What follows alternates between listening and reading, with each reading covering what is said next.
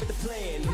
If you feel trouble, wild and wild on these violent ends, hit you 8,000. Wait a minute, hold that style is dialed Dan. Goddamn Billy Jack, we still riding tires flat. I hear them sirens, see shots flying, so we driving fire back. If they ain't vibing, lie with that. Got me dressed up in all black. What up? Hood up, and I see them haters try to run with us. They gon' need inhalers. Gotta breathe them hard just like Darth Vader. Players, grab your respirators. Night invaders get lightsabered. Mask on for the shooters, move like trash to bed. Intruder, got that Glock and got them woofers. Just press play, I'll keep it moving. Who is not still, you damn fools? Keep it fresh like canned food. There ain't nothing we can't do, so tune into that damn cue.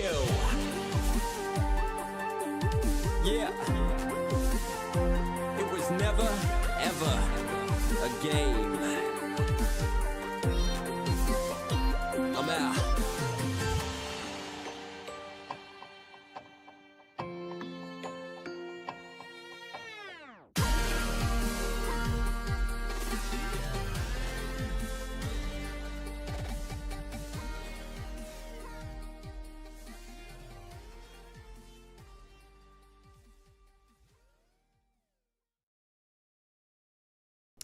Hello, what is going on, everyone? It's Dan here, guys. Welcome to a brand new series for the channel. We are jumping into a very unique and, well, not to be taken seriously, but also to be taken seriously at the same time, indie game called Cat Detective Albert Wilde. Now, this game, some people might not know about the game itself per se. It was originally known, I believe, as Albert Wilde Quantum PI, but the concept has been the same. It just went through a name change, I think. Probably smarter, that way people can understand what the hell you're talking about. But essentially, this game features characters that are all humanoid. And I can't remember the actual term for it, the official term for it. But essentially, they all have like human features, neck, like shoulders. I want to say shoulders down, and their heads are all of different animals. And we take the role of a cat, known as Albert Wilde, who happens to be a detective.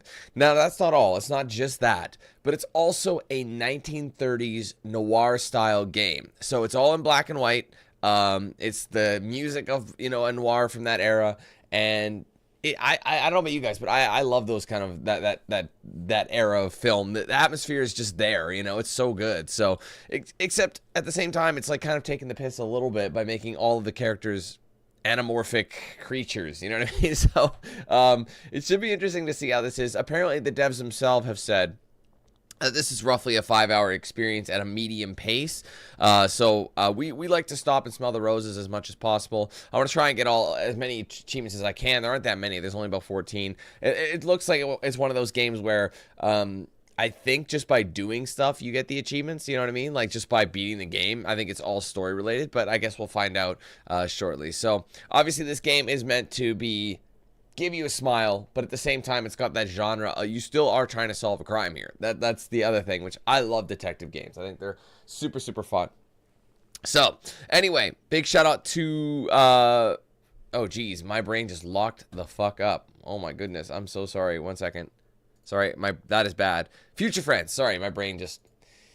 They had a name change. They were known as a different company recently. Anyway, that's my excuse. I'm sticking with it. Anyway, thanks to Future Friends for sending a copy of this game to me to play. I'm curious to see what it's like. As soon as I saw that I had a free day and this game was coming out on this day, how could I turn this one up?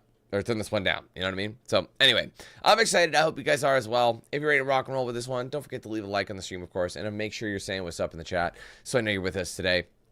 Also, today's member goal is going to be set to 280, sitting at 267 at the moment, so that is 13 members we require to hit that goal. So if you guys want to help join the program, get some cool perks, or you just want to support the channel and help us reach that number, you can join that across 4 different tiers. Right in the description is a link there. There's also a join button below the stream. Also a section on my main channel page as well. If you guys want to gift members or send super chats, you can do both of those through that $ icon that's right next to chat. Click it, you'll see those options there. If you're gifting members, just keep in mind you can gift anywhere from 1 to 50 in a single transaction, but you can do multiple transactions. So really you can gift as many as your heart desires. All right, so let's go ahead, say our hellos to everybody, and then we will get started. All right, what's up, Liam? Hey, Fox. What's up, Javelle? What's up, Kitty? Hey, Crystal. Sorry, where are we at? What's up, Rashawn? Fox, I got you. Yes, you were number 2. Number 2. Pleased to meet you, number 2. What's up, Michael? What's up, Mickey? Juan, how's it going? What's up, Marth? Hey, Tim. Adam, what's good? Hey, Dwayne. Welcome, welcome. Deontay, what's up? Hey, Jet. What's up, Shaquille? What's up, Annie? Welcome. How's everyone doing? Angela, what's going on? Hey, Ez, how you doing, brother? I'm doing good. How are you feeling? You feeling any better? Hopefully. I'm assuming you're just taking a few extra days. You're kind of on the way down, I would hope. You're past the worst of it. That's my hope for you. What's up, Young? How you doing? Welcome. Appreciate you. What's up, Ramid? Hey, Daryl, what's good? What's good? Not ood. What's good? What's up, Noah? NHL 17, bro. I think I have been playing NHL 17 in the form of NHL 25. It's the same game, bro, pretty much. What's up, Rila? How's it going? I don't actually really know if it's along those lines as like a Telltale Wolf Among Us. I don't think it's like that. It is kind of, from what I've seen based on gameplay, it's kind of a side scrolly, but it also has its own cutscenes. So I mean, I wouldn't say it's dissimilar, but in terms of the anamorphic nature of it, but it's more of a slapstickiness to it and more of a parody than anything else. But I think it shares some elements, sure. All right, what's up, Annie? How you doing? I think I got you already, but that's okay. I don't think you'll complain. What's up, Eric? Aiden, how's it going? What's up, Eric? Oh, I got you again. Jesus, my brain is terrible. What's up, Sai? Let's see. Vincente, what's good? How you doing? What's up, Danny? Now, welcome. Am I actually catching up here? Relo, what's up? All right, I think we finally got it. Awesome. Okay, well, there you have it, guys. We're all here. Let's sit back. Let's relax for the next 5 or so hours and, yeah, solve a crime with Cat Detective Albert Wilde. Let's get it done.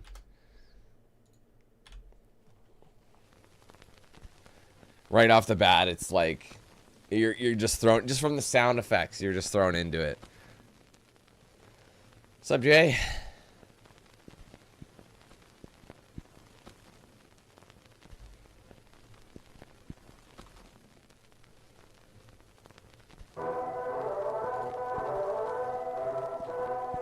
Quantum PI with Albert Wilde. So that was the original name of the game.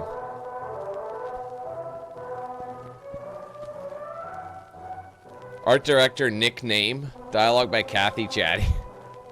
Photographed by Hans Perv. Paul Chattier. The players: Albert Wilde, Daisy Butts, Derek Showman, Peter Crisp, Timothy Monroe, Anya Banshee, and Chu Hua Lee. Another night in the city. Wait, do I have to continue? Hold on. The kind of night where even the dark can't hide the crime. Mind you, that might have something to do with the fact that I've got a cat's eyes. Nothing hides from me. Anyway, like I was saying, this city is up to its eyes in filth. It's dirtier than a dog's asshole after he hasn't licked it clean in a week. Okay. And that's why this city needs me. Name's Albert Wilde. I'm a private eye. I never expected his voice to sound like this. I'm the cat you come to when you need justice in this town. I'm always on the prowl for the truth, for criminal scum, for a nice bowl full of milk when I get the chance. It takes a cat to balance on the thin line of the law, and I'm the best at it. I'll leave no stone unturned, no question unasked, no butt unsniffed in my hunt for justice. Unfortunately, the thing they don't tell you about being a private eye is it doesn't exactly do a great job paying the bills. Especially when you piss off most of your clients. Point being, my wallet was emptier than my head after 5 bottles of whiskey. I needed to make a quick buck. Luckily, I knew just the guy to turn to for an easy payout.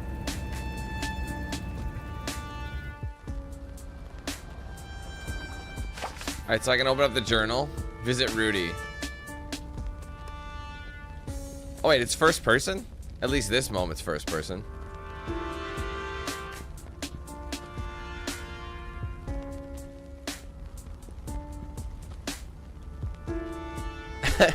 That's Jimmy. Can I say anything to him? Oh. How's it shaking? Looking good enough to eat. Not cool, Al. Not cool. It's a pigeon. Thought it was funny. You're every other cat in the city, pal. Been coming to Jimmy's newsstand for years. Not for news, but for other business. I don't think he likes me much. He must be intimidated by my brilliant intelligence. I'd imagine. Either that, or the fact that I'm a cat and he's a bird. It's hard to tell with these things. Anyway, you ain't got time to chat. Boss been asking for you on the regular. He has. He missed me. Isn't that nice of him? Look, Kit, I ain't getting involved. Just saying, Rudy wants to see you pronto. Suits me, I needed to see him anyway. Is he in the back? Where else would he be? Just head in, I'm washing my claws of this. What's up, Werner? Hey, Alyssa. That's funny. Well, let's go. Can we pick up the can then? Just an empty soup can. Not even sure why I'm noticing it right now. It's like the hand of some uncaring god just made me look at it. No getting in here. Market's closed and locked off till morning.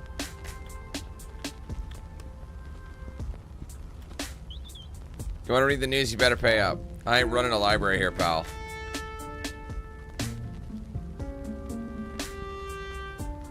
I thought it was a side scroller, but maybe that was just one.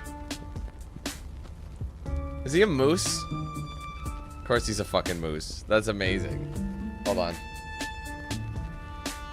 Getting some frame drop. Come on.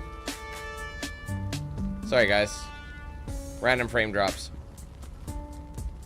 I fixed the problem with the random tabs opening, by the way. Just letting it catch up here. Alright, we good? Wait, let's go to settings. I never really had a chance to...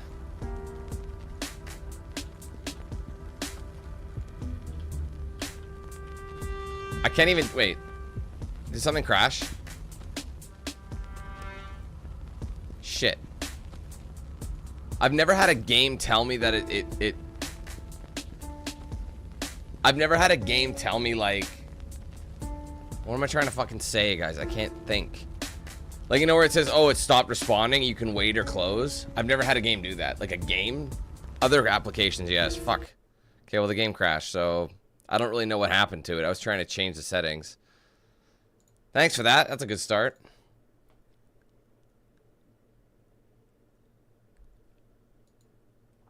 I think it's just cheaper. I think it's cheaper for them to do it that way. That way they don't have to, like, hire the voice actor to do a bunch of dialogue in game, you know? They can just make their bird or bird, cat noises, whatever the case would be.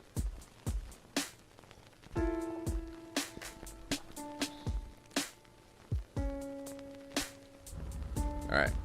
So I'll have to talk to him again, but I can skip it. It's like the hand of some uncaring god just made me look. No getting. Market's closed and locked off till morning. Yeah, see, it's set to very nice now. Frame rate unlimited. I don't know why it would be anything else, but it wouldn't let me change all this in-game, so... Make sure it's still set. Yeah.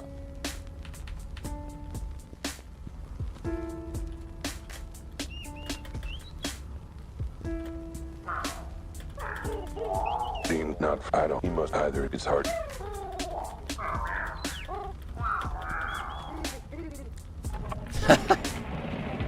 I love that conversation.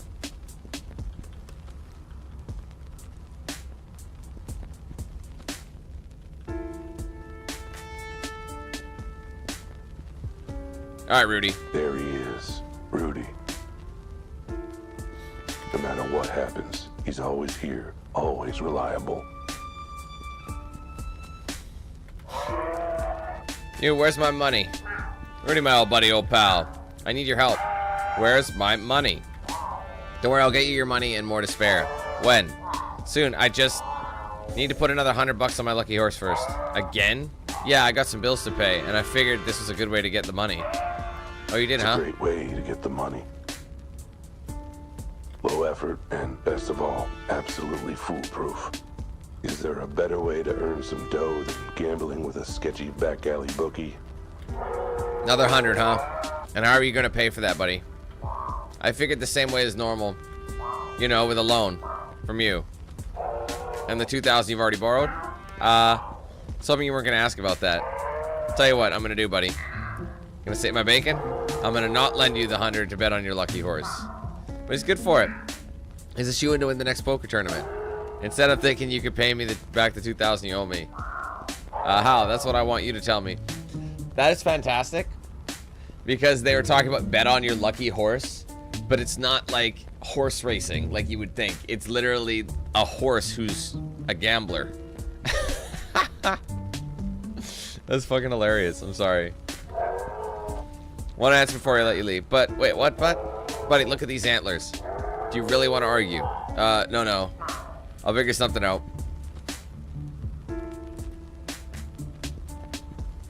How to pay. So how the hell do you expect me to get the money to pay you back? I don't know, maybe try getting a real job for once. Do I look like some kind of wage slave to you? I'm not about to work for the manimal. My antlers say you don't have the room to be picky about how you make my dough. Don't you mean how I make my dough? Nope. I said what I said. Your money's my money. Now get on it. Lightning Jackson's one of the best poker players there is. But Lucky Horse never fails. He's lost 198 of the last 200 poker games he's played. Sure, that just means he's saving up for his luck for the big win streak. I can't believe I'm saying this as a bookie, but that's not how luck works, bud. Come on, he's a shoe-in to win this time. Can I get one more loan? Me and my always say nay. Plead for cash. Rudy, I get it, but I really am broke. I need cash quick. I got bills piling up, the rent's due. I got 10 new parking tickets. I missed the part where any of that was my problem. Come on, man, I need something. If not 100, maybe a 50, a couple 20s. All right, you got me. I'm willing to lend you, yes, $1. A buck, that's it? Yep. Now what I want you to do is take that dollar, go buy a newspaper from Jimmy, and use it to look for a real job so you can pay me back. What? I didn't let you keep the change. See? I can be generous. Good talk, Rudy. So he actually gave me $1. That's really funny. Whatever, get out of my antlers. Your Rudy Poo candy ass. Dan, thanks for being a member for the last 29 months. Once again, I don't know why. My alerts aren't working. I can't stand that. Well, let's test this. Sometimes they work, sometimes they don't. Hold on. Let me just do this really quick. Hold on. What is this? Bear with me here.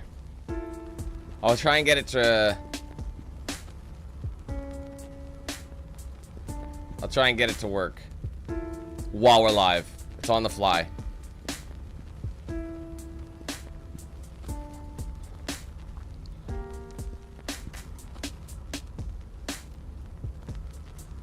Alright, here's my alert box. Okay, let's just test it. Where's the test? Oh, they changed it. Let's do member, I guess. Okay. That might work. I don't know. We shall see. Sometimes that works. Anyway, sorry about that.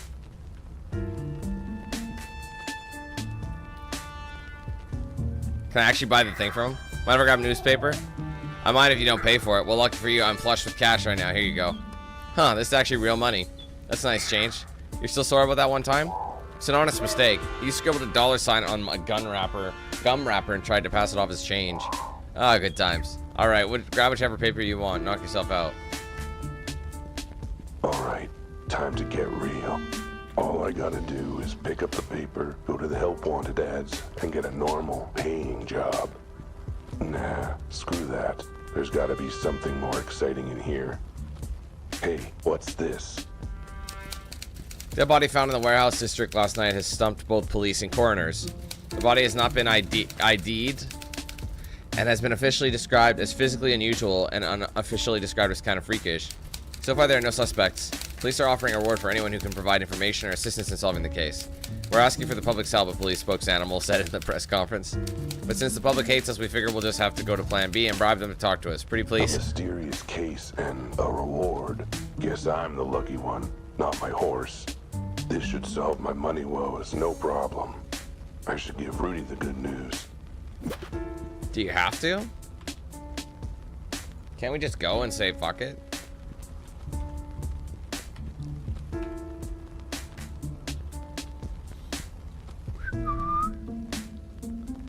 Have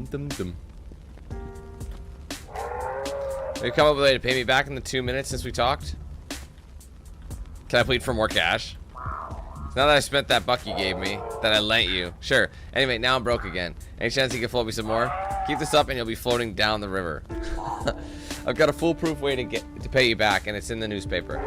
Oh, so you took my advice and found an actual job for grown-ups? What? No, I'm going to solve this case and claim this reward. See here? Once I've solved the mystery, I'll have enough money to pay you back. I like that part. Then you can lend me another 100 to bet on my lucky horse again? Okay, liking it less. And then when I win, I can finally pay my bills. Foolproof plan. I don't see anywhere in this article saying that they're giving out thousands in reward money. You know what? Screw it. If it gets you out of my antlers, then go give it a try. Really, you believe in me? More like I believe you're gonna get screwed up regardless, so may as well be with this. Thanks, Rudy. I won't let you down. Oh, I expect you will, and when you do, believe me, my antlers have a date with your skull. Should I bring flowers? Oh my god, just go before I headbutt you. Good talk, Rudy. Whatever, get out of my antlers. Alright, so we're at the market, so we're gonna head to the office. So this is where Rudy lays his antlers every night. You know, I'd have thought a successful bookie like him could be able to afford better digs. Maybe I should rethink my assumption that Rudy's a successful bookie.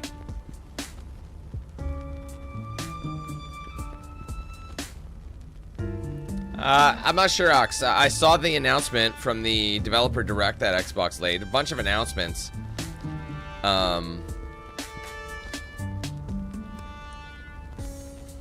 But I mean, if I'm gonna play, okay, Jesus Christ, I'm debating on playing Ninja Gaiden 4 when it comes out. So in that case, I might. The paper was hazy on the details. Might replay all of them, or just play them all leading up to it. So I don't know if I'm gonna play it like now. I might wait until it gets close to the release date of Ninja Gaiden 4 and then just go in. But yeah, I don't know. Anyway, Suppose that's why they call it a mystery. But it didn't matter. Those cool zeros were staring out at me from the page like cat's eyes in the dark after the electric bill hasn't been paid. Which reminds me, I really gotta pay my electric bill. Anyway, I wanted this case. But I wasn't gonna be anywhere near it without the say-so of the chief. I should head straight down to the station, meet him in the flesh, and insist on taking this case. All right, they told me never to darken their doorstep again. Not sure what their problem is. It's only an official complaint or 10. Whatever, I'll call him from the office. I feel like I thought our guy was respectable, but the more we play this, the more unrespectable he is, isn't he? They can't arrest me for that. Let's just hope I paid my phone bill sometime this year. Anyway.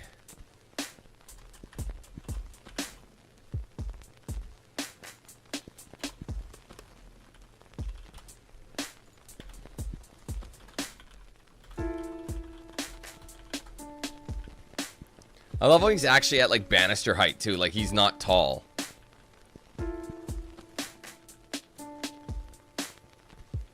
Alright, that's ours. Looks like someone left a note for me. Dear Mr. Wilde, I need help. And you were a bunch of scribbled. I can't really read it because of the filters. Oh, it says there. Dear Mr. Wilde, I need help, and you were highly crossed off. You were recommended. Someone mentioned you might be able to help. Someone mentioned you. I need to speak with you as soon as possible. It's about my husband. I was here at noon, but you were out, so I'll try again tomorrow morning. Hope I can catch you then. And your help desperately, MG. They're my bread, my butter, my tuna cat food, and I missed it. Damn, if I'd been here, I'd have another paying client by now. Okay, well, let's go talk to Deb.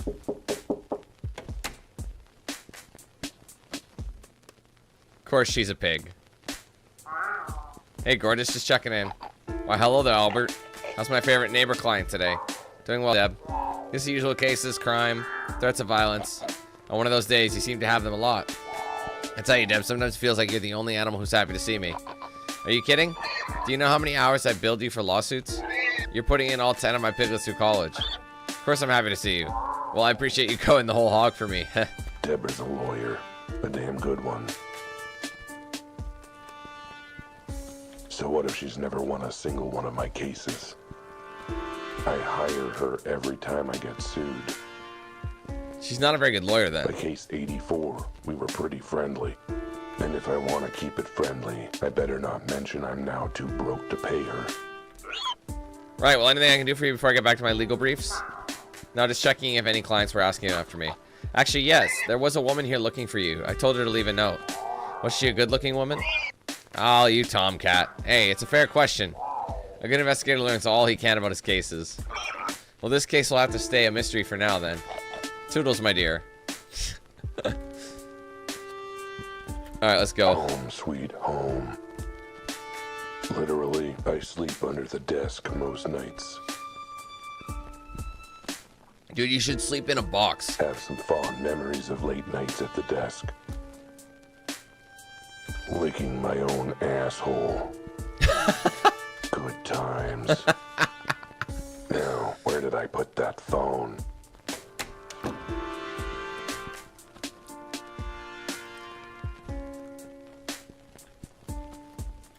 Let's see, 3 unpaid parking tickets, 2 unpaid electric bills, final warning from gas, eviction proceedings. Honestly, animals in this city have no patience anymore. You'd think they'd keep it cool, but no. Miss your bills for 5 months and they get all uppity. That's a long time. I'm surprised you still have power. A news clipping of the first case I ever solved. I was so proud. It's really insightful and well written for an obituary.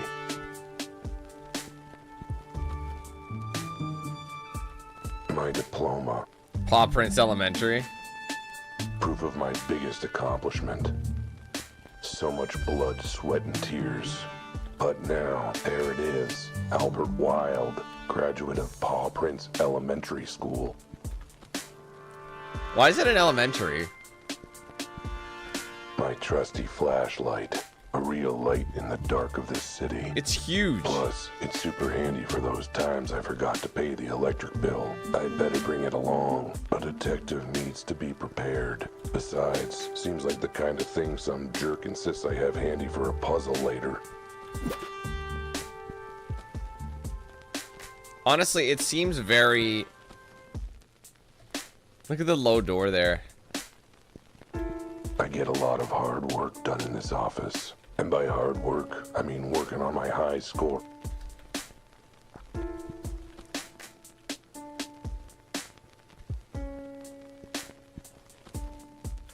Look, a cat has certain needs. Needs he can only satisfy with a box full of sand. Even a private eye has got to take a leak somewhere. And the landlord complained when I used the wall. That's right, illegal booze. In the eyes of prohibition, I'm just another criminal. Me and every other animal in this crazy messed up town. Whatever. If I'm taking down big crimes, I say I get to have a little crime as a treat. On the rocks. Good. There's a dial tone. They didn't cut off service yet. Now, what's that number for police headquarters? 911.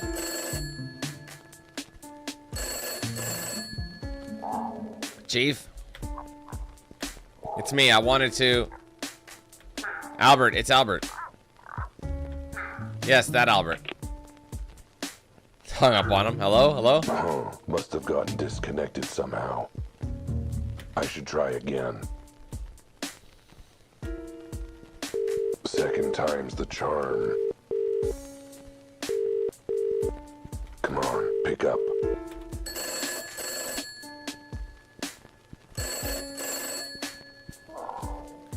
So you might want to check your connection. Our call got dropped somehow. Anyway, I'm calling about the case. You know the case. The case in the newspaper. The warehouse murder. The one that's offering a reward. Yes, that case. I want in. I want to solve this case. Yes, I am serious. No, I think you're exaggerating a little, Chief. Everything worked out with that witness. Family dropped the charges and... Sure, but what's a lawsuit or two? Point is, I cracked the case. I told you, it was that crazy bat in the pink hat. Yeah, and then she... like, you know, like... Sorry, I just started picturing a bat in a pink hat, and I... You forget the bit where she shot me. Sure, it was a foam dart, but... Oh, I'm sure she was fine. She didn't need functioning legs anyway. Found out the great white bat had great white guano. What do you mean legal action against the city? Look, none of it was my fault. It won't happen again. Stop groaning. I'll prove it. Let me in on the case. Yes, I'll stop calling if you do. I promise. Great. Give me that address and I'll be out of your fur. Got it. 23 Lion Lane, Warehouse District. You won't regret it, Chief. At least not this time. I'll head right over. As far as I'm concerned, I'm already there. Barring traffic on the east side, of course. Oh, Chief, one last question. How much is the reward and is it real money? I guess it's 2 questions, but... Hello? Hello, Chief? Anybody there? Alright, well, if you're still listening, good talk. At last, I'm on the case.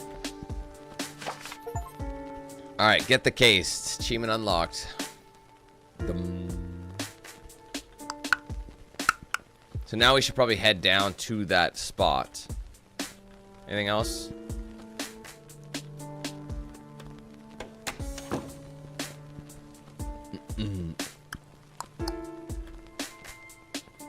Crime scene. There's nothing like the rush of being on a case. All 6 of my nipples are tingling.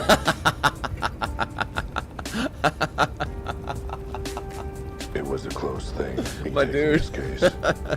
But it'd be rude to say no when the goddamn chief of police is begging you to help solve it. Not that he put it that way, but I could tell. He's probably intimidated by my skills, by my dedication to justice, by the fact that I'm a sleek feline predator of the night and he's, well, a rabbit with a receding hairline. Oh, sorry. Hairline. I'm a genius. At any rate, this case sounded like one of the weird ones. The body, it ain't normal. But then, what is normal in this jungle city of ours? That was deep. I should write that one down. This case had me heading to an abandoned warehouse. The scene of the crime. I stepped out of the car and took a deep whiff of the night air. Then regretted it right away. The warehouse district isn't exactly all spring flowers. I took in the scene with my keen observational skills. Yep, looked like a warehouse, all right.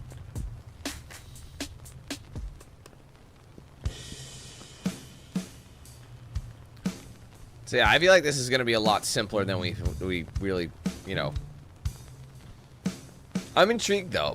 Like I said, I'm all about this kind of stuff. Dude, are you a hippo?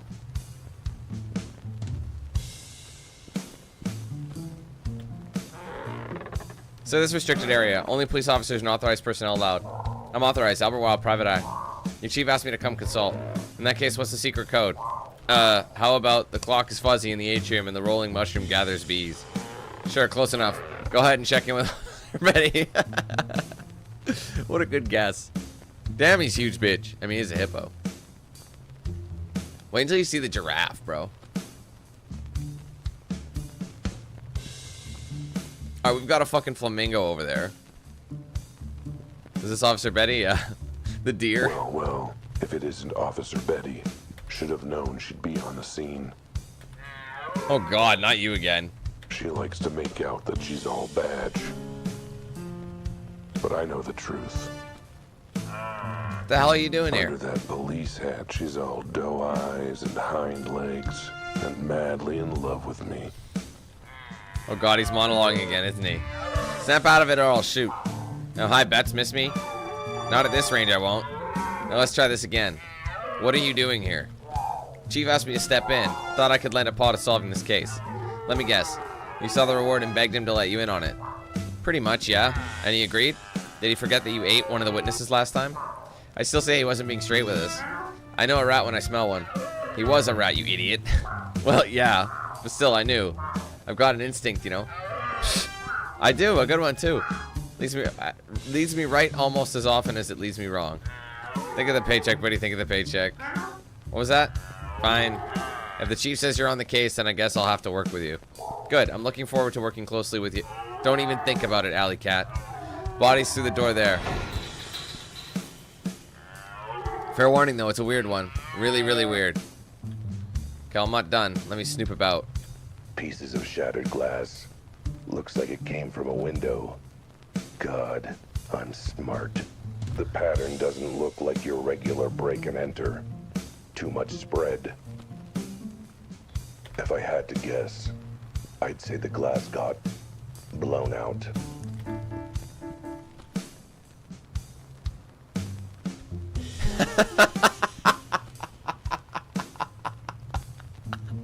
A flamenco named Francis with a bow tie. Oh, that's so good. A closed manhole cover. Oh. Oh, I love it. I can't wait to talk to Francis. What's up, old man? How you doing? I'm good. Hey, Francis. Excuse me, sir. I have some questions about the case. Sorry, my mama told me not to talk to strangers. I'm not a stranger. I'm working this case. Sounds like something a murderer returning to the scene of the crime might say. I'm not a murderer either. Look, could you just tell me? Sorry, babe, but until I get the official police, police still okay? My beak is sealed. All right, Francis, you're a tough cookie to crack. Whoa. Place looks like a bomb just went off. Maybe an explosion. What's up, Goku? But there's no evidence of heat or fire. No smell of smoke. No blood on the body. What are we having? All right.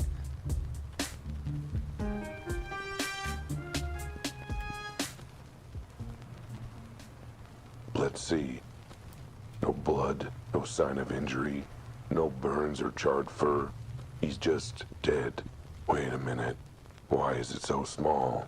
The arms and legs. What is up with this body? Yeah, sucks. Whatever. The really big mystery is who or what this cat is. Where the hell do you see a cat this small in this city? The hospital kitty-ernity ward? And those arms, legs? Was it a dwarf cat? It's like a Neanderthal cave painting. Never mind that. What is up with this body's head? Those perky ears? That handsome face? I'd know it anywhere. It's my face. I mean, 99% my face. There's a few differences, but my face. What?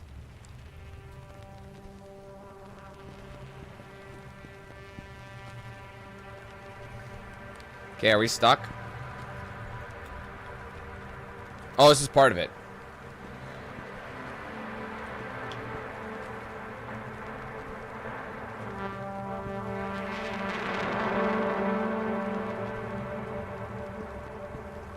Oh, hey, John, how's it going?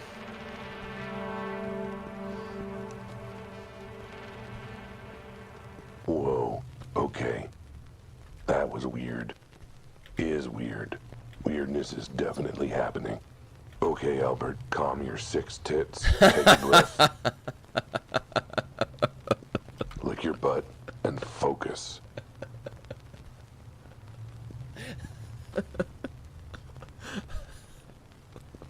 You're an investigator. Time to do investigating. Things. Time to do investigating. Things. So it's actually making me cry. It's fucking hilarious. Dude. It's the droll, like, monotonous tone that he has while he's saying these things. It's just, you're not really ready for it because you're supposed to take it serious, but you can't. Fantastic. Okay. And yeah, still creepy that its head is almost exactly like mine. Is there anything else around here that we can investigate? Like in the crime scene, or is it just the body? What the? Told you, one of the weirdest cases I've ever seen. What's with his face? I know, horrifically ugly, isn't it? It's my face, like I said. Never mind. Just break it down for me. What do you know so far? Not much. Why do you think we're desperate enough to ask you? Let's start with the basics. Any ID on the victim? Nope. Cause or time of death? No idea until we hear from the coroner. Suspects? Not a one. Well, geez, what do we have? That flamingo over there. Huh? He found the body late last night. Apparently he heard something strange. Other than that, yeah, he's basically the only witness we found so far. Wait. So the body was found last night? Uh-huh. And the witness is still just hanging around 24 hours later? Uh-huh. And you're still hanging around 24 hours later? Uh-huh. And the scene hasn't been cleared 24 hours later? Uh-huh. What's your point? Why is everything still here? Plot convenience? Yeah, that makes sense.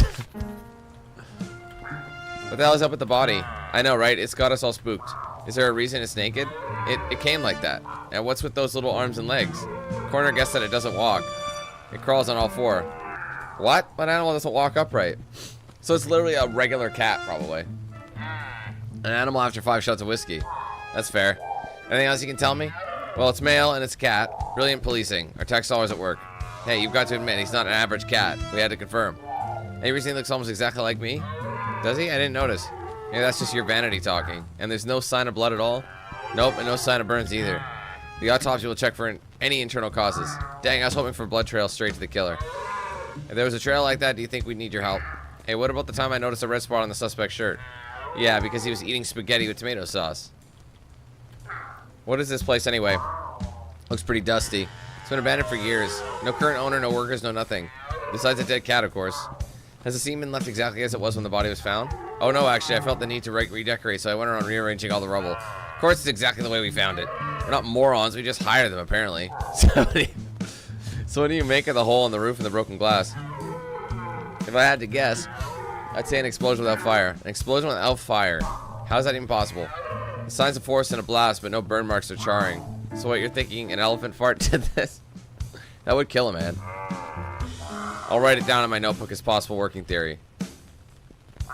Tell me more about the witness. What did he see? Quite a bit. Mr. Leggard reported hearing a sound noise from the warehouse. He came in to investigate, then found the body. I better speak to him. I'd really rather you didn't, considering your history with the witnesses. Oh, come on. I promise I won't eat him this time. Fine, I'll allow it. But the minute you start licking your lips, the interview is over. Mr. Leggard, this guy will have questions for you. He's working with us, sort of. Well, we tolerate him. If you say so, officer. I'm ready whenever he is. So how have you been? Fine until you showed up. It's amazing how much my stress has spiked in the last few minutes. Good, good. So things are going well? Been having a good time seeing anyone? Yes, as a matter of fact, I'm seeing as many animals as I need to in order to make you stop flirting with me. Hey, it's cool. I'm a detective. I can tell when someone isn't interested. Really? Because the evidence is heavily against that. Alright. Now take a look around. Don't touch anything. And don't eat anyone. Thanks, Betty. Hey, what up, Grant? Honestly, we're figuring that out ourselves, what the fuck we're watching. Mr. Leggard, I was hoping you could tell me more about what you witnessed. Well, I suppose, as long as you're not just some rando. Well, my name is Albert Wilde, and believe me, Mr. Leggard, I am a very special rando. Bless your heart, call me Francis. Alright, Francis, let's start from the top. Tell me what happened. Well, I was on my way home from work. Does your route usually take you through the warehouse district? And normally I stick to the main roads, but I usually cut through the warehouse district from my dance studio to my apartment. Dance studio? I thought you said you were coming home from work. I was. I'm a professional dancer. They actually pay someone to do that? Excuse me? Oh no. How dare you insult my profession? Dance is the very soul of animal expression. Oh, I didn't mean... Is a language, Mr. Wilde, the most profound form of communication we have? Sure, but I wanted to know. You wouldn't turn your nose up at the idea of a professional translator, would you? Yet you meet a professional translator of the language of dance, and you sniff at it. Sniff? That was just my allergies. Look. There's a body. You know what? I'm done speaking your silly words and questions. I'll talk once you apologize in the language of truth and the soul. Please tell me you're not thinking what I'm thinking. Think you're thinking. Come back when you're ready to show me you're sorry. Do I have to dance for him? Is this actually happening?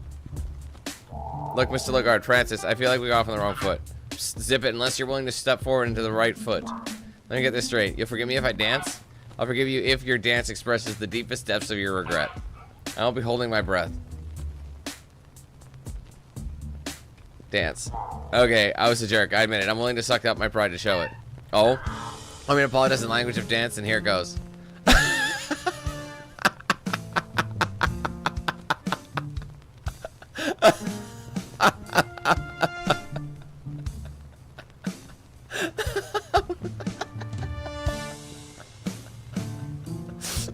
How's that?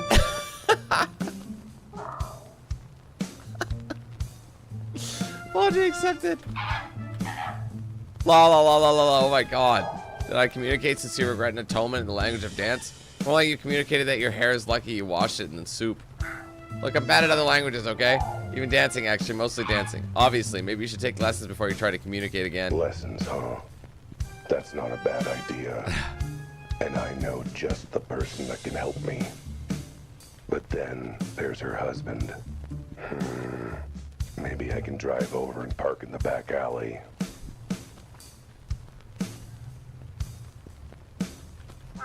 I'm very sorry I insulted your profession. Dancing is a perfectly fine job. Not listening. That takes a lot of skill and dedication. I was wrong to blow that off. Trying to apologize. Blah, blah, blah. You're apologizing in words. Only the... Wait, so I actually... Can I just say sorry you were offended and get on with my life? No. Would help if I tried to dance again? I think that might make it worse. So you're still mad. We're not cool yet?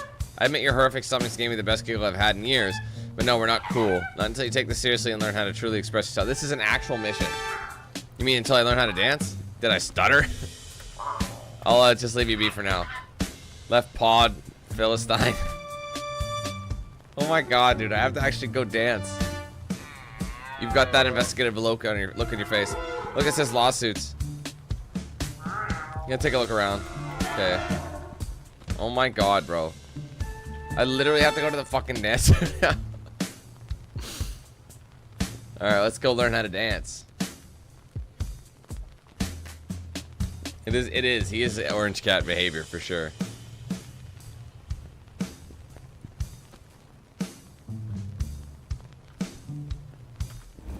When you're as dedicated to justice and the truth as I am, you sometimes put your paw in your mouth. Sometimes all four at once. Still, a dancer? What kind of job is that? Sounds like something that rewards stupid fluff skills like discipline and artistry, but hard physical training. Someone ain't. Still, this dapper dancing dude is the only witness, and now he's not talking, which puts a dent in doing my totally legitimate and real job. Difference is your dancer over there is able to pay his bills. The only way to make him open up is to dance my way into his good graces. Too bad I've got 4 left paws and the rhythm of a geriatric rhino on a jackhammer. Luckily, I've got my ace in the hole, an old friend of mine who works as a dance instructor, which, unlike being a professional dancer, is a totally legit and respectable job for reasons. I just hope her window is open and her husband's not around. Here we are. What's up, Flakes? It looks like she's in. The lights are on. Perfect. They should have spelled perfect the other way that we were all thinking. Looks like someone's living rough here, sleeping on the bench. No sign of them now, though.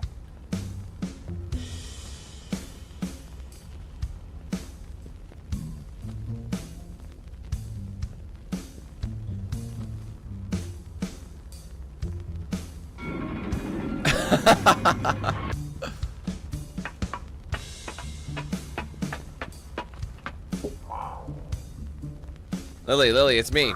Open up and let me in. Bro, is it a fucking cow? Oh my god, what on earth? Oh, Al, you sly feline. It's been an age. How have you been? Doing better now that I see you again. I miss you too, you beautiful bovine.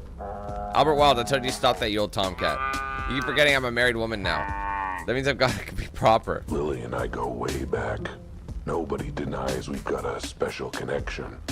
Well, nobody but her and her giant rhino of a husband, I suppose.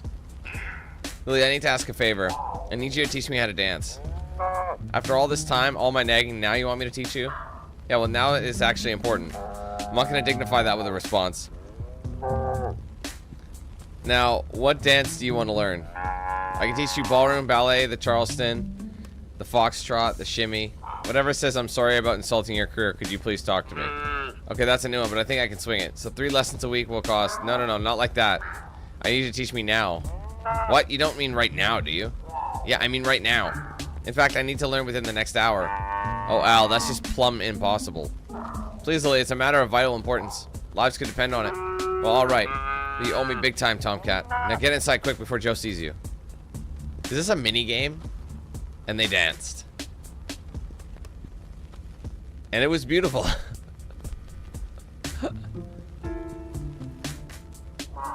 Well, I've done the best I can. The rest is up to you. Thanks, Lily. You're absolutely bovine. Oh, you. Learn to dance achievement. Dude, they're fucking, like, amazing. They're taking the piss. They are taking the piss with this, but it's good. Alright, we're going back to the crime scene.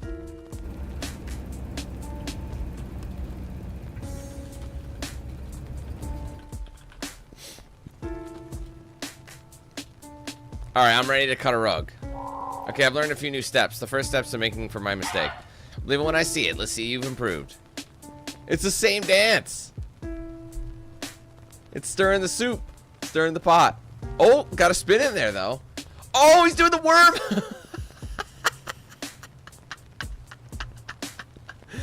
Yeah, let's go.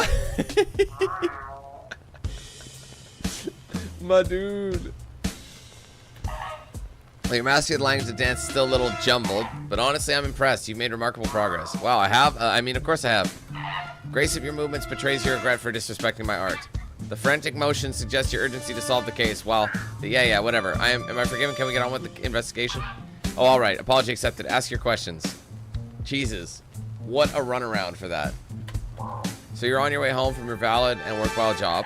Yes, that's right. It was very late, so I took a shortcut through the warehouse district. Did you see anyone suspicious? Nope, but I was distracted. I was working on a new dance routine as I walked. Okay, and then what? There's a big sound. What kind of sound? I don't know, a sound. It was a sound. Uh-huh. Like, what did you do then?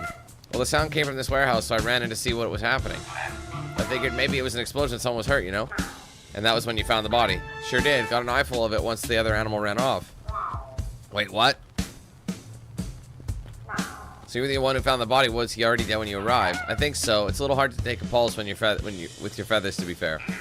You notice anything unusual about the body? Besides the tiny size, the 4 weird legs, the fur, the lack of clothing? No, not really. Minor details, huh? I assume you don't know this cat? Never seen him before in my life. What kind of animals do you think I know? Well, I don't know. For all I know, in the weird world of dancing, you have an amazing diverse circle of cool, interesting animals to befriend. Good save. Go back to the part where you mentioned another animal. Was it the killer? No idea. I'm afraid they didn't stop to say, hello, I'm Alex Killer, and I have killed. What kind of animal were they? No idea. I got a bit distracted by the very distracting body behind them. Let's take it step by step. What were they doing when you first saw them? Taking something off the body, I think. I didn't see what it was. I yelled, hey, or something like that, and they turned and booked it. Where to? Into the sewers. The manhole cover was open when I arrived, but the manhole's closed now. Well, that was me. I didn't want to put it up with the sewer stink during my shift. You see which way they went in the sewers, Francis? Gee, sorry, I was a bit too busy rushing to check on the cat on the floor. I assume you tried to track them, right, Betty? They sound like the main suspect. Yeah, but I'm not going to be paid enough to go sewer diving. Wow. Who's the bad cop now? Lucky for you, I'm broke, so any pay will be enough to go sewer diving. Can you describe the sound you heard? Not easily, no. Just tell me what it sounded like. That's the thing, it didn't sound like anything. I've never heard a sound like that. Alright, then just tell me what you heard. You're not getting what I'm putting down here, are you? You've got to be able to tell me something. Was it loud at least? It was loud, but not the loudest. And? It was harsh, but not the harshest. Go on. It was sharp, but not the sharpest. Uh-huh. It was sort of like a womb, except for the bit where it wasn't like that. Great, thanks. Super helpful. No need to get rude. Now I'm trying to reproduce the sound. Oh boy, this will be interesting to transcribe in my notes. Did I do this already? Let me make sure I got all of this. You were on your way home. When you heard a loud noise in here that you can't describe. Yep. You ran and saw an animal you couldn't identify. Uh-huh. Who stole something from the body that you couldn't see. Correct. And then escaped into a sewer tunnel you couldn't point out. That's about the size of it, yes. Is there anything you can describe, Mr. Lagarde? Yes, the size of my headache after all your questions. Thanks. Would you stick around in case I have more questions? Hey, I've been hanging around here for 24 hours. I ain't going anywhere. I guess we're going down into the sewer in a second. You got that? Okay. It says lawsuits. Never mind.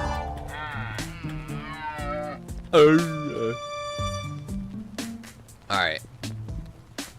Face like mine. Alright, so we gotta head to the sewers then.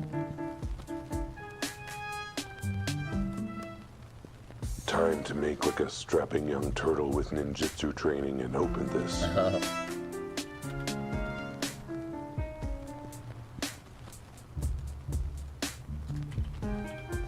All right, let's turn this baby on.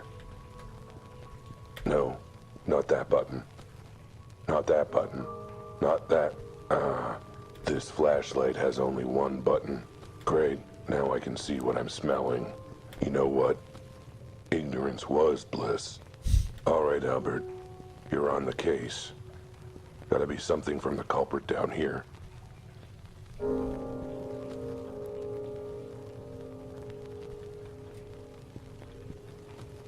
Man, it's dark as sin.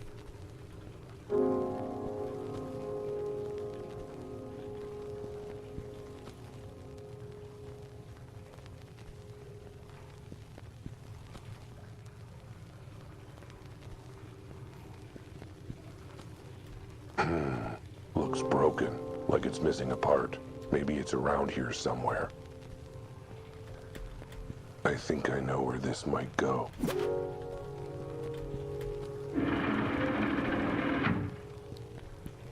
Convenient.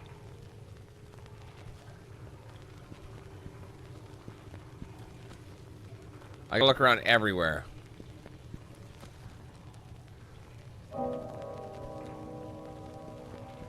Oh boy. It's crocodile. Of course, this would be the tears turn. Crocodile tears? Just my luck. That's funny. This city has a filthy underbelly. Literally. A seedy underworld of underground crime that's underground. There's a lot of gangs running things in this city. Smuggling, bootlegging, jaywalking, you name it. The worst of the worst. And they run it all from down here.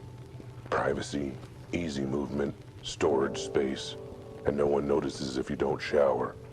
They all have their own little enclaves and tunnel networks. And guess which one I just walked into? The Crocodile Tear Gang. The Crocodile? The nastiest two-faced criminal scum down here.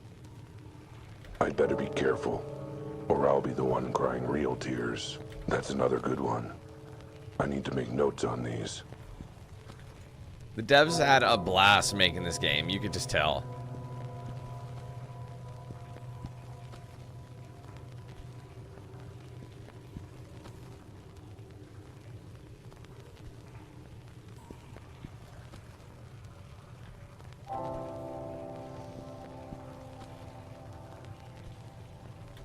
This case is deranged, and so is the sewer.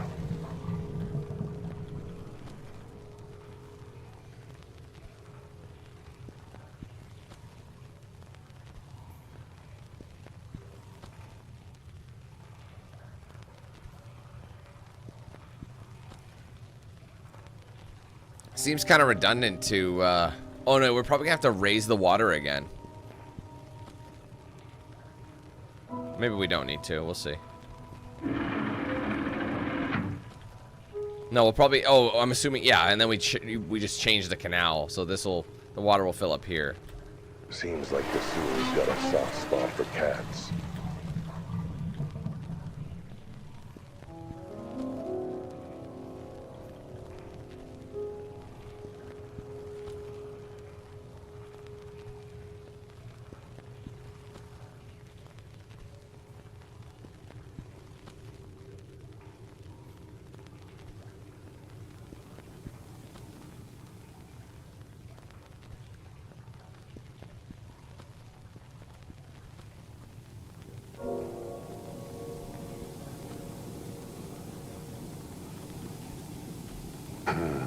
Looks broken. Maybe it's around here somewhere. Okay, let's just take a snoop. I wonder if we, okay, it's over there. It's all like, it's like the minor puzzles, but Nothing we can't solve. Just lower the water, grab it. Maybe it's around here somewhere.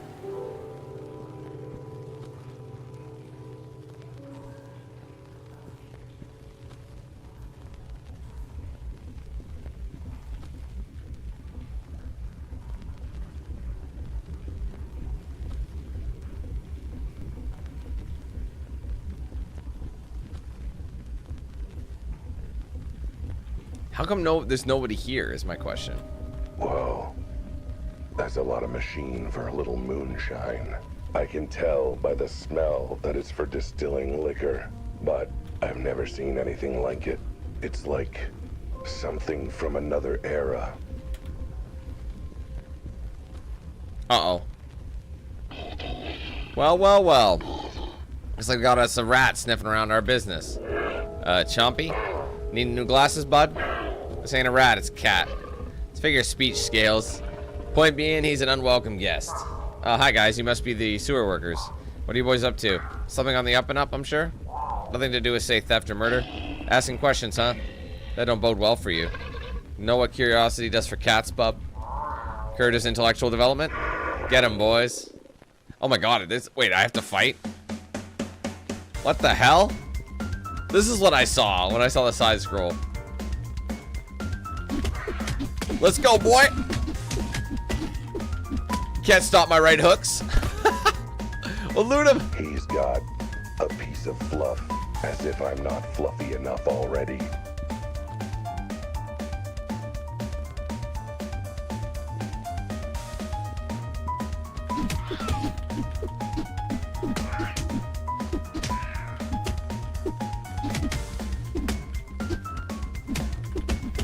Oh man, he fucked me right up. Can we redo that sequence?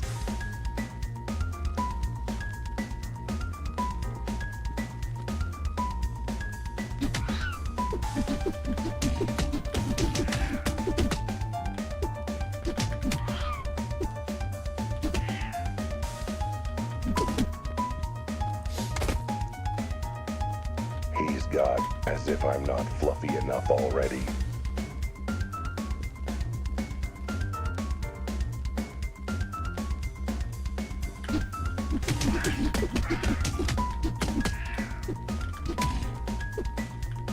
Dude, it doesn't really work. It's kind of shitty. Not gonna lie to you. Because you have to be like right up to him, but then he'll like knock you out. I mean, he's a crocodile.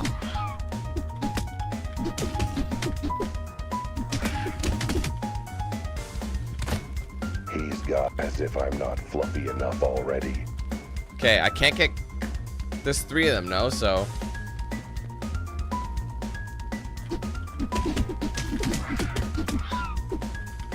See, like, I'm trying to punch.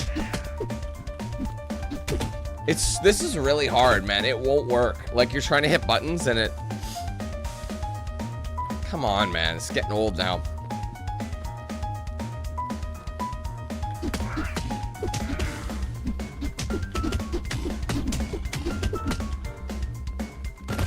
You lose health, like, the second guy takes up so much health. Fluffy enough already. Can I throw shit at him? Maybe I should let him come to me.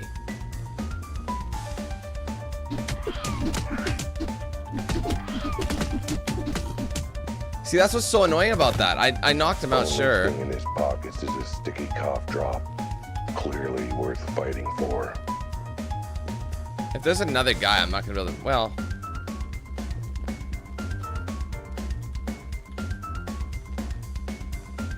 Locked as tight as the lid on that jar of mayo I've been struggling to open all month. Except, I guess for this, I can just find a key instead of wrestling with it. Probably have to redo this section. This is the boss himself. One hit kill. Dude, how did they expect you to do that? That's crazy shit. Because, like, the block doesn't work. Like, I was parrying, but...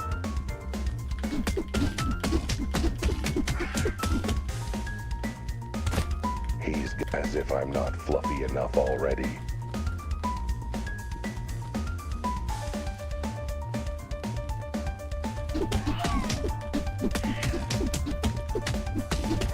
Like, it doesn't work. Oh my god, bro. Okay, it's starting to kill my mojo here.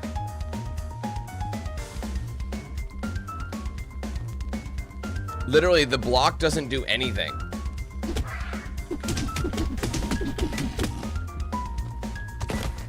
He's got as if I'm not fluffy enough already. I mean, you're probably wondering if I should even take this shit, but the second guy does too much damage. Like, look at the damage he does. Like, it's... Why is this so hard? What the fuck, man? It says you hold S to block, but, like... It doesn't block. They still hit you.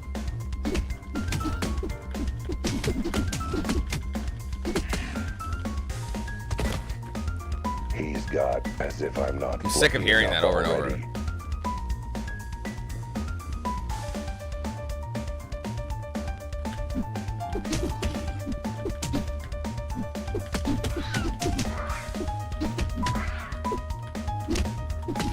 Okay, seriously, man. I'm starting to fucking hate this now.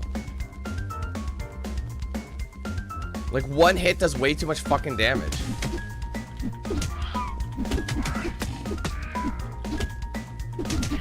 Might as well restart. I don't have enough health to fight the other guys. He's got as if I'm not fluffy enough already. Because there's nothing that, like, regenerates your health.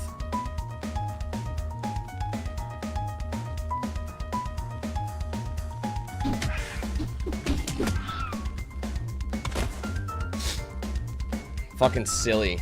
Did they actually test this bit? Unless there's something I'm missing, but...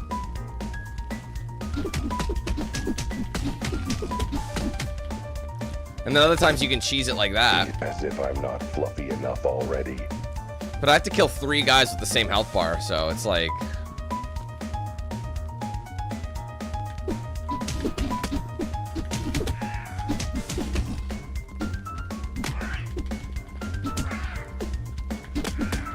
Oh my god, dude.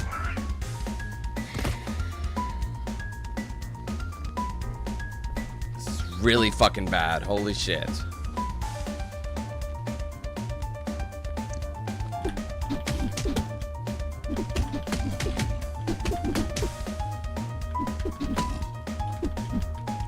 See, now I got no stamina, so I'm gonna get cooked. He's as if I'm not fluffy enough already. I might as well stand here and wait and let my stamina go right back to the top. There's no sense in...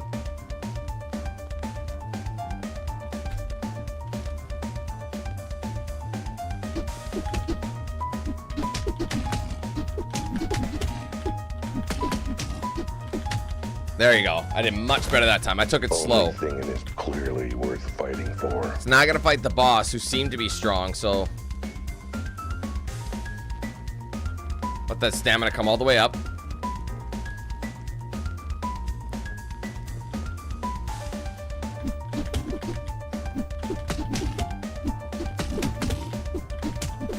There we go. I actually took it slow. His pockets are full.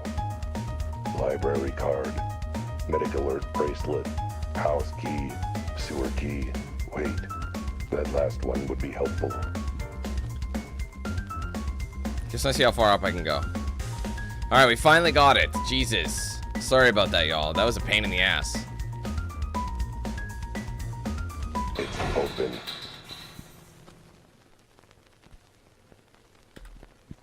Okay, we're back on it.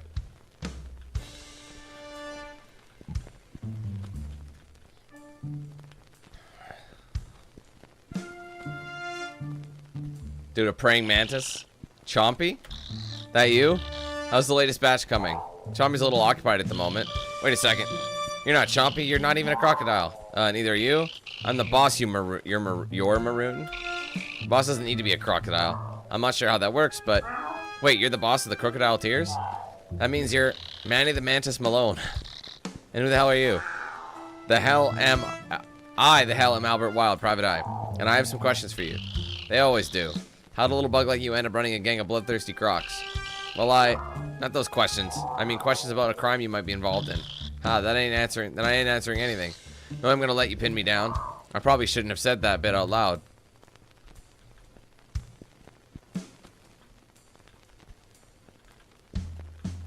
Manny the Mantis. So you like to enjoy the fruits of your illegal distilling. Hey, a good businessman samples his own product and shares it with his friends. And just say I won't be sharing it with you, so don't bother asking for a drink. Still trying to pin me down, you sack of what? Hey, let me out. Looks like I was able to pin you when the cops couldn't. I mean, that's not really that impressive. Have you seen this city's police force? Now I'm going to ask some questions about what happened in this warehouse district. You're going to think really hard about your answers.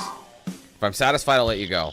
I ain't answering anything with my shark of a lawyer, without my shark of a lawyer present. Fine, then I guess you're going to get comfortable in that whiskey glass. All right. You made your point. Ask your damn questions. We found a body in a warehouse connected to these sewers. Know anything about that? Nope. Really? A body in Crocodile territory and you just don't know anything? Look, leaving bodies around ain't our style, Cat. Too messy, too many questions. What do you do with your bodies then? You've seen my boys, right? Particularly their teeth? Ew. Besides, whacking animals aren't our style. Whacking kneecaps is where it's at. Assuming that Patsy has kneecaps, mind you. So have you had to whack any kitty kneecaps recently? No, but yours are looking mighty tempting when I get out of... Wait, are you saying the dead body's a cat? Yes. Yeah, I guess it does make sense. What does? Oh, believe me, if I told you, it would make less sense. Glass prison? Give me a minute. I gotta figure out the best way to explain. An eyewitness saw someone steal something from the scene at the warehouse. The thief ran into the sewers. One of your boys, I take it? Actually, no. We weren't the ones who stole it from there. You're sure to sound like you know what it is. I sure do. That's because I actually have it in the back here. Wait, what? But you just said... I said we didn't steal it from there. Someone else did and stole it from her. That was a lot of capital letters in one sentence. Am I breaking it down? Thief wasn't one of my gang. She had her own thing going on. When she got caught, she ran into the sewers to try and get away. Guess she forgot. This was Crocodile turf, huh? So I'm straight into my boys. Oh, geez, did they eat her? No, what kind of scaly monster do you take me and my boys for? We had a chat during which we relieved her of her ill-gotten goods. Why do I get the sense there's way more to this than you're telling me? Well, you have no idea. But then, since you don't know what she stole... So, you have whatever that thief stole off the body. Sure do. Have it under lock and key in the back room. So what is it anyway? That, my feline friend, is a complicated question with a complicated answer. Is it? I figure it's a whatever is a pretty simple, complete sentence. This goes way deeper than you could possibly imagine. You sound like my proctologist. And like I told him, I've got a deep imagination. Okay, that sounds uncomfortable and gross, frankly. Look, I need to know what it is. It's evidence in a possible murder investigation. I don't know. Well, I don't know how much air is in that glass. Alright, alright. Maybe it's easier to explain everything if I just show it to you. It's just through that door there. I'll need to give you the code for the lock, though. So how did a little bug like you end up running a gang of bloodthirsty crocs? Everyone ends up asking that sooner or later. Even the bloodthirsty crocs. I tell you, but I'm writing a book about my life and I wouldn't want to spoil. How's the writing going? I'm in the chapter about the time I was thinking about becoming a mantis of the cloth. A priest, you? Seems a bit of a mismatch. Not really. I know a lot about praying. Get it? Ha ha ha ha. On second thought, I think the less I know about the better. Oh shit. Hiding in the bush is what I'm good at. Oh, that's not the same expression. Also not the point. Explain when you take it out. Not to mention more suspenseful. Now you're getting it. You do know something about the body of that cat, don't you? I could put 2 and 2 together. So can I. It's 5, right? Oh boy, this might be hard to explain. So you're saying someone outside your gang stole something from the body, but then you showed up and stole it from her, right? More or less, yeah. How do I know you're telling the truth? Oh, you don't, but that's the story you're getting from me. So you don't know her name, why she stole it, who she is. Oh, I know plenty of that stuff, but none of it's gonna help you. Not unless you know what it is she stole. Alright, I'll be back. Stay right there. Like I could go anywhere. A solid metal door and a combo lock. What's up, Swift? No one's getting at anything past this. I'll need the number for the keypad. And I bet Manny the Mantis has it. Well, why didn't he tell me already? What? I'm still stuck here. What do you want? You got this mysterious item locked up behind a door. Yeah, what of it? Where do you think I was gonna put it? A safe? Ours is at the shop. I forgot the combination. Besides, this door is the real deal. Combo lock sturdy as heck. Ain't nothing getting through it. Please tell me you didn't forget the combination of the door as well. Oh no, that's an easy one. That's Uncle Lenny's birthday, June 6th, 1866. So 6666. Can't tell if that's more or less ominous than the other number. Good old Uncle Lenny, he was a character. Too bad how his marriage ended. He got divorced. More like he got devoured. You know how praying mantis mating works, right? 66. 66. Done. And open.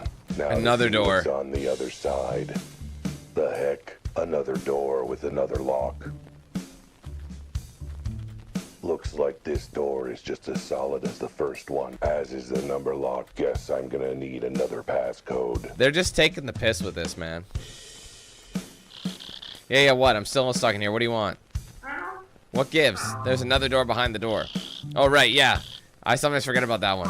Great, well, I sometimes forget to remove my drink glass from my desk. All right. Don't get your cat gut in a twist. Just extra precaution. Okay, so what's the new passcode? 8484, the summer of 84. A special day for my parents. Oh, like the day your mom met your dad? Actually, it was the day my mom ate my dad. But it was very romantic. I defer you to your expertise on praying mantis romance.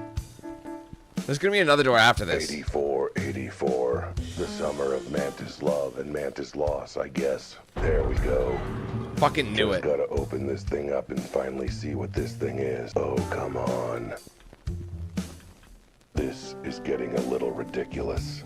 What needs this much security anyway? It's gonna be a small item. Man, even if this wasn't evidence for the case, I'd be curious and suspicious. What? I'm still stuck in here. Okay, that's it. What is with the doors? There's a third one in there. Yeah, so see, my cousin Vinny has a door repair and installation shop. Since we're family, he gave me a special discount. 3 doors for the price of 1. And he decided to put all 3 doors in one place. Where else would I put them down here in the sewers? Whatever, passcode 1 2 3 4 5. 1 2 3 4. Day your grandma swallowed her second husband. No, I just blanked and couldn't think of a number. Okay, 3's the charm, right? Everything comes in 3s in video They games. always say things come in 3's. That they do. That's why you always succeed on the 3rd try. 3's the nice, dependable number. Speaking of dependable numbers, 1 2 3 4. Huh, that's my luggage combination. Got the same combination on my luggage. All right, here we go. Bro. I hate my job sometimes. They fucked with you. There's another lock. A 4th door. You have to be kidding me. This has to be a joke. But nope. It's real. Gotta get that strong security in there somehow, huh? Another big, solid, heavy door. This is the 30s version of just 2-step like all the other verification, doors. except 4-step And verification. let me guess. I try the handle. It's locked. It needs another key code too. You know what? I'm not gonna argue. Jesus Christ, man. Leonard, seriously. Or Manny. Mannard. 4 doors. I thought you said your cousin sold you 3 doors for the price of 1. Vinny threw in an extra one as a freebie to family. And this close to smashing your glass with a hammer. It's the last one, I swear. I just want to be sure this thing was safe. Passcode. Oh, there is no passcode. What? Passcode doesn't actually have a locking mechanic. Why not? Vinny wasn't that generous with his freebies. What? I thought he tried it, though. I don't believe him. I don't believe that this is actually unlocked. It is. I don't believe that the last door in this ridiculous setup would be completely unlocked. You know what? I'm not gonna argue or question anything at this point. Holy hell, 4 fucking doors later. Does he have a reflection? Invisible. Okay. What is that? A bracelet? Why is it so small? It's a collar. No. It's a collar, and not the kinky fun kind. At least I hope not. With one that small. This was on the body, but why would someone steal it? And why would the Crocodile Tear Gang keep it locked up so tightly? Are you done monologuing yet? Bring the collar in here and I'll What's explain. the feline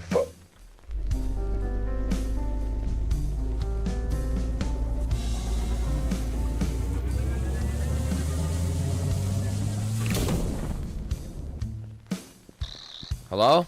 Cat? Crap, how am I gonna get out of here? What just happened?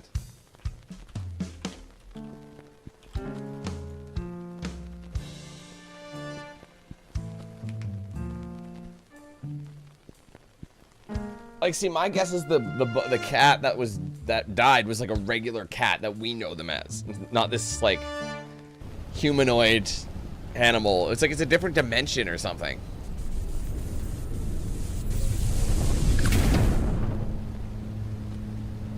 So let me guess. Now we're in the regular 1930s where humans are humans and animals are animals. Who knows for real, though? I don't know. Whoa. Okay. That was weird. Is weird. Weirdness is definitely happening. Either I inhaled a bit too much crocodile moonshine while I was down in the sewer, or grabbing that collar sent me somewhere I've never ever seen before. Looks very nice, to be honest. I like the view. I feel drawn here. Somehow, but there's no time for sightseeing. I've got a mystery to solve. More than one, really. And besides, I've got things I have to find. Answers, clues. A way back to my car. And of course, the most important, urgent thing I have to find right now. A bathroom. I forgot to go to the little litter box room before leaving the house. What's that shop? Out of time clock repairs. Maybe they've got what I need, even if it's just a corner to do business in. Alright, investigate the sewers achievement. Do we have a map or something?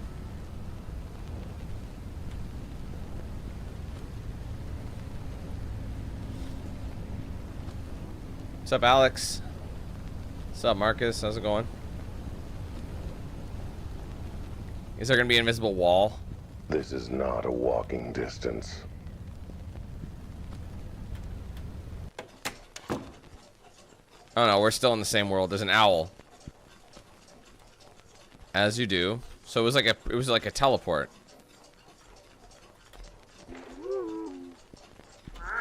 Hello. Welcome. You're late. I am? I didn't know I was supposed to be here. Well, you were. About time.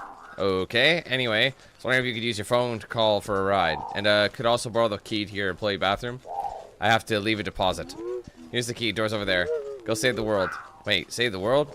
I mean, it's a pretty big deposit. Not gonna lie, but that's not that big. Hello? Contacts, please?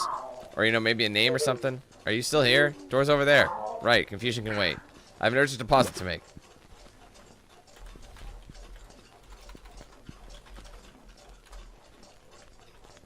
Okay. Can I say anything else to him? The owl. So, what's your name anyway? Who are you? Would it help if I asked who are you? No, it wouldn't. What is this place? How'd I get here? Is there a train back to the city because I have places to be? You don't talk much, do you? Nope. I'm sorry, can you clarify that bit about saving the world? I mean, if it's that important, you think there'd be a really clear instructions. There were clear instructions. Clear to you, maybe. Anything else you can tell me?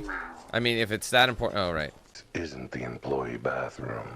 Either that, or these are those weird modern European toilets I keep hearing about. Can I ask him about it? I still need a bathroom. Bathroom is not a bathroom. At least I don't think it is. Okay, so what is it then? What's going on back there? Read the instructions. Not exactly what I had in mind for some nice light bathroom reading while I do my business. So what's up in the back room anyway? The instructions should be clear everything up. Well, they didn't. Really didn't. Good talk. Glad we chatted. I want the world... Okay.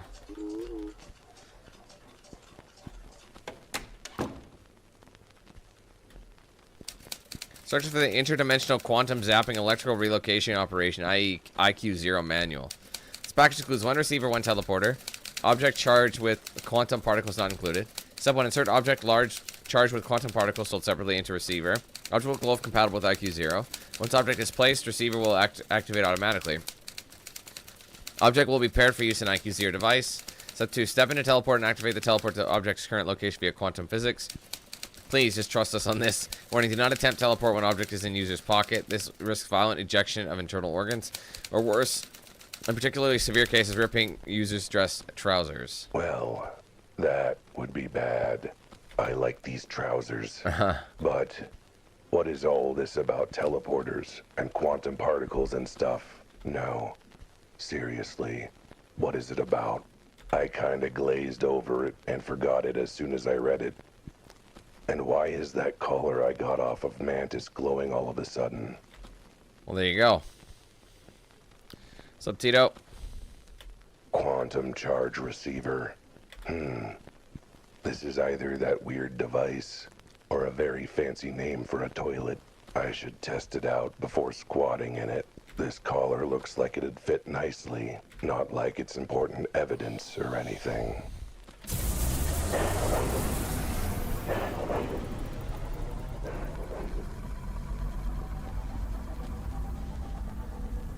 So, if those instructions were right, this collar's now paired with this teleporter or something. But who cares? It stopped glowing. This is a ripoff. Guess I'll hang on to it. Even if it's less cool. Still, at least I didn't try and use that machine as a toilet. Having that happen to my butt would be even less cool. On the other hand, at least I'd have, you know, gotten to go. You could have just pissed into the water. I guess teleporting to the collar's location is less impressive if the collar's currently in my pocket. Although, I bet it would look kind of funny. Either that or turn me inside out. Maybe I better not chance it.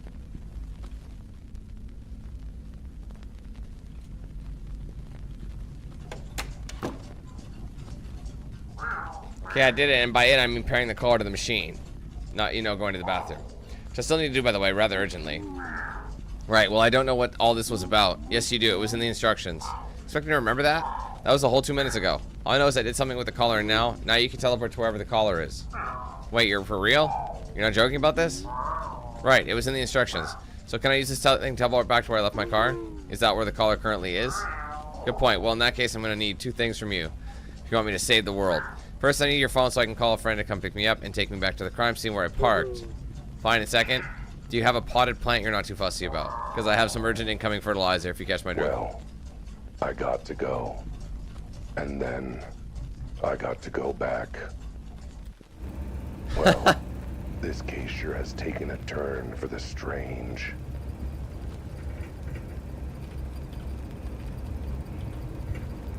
There's absolutely nothing normal about any of this. You alright back there, sweetie? Feel free to shove little Sammy's booster seat out of the way. Will do, thanks. Okay. Almost nothing normal about any of this. What the hell is this collar? And why does it stink like my litter box after a bad night out? Okay. I suppose being kept in a sewer explained some of that. But still, what was that clock store I ended up at? Where did that machine come from? What did the Crocodile Gang have to do with any of this? What is this wet spot under my butt? Careful sitting on the right side. Poor little Susie had a bit of an accident this morning, if you catch my drift. Oh, right. It's all connected to this case. I know it. I need to get back to the crime scene. Gotta ask Francis about this collar. Gotta tell Betty about what happened in the sewer. And most important of all... Oh, wait, no, Susie had the accident on the left side. The right side is where little Tommy vomited. Ew. I gotta get my car back. What the...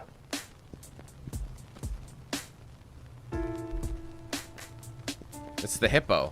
I know I'd made some scathing remarks about how long the city PD took to finish investigating the scene. But I wasn't expecting them to take it to heart this much. Unless a lot of time has gone by. That's the fastest I've seen a crime scene cleared since Don Capybara was totally not bribing the mayor. No siree. Either I've been gone longer than I thought, or something's fishy. And I don't mean my afternoon snack.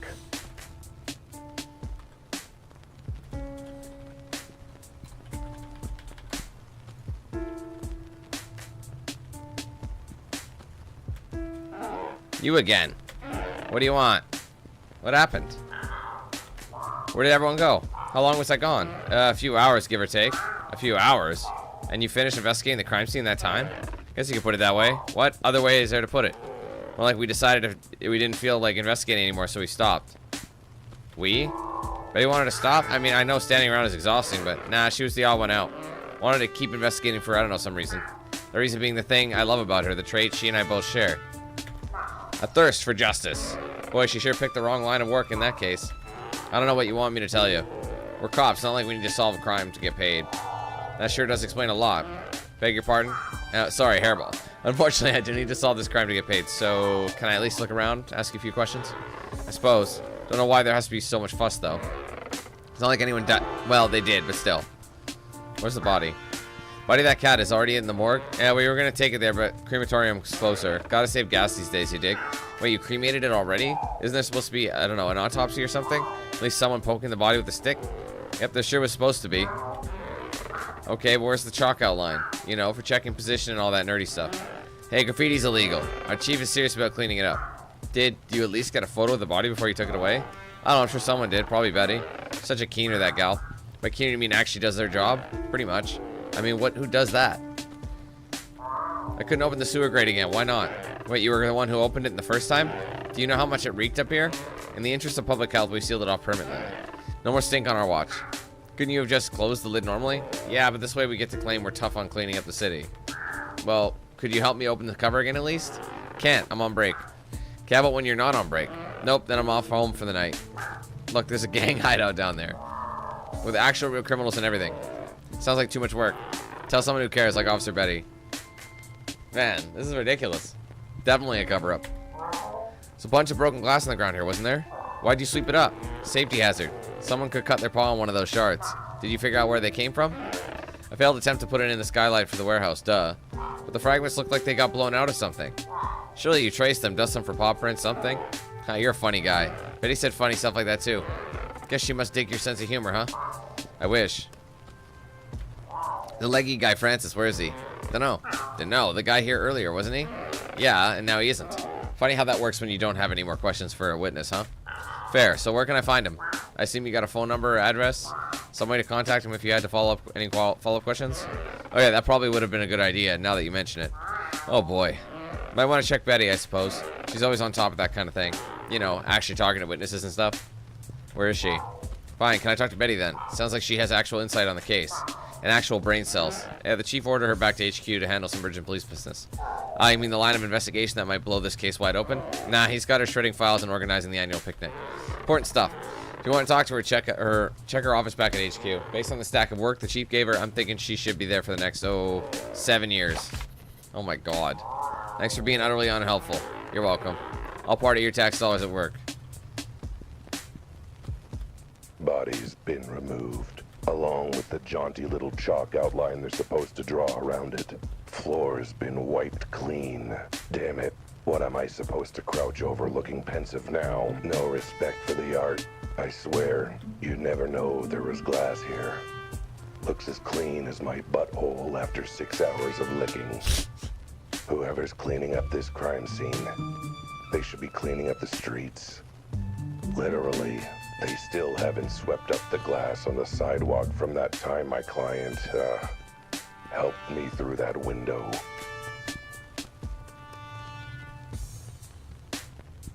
Hey, I'm assuming now we have to go to the cop shop.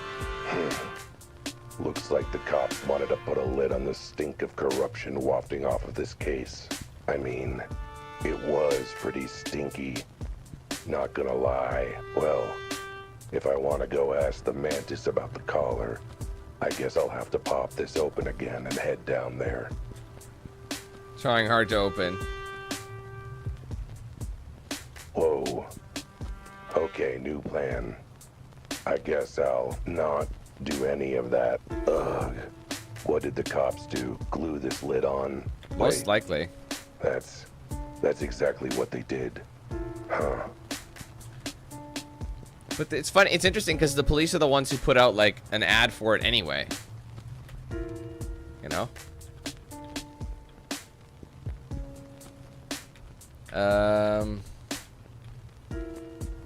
Betty's office. Betty might be terrible at hiding her secret passion for me. But one thing she's not terrible at is her job. She's vaguely passable at it, which is better than most animals with a badge in this city. If any of the cops can be useful, it's her, if nothing else. I know she won't turn a blind eye to crime on the streets. But sir, we barely even begun. I didn't even get to start knocking on doors and making myself obnoxious. Not for the annual police ball fundraising. For asking about the loud noise last night. You know, from the case, if I could just... Sir, never mind. How could your day get any worse? What's up, Doe Eyes? I need to stop asking questions I don't want answers to. Give me half a sec, guys. I'll be back.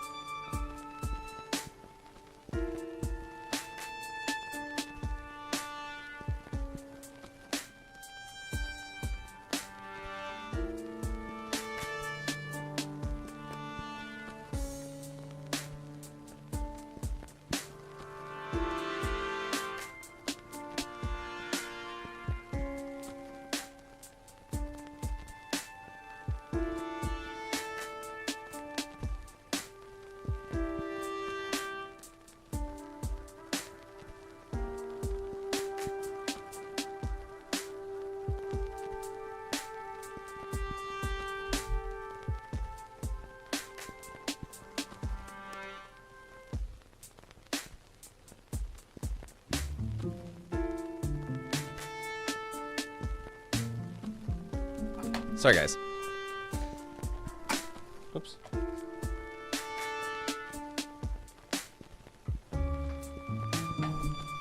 Okay. Did you miss me? I think you're having trouble with the higher-ups. Not in the slightest.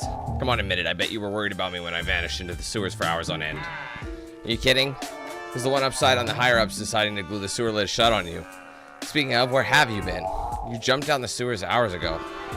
You smell like it too. What happened? Oh, nothing much. Just found an entire criminal enterprise set up in the sewers. How's your day? Oh, just peachy now that I'm dealing with... Wait, on that last bit by me again? Yep, there was a gang in the sewers. Too bad you didn't come down with me. You'd have made quite the sting. Like I said, I don't get paid enough to go sewer diving. I care about stopping crime, but the dough has limits, and hit them with feces gets involved. And I hit them when feces get involved. Maybe you better start from the beginning. Walk me through what happened. Right, so I went down to the sewers a few seconds after Albert's bizarre narration. I'm glad they don't have to fill me in completely. So let me get this straight. You found a gang in a sewer that stole a collar from some mysterious woman, and now you can teleport to where the collar is. That's about the size of it. I know it sounds unbelievable. I mean, have you ever heard of anything so ridiculous? From you? Constantly. This isn't even the top 10 most ridiculous things you've ever said. Point is, what are you going to do now? I was thinking about taking the collar to Francis, seeing if he recognized it. Are you high on catnip? You can't just hand over evidence without dusting for paw prints and all that. Fair enough. Can you do that? Do I look like I can do that? You'll need to turn it in as police evidence to get that sort of detailed analysis. And that'll help with the investigation? About that, you see, the case...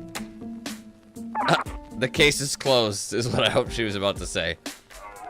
Chief. Looking tasty, Chief.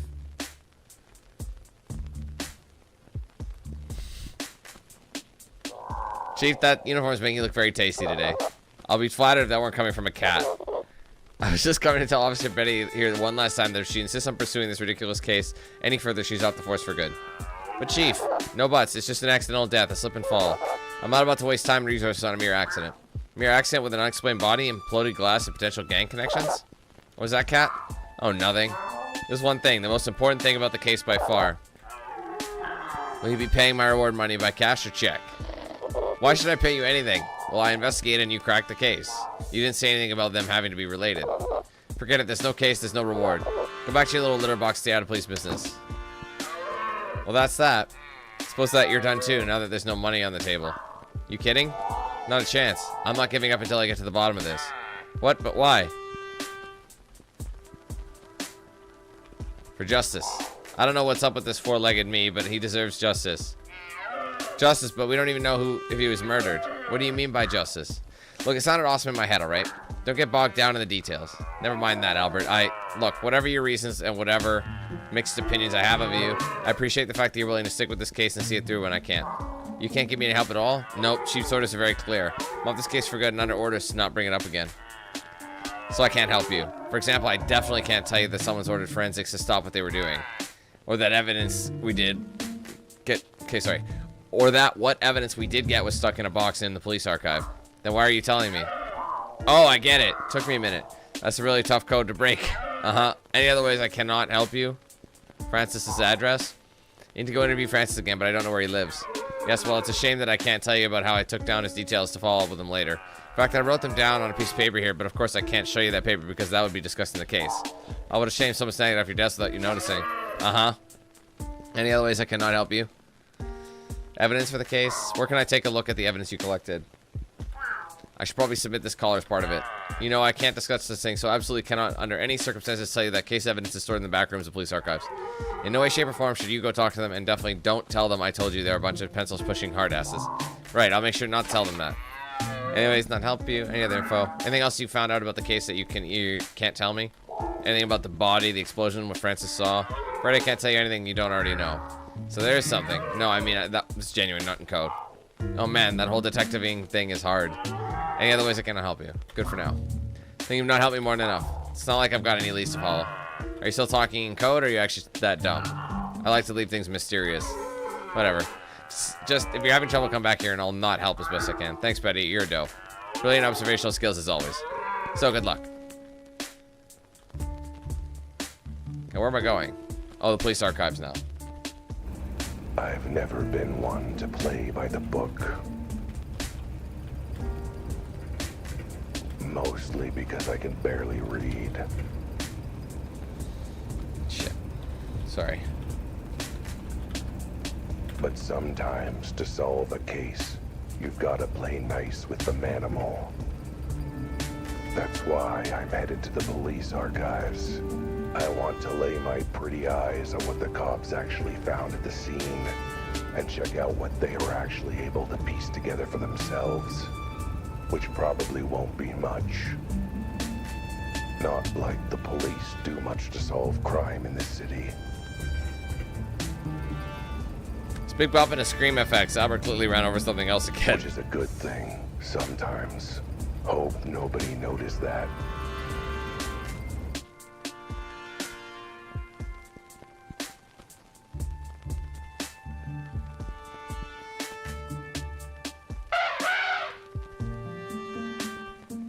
Y'all, welcome to City PD Archives. Can I help you? Yes, I'm interested in evidence for a case I'm investigating. Boy, did you come to the wrong place? Wouldn't the police archives be the right place? Must be new. Expect me to get out of my chair.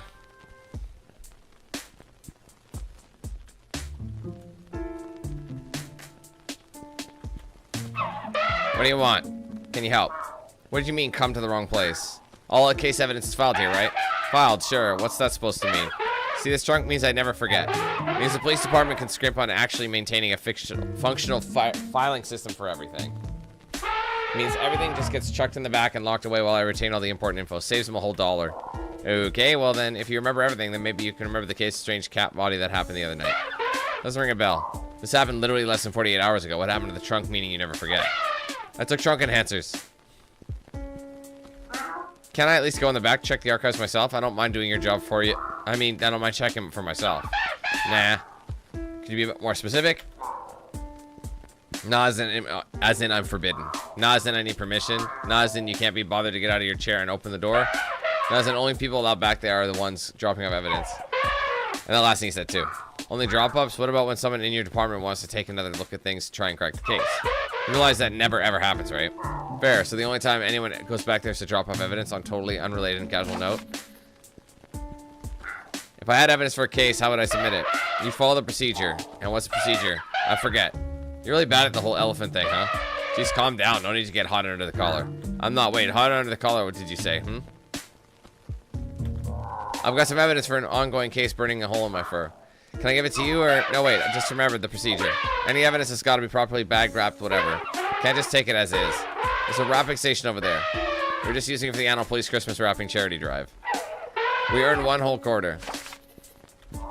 Thank you for your help. Whatever, bye. Absolutely useless. And he gracefully wrapped the collar.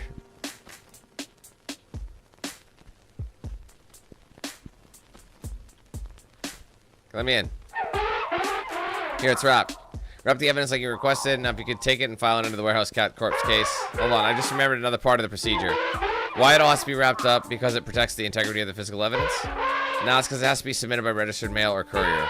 Make sure it gets to us safely.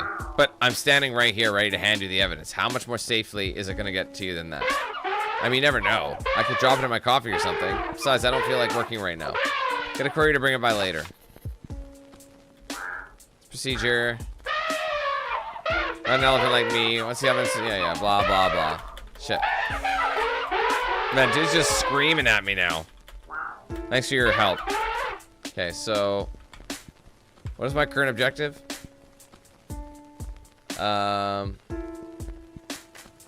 Enter archives. Give package to courier. So where's the courier at?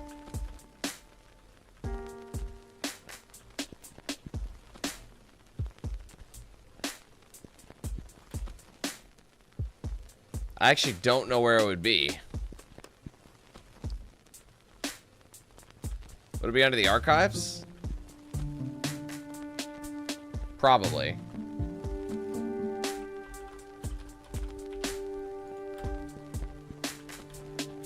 Or sorry, not archives. Betty's office, maybe? I don't know if it is or not, but... What's up, Camel? You're still here. Oh. Just kidding.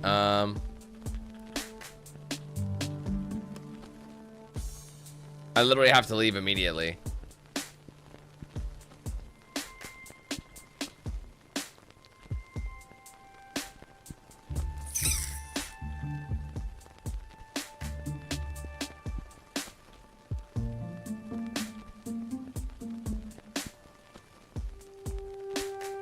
I don't really understand where I'm supposed to go.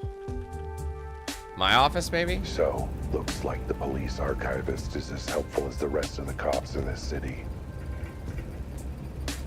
Screw them. Once I get this caller into the archive, I can look for myself. And all it will take is a quick phone call to my local courier. I sure hope I paid my phone bill. This again.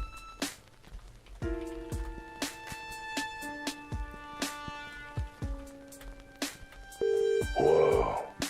There's a dial tone. Guess the check to the phone company didn't bounce. Yet. Whole Pine Velocity Courier. Alright, the speed is our service. We're already there at your destination, handing over your package. Yeah, great. I've got a package to deliver. No problem. We're on our way. I haven't even told you where the package is going. It's 1460 Warthog Way. No problem. We'll be there in a jiffy. Our speed is our service. How'd you do that? Pride ourselves on our speed. Part of that's knowing where your package is going before you do. Anyway, we're almost there. Wait, what? Don't you need to pick up the package first? I'm at apartment 23950L, Lizard Lane. Got it. We'll be there shortly. Remember, our speed is our service. That is good service. That was weird. I wonder if... And it's a fox. Wow, that was fast. Look, a cat needs even a... And the landlord complained when I used the wall. I thought that was, honestly, I thought it was a monkey on the other side. That's impressively fast. We aim to impress, sir. Like our motto says, our speed is our service. Yeah, the knock was in the game. I know, it sounded real, didn't it? Just hand me the package and I'll be off in a jiffy. Want to pay you or something? No need. For the sake of convenience and speed, we've already billed your bank account for the full amount. Well, that's... Hey, wait a minute. I didn't... You know what? Never mind. Let's just get this over with. Here's the package. Got it. On my way. Let you know once delivery is complete. Remember, speed is our service. Oh, there goes a fox who loves his job, I guess. I know, it got me for half a second, too. Okay, maybe he loves it a bit too much. This is a different one. This looks like more like a wolf. This has gone impressively speedy, unnecessarily speedy. How am I supposed to fit in a catnap if I don't take your... Time? Excuse me, Mr. Wilde. The minute she walked into my office, I knew she was bad news. The kind of bad news when you order the seafood special and the waiter tells you they're all out. And now you're all disappointed. Mr. It Wilde. was all doe eyes and wolfish smile. Or maybe the other way around. Hello. Her canine coyness, setting my feline feelings on edge. Mr. Wilde, is anyone in there? Oh, she's French. Oh, it depends who you ask. What can I do for you, Miss G? Just Mrs. G will do. Did you get my note? What note? The note I left yesterday on your door. Oh, that note. Yeah, totally remember. Your note meaning totally. You're Miss MG, right? Yeah, that is me. MG for Mrs. G. An ironclad alias, excuse me. Good. Can't be too careful in this city. So what seems to be the trouble, Mrs. G? I'm having trouble in my life right now, and I want you to hire you to help me. What sort of trouble? Wait a minute, let me guess. Blackmail? Someone's blackmailing you with a dark and dirty secret. Tell me the twitch of your tail. What? This begs the question, what or who you've been sleeping with? Teddy bear? Maybe polar bear's more your style. Mr. Wilde, I thought you said you received my note. I did, yes, and I read it very carefully, indulging the bit of... Oh, right. You wanted to talk about your husband. Let me guess, your husband is... missing. He's missing. You came home one day and he's just vanished without a trace. That's where there's tracks in the fur around your eyes. Wait, I was just onions. And you came to me because I knew I would stick my nose in every flea hole in this city. I wouldn't rest until I found your husband and brought him home. Actually, I know exactly where my husband is. He's in his room. Well, that's not much of a mystery for me to solve then, is it? I was able to help. I'll send you my bill. You are not listening. My husband's not coming out of his room. and he's not letting me in. He might be doing, you know, private things. For a month? Okay, yeah, that's a bit much. Do you know where he's refusing to leave his room? No, that is why I want to hire you, Mr. Wilde. I want to know why my beloved Eddie suddenly shut me out. And you think I can figure it out? I suppose you are technically a detective from what I heard. Sorry, ma'am, but I'm a busy cat. I'm currently butt glands deep in murder case. Maybe not murder, but there's a dead body and mystery, so that's almost as good as murder. So I really don't have time to play marriage counselor. I'll pay you triple your usual rate. I will make the time to play marriage counselor. The minute she walked into my office, I knew she was good news. The kind of good news when you order the seafood special and you get an extra prawn on the side. Are you monologuing? Oh, it's just part of my full detective service pack, man. And as investigating, so why not sit down and tell me about it? Cough while I build the hour cough. Actually, I cannot stay. I'm on my way to a fur appointment, doctor's appointment. I cannot tell you anything right now. That will make the investigation harder, to be sure. But it's fine. I like a challenge, especially if it means I get to rack up my bill. I know, why don't you come by our place? I'll have time later to answer your questions, and maybe you can speak to Eddie. Here, I have our address written down. When you have a moment, please come. I'm out of my mind about poor Eddie, and you're the best. The only you're technically a hope I have. I'll put that on my business card, ma'am. I'll drop by later then. Well, that's a lucky gig that definitely has nothing to do with the big case. Good thing, too, seeing as the big case ain't paying. Now, crap. What was I doing before she showed up? Oh, right. The plot's calling. Hey, Crystal. Split Fiction, is that, forgive me, is that the co-op game that was done by the same guys who did It Takes Two? I'm gonna try and do that one. Hello? Good news, sir, your package has been delivered. Gotta take my hat off for your speedy service. Mind you, I don't wear a hat, so never mind. Do you see where they put the package? Like, say, in the back rooms or something? Didn't stick around to see, sir. Had to rush to the next job. As I always say, speed, yeah, our service, yeah, I get it. Thanks anyway. Is there any... Guess their wrap-up is as fast as their delivery. Now what? Who is it this time? Yeah, that knock is trippy, isn't it? Who is it now? It's your neighbor. The courier with my package again. Mrs. G, with more about the case.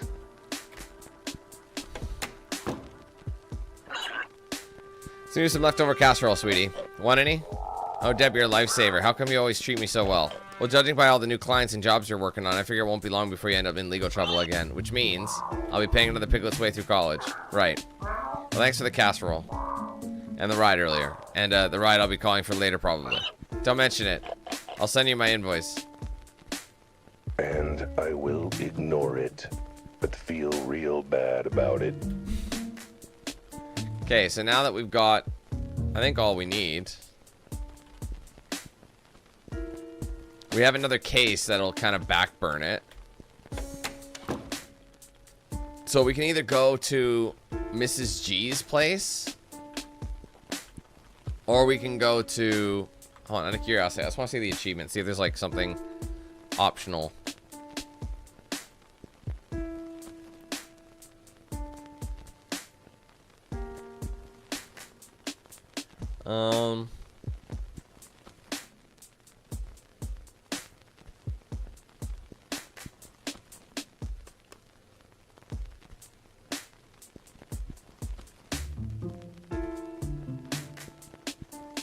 Okay. I don't know. I don't think it really matters. Let's go to Mrs. G, I suppose. You might be wondering why I'm bothering with this dull as dishwater domestic dispute, particularly at a time when there's dead cats, implosions, criminal conspiracies, and teleporting callers that defy the laws of physics.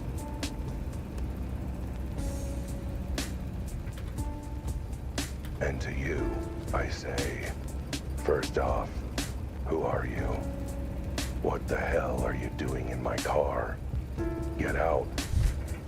But secondly, a cat's gotta eat. Often and on demand. with some nice, clean water that a cat'll then refuse because they saw a tiny hair floating on top. Anyway, eating requires money. It's a whole thing, and thanks to the beasts in blue, it sounds like this big cat case isn't exactly going to result in anything fungible. I don't even like fungi, so for the sake of my stomach, I'm willing to swallow my pride, along with whatever food I can buy with my payment for figuring out this husband's midlife crisis. How hard can it be? He's only been holing up in his room for a month. I'm sure whatever caused that has to be super duper minor.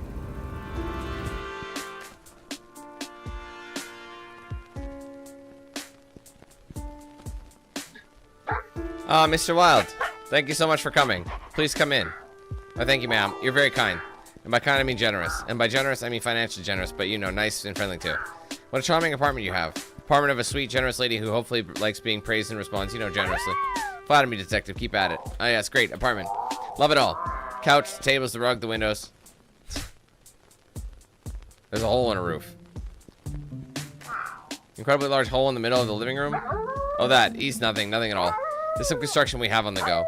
We're making a skylight. A skylight that looks a little bit too much like another skylight at a certain crime scene. It's related. Either there's a crazed contractor on the loose installing giant hole skylights all over the city, or...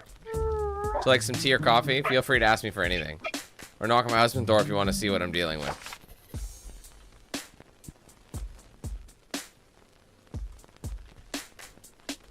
It looks like something blew a hole in the ceiling, and as far as I can tell, whatever it was is way bigger than the dead mini kitty.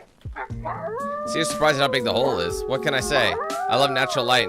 The more the merrier, right? Is she covering something up, or she just doesn't know? Go away. Wait, is he a sheep? Mr. G? My name is Albert Wilde. I'm a detective. Your wife hired me to... I knew it. I knew you were working with her. You're one of her little gang of murderous cultists, aren't you? No, that's not what a detective is. With that, I mixed up the flyers at the employment center. I don't believe you. I won't trust anyone working with her. She can't be trusted. I know her secret. What secret? I'm not talking while she's there. She's listening. I'm not saying a damn thing with her in the apartment. Well, that's going to make my job difficult, seeing as I'm here to find out why you locked yourself in your room. I'm here to make your job easy. If you're doing a job for her, then I'll make your job as hard as I can. Seems nice. Why are you hiding in your room? Let's start with the basics. How come you locked yourself away in your bedroom? Protect myself from her. That she-wolf. What does she do? She's right there listening, isn't she? Or you're going to tell her everything I say. You really think I'm going to tell you anything? I mean, that would be helpful. Look, I'm just here to get to the bottom of why you're acting this way. I'll just bet you are, so my wife can find out. And once I tell you, I'm dead meat. Mutton, murder. That doesn't exactly sound like a reasonable response.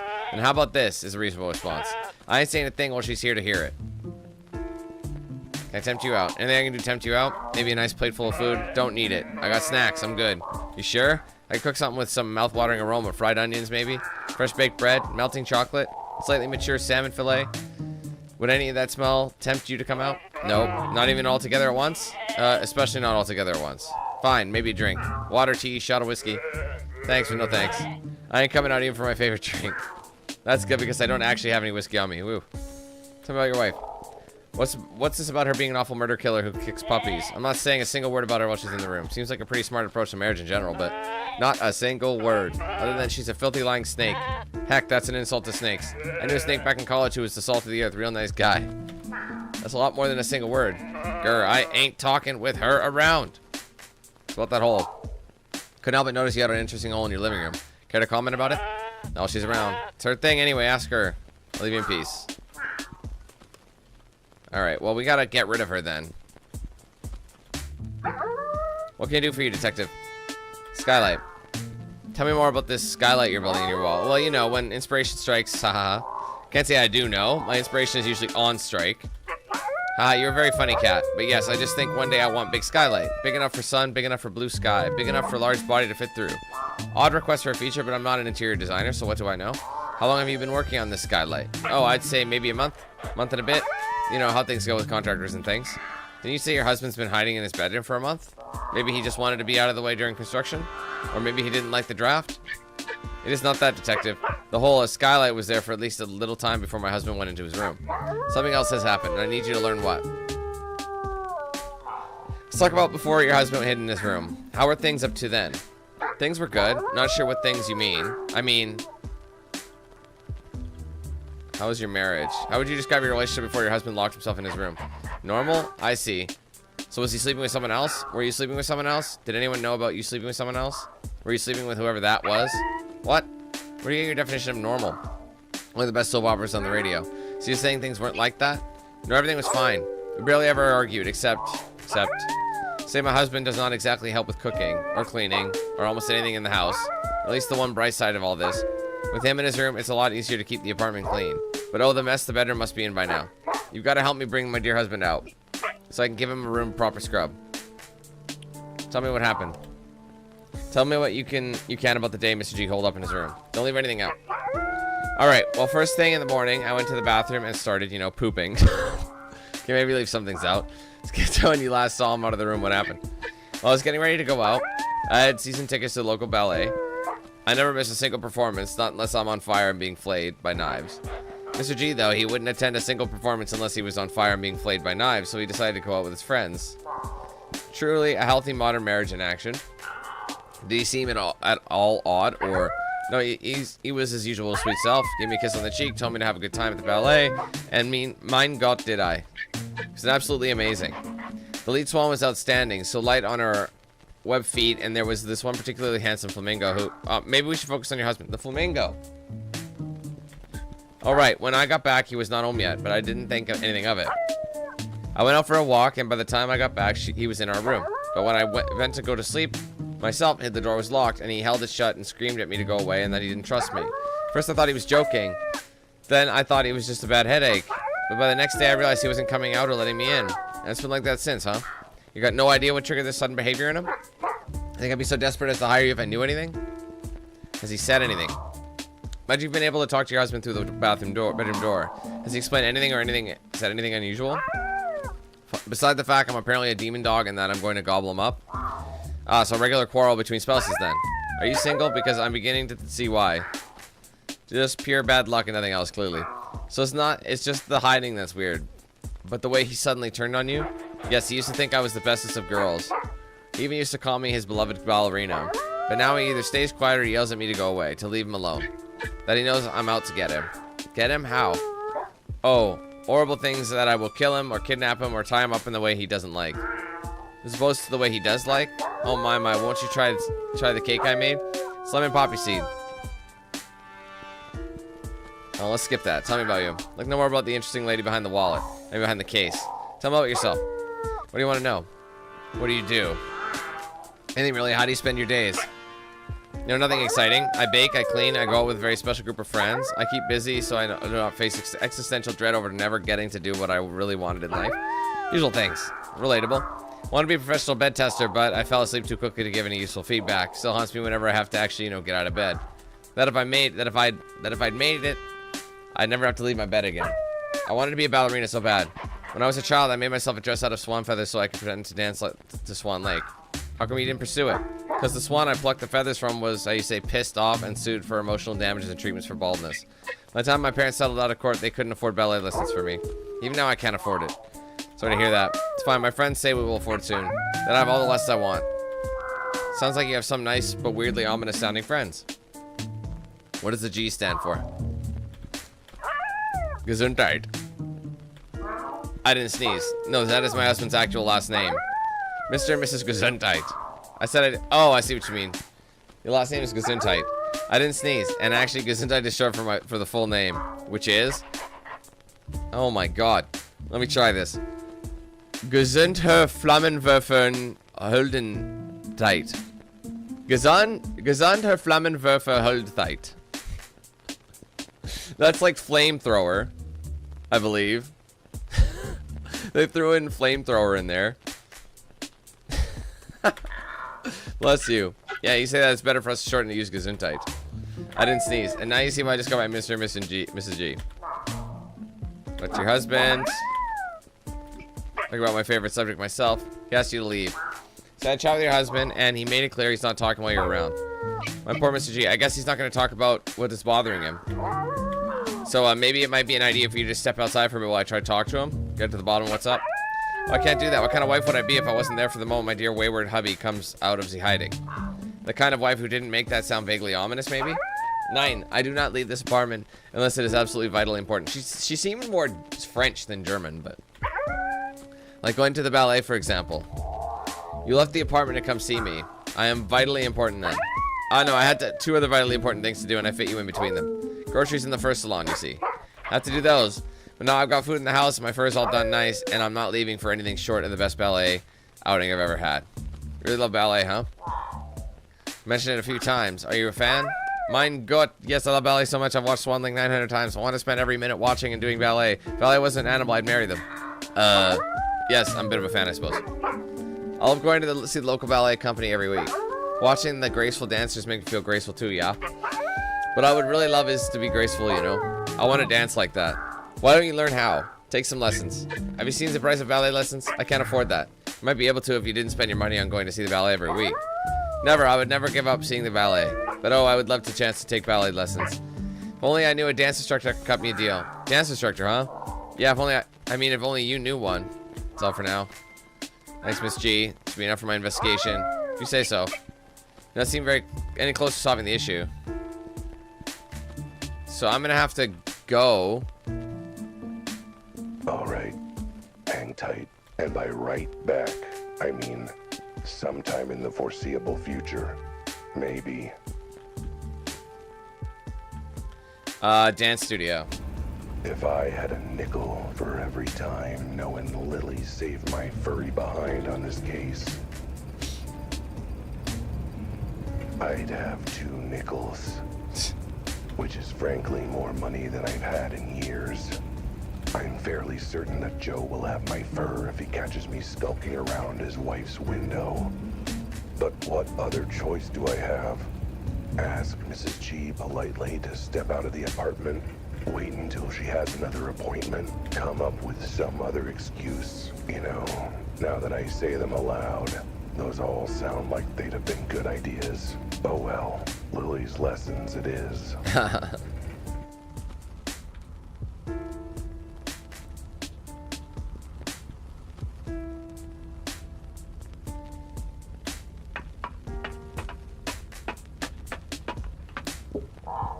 Lily, it's me. Open up and let me in. See a frustrating feeling. What brings you to my window again? See your beautiful face. Need a reason to see your gorgeousness in the flesh, my sweet? Considering how Joe would react, guess I think you do need a reason. Or at least you wouldn't be here without a reason. It's one of the few things I find cute about you, actually. Anyway, why are you really here? You need more dance classes? I actually need more class for someone else. Ballet lessons more specifically. Ballet for someone who's the lucky lady. Potentially a suspect who I need to get out of the way. Non-lethally, I mean. Anyway, can you give ballet lessons? I figure you can. It's not like ballet is any different from the other kind of dancing, right? It is in fact very different, but you're in luck because I do teach ballet. She did offer it. As you would know if you remember what I said about my lessons earlier. Oh, that was like at least 10 scenes ago, wasn't it? Can't remember what happened 10 seconds ago. Anyway, yes, I can give this friend of yours lessons. I've just got a professional ballerina and 3 lessons package if you're interested.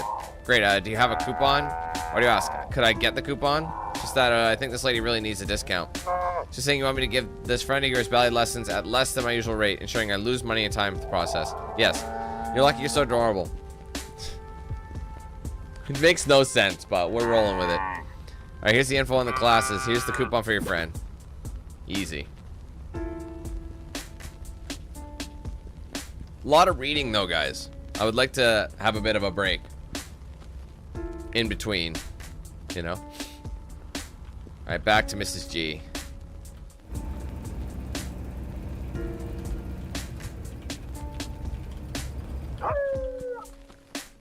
Detective, have you found any leads on what is troubling my dear husband? Let me know if I can help. Yes. Good for you. You want a ballet lesson coupon? If you're interested in ballet, I happen to know a great dance instructor who's got a good deal on right now. Mein Gott, become a professional ballerina in 3 easy lessons. Buy 2, get 1 free. This is everything I've wanted. This coupon, it is for me. Thank you, Mr. Wilde. I'm sorry I had all those incredibly insulting thoughts about you. Oh, I'm used to it. Better get going, though. Class will be starting in an hour or 2. Oh, yes, but my husband. Don't worry, I'll keep an eye on him. Or his door, I guess. All part of the investigation, you know? Say so. Right now, I'm more interested in important things. Like my new ballet career. Look out, swans. A new prima ballerina is on the prowl. And she left. Alright, bye. Phew. She's gone. No, the flamingo was the dancer who was the witness. He was in the production. But the dance instructor was his ex, the cow. Maybe now the husband will give me some better answers. Or any answers. Alright, let's ask this man's. Go away. Leave me alone. I want to talk about the she-wolf is listening in. Your wife's gone. Wife mysteriously received some discounted ballet lessons. Left for class. Just you and me. Yeah, right. Why should I trust that? Look out your window if you don't believe me. She should be getting into her car right now. So she is. Well, that's good. I was scared having her around still. Why? What'd she do? Hang on, just because she's out of the house doesn't mean you're not also out to get me. Give me one good reason to trust you. I'm very cute. I exude protagonist energy. Come on, can't you tell from all my awesome agency and focuses that I'm the main character? I can tell you that you're an asshole. I mean, you're not wrong. But that doesn't mean I'm not the hero of the story. Sounds like something a stupid, self-deluded villain would say. Besides, it's not just my wife. It's just part of something bigger, I tell you. It's a conspiracy. Conspiracy. Why am I bothering? You're not going to believe me. No one's going to believe me. Nothing about this situation would ever happen to anyone else. You'd be surprised. There's been a hole like this. It's not wild, but there's a hole in your living room. I've seen one like it before at the crime scene. You have? Well, you just be making it up. It'll just be your word, right? Sure, just my word. And the eyewitness and the cop on the scene, the other cop on the scene, the one that actually tried to do her job. I don't believe you. Besides, even if you're telling the truth, you don't get it. This isn't just one or two or even three weird things happening. You'll just think that it's a weird coincidence. Actually, I'm kind of thinking the opposite. It's conspiracy, man. Capital C conspiracy. Is that how you spell conspiracy? I'm actually kind of bad at spelling. See what I mean? Either you're one of those lemmings who doesn't see a conspiracy right in front of their eyes, or you're part of it, man. That's an interesting leap of logic. Whatever. Try talking to me when your eyes are open and you realize something bigger than all of us is going on. Wait, we're not done yet? Whatever you're doing in here. So maybe we're... Go away. Alright, so we have to come back then. What we're going to have to do is continue our investigation. So we weren't supposed to see Mrs. G just yet. And by right back, I mean... So let's go to the sometime archives. In the foreseeable future. Maybe.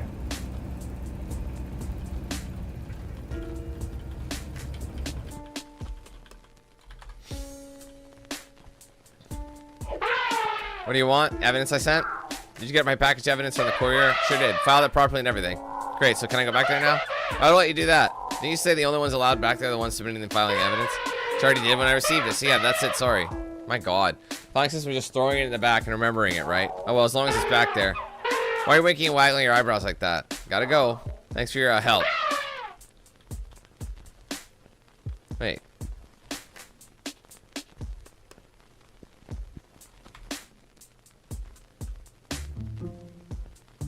How do I get back there?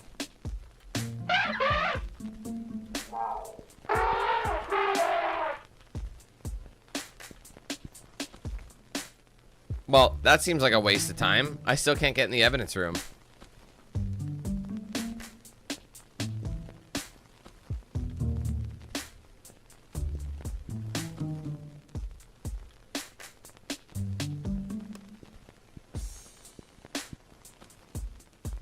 I don't... Should I go back to Betty's, maybe?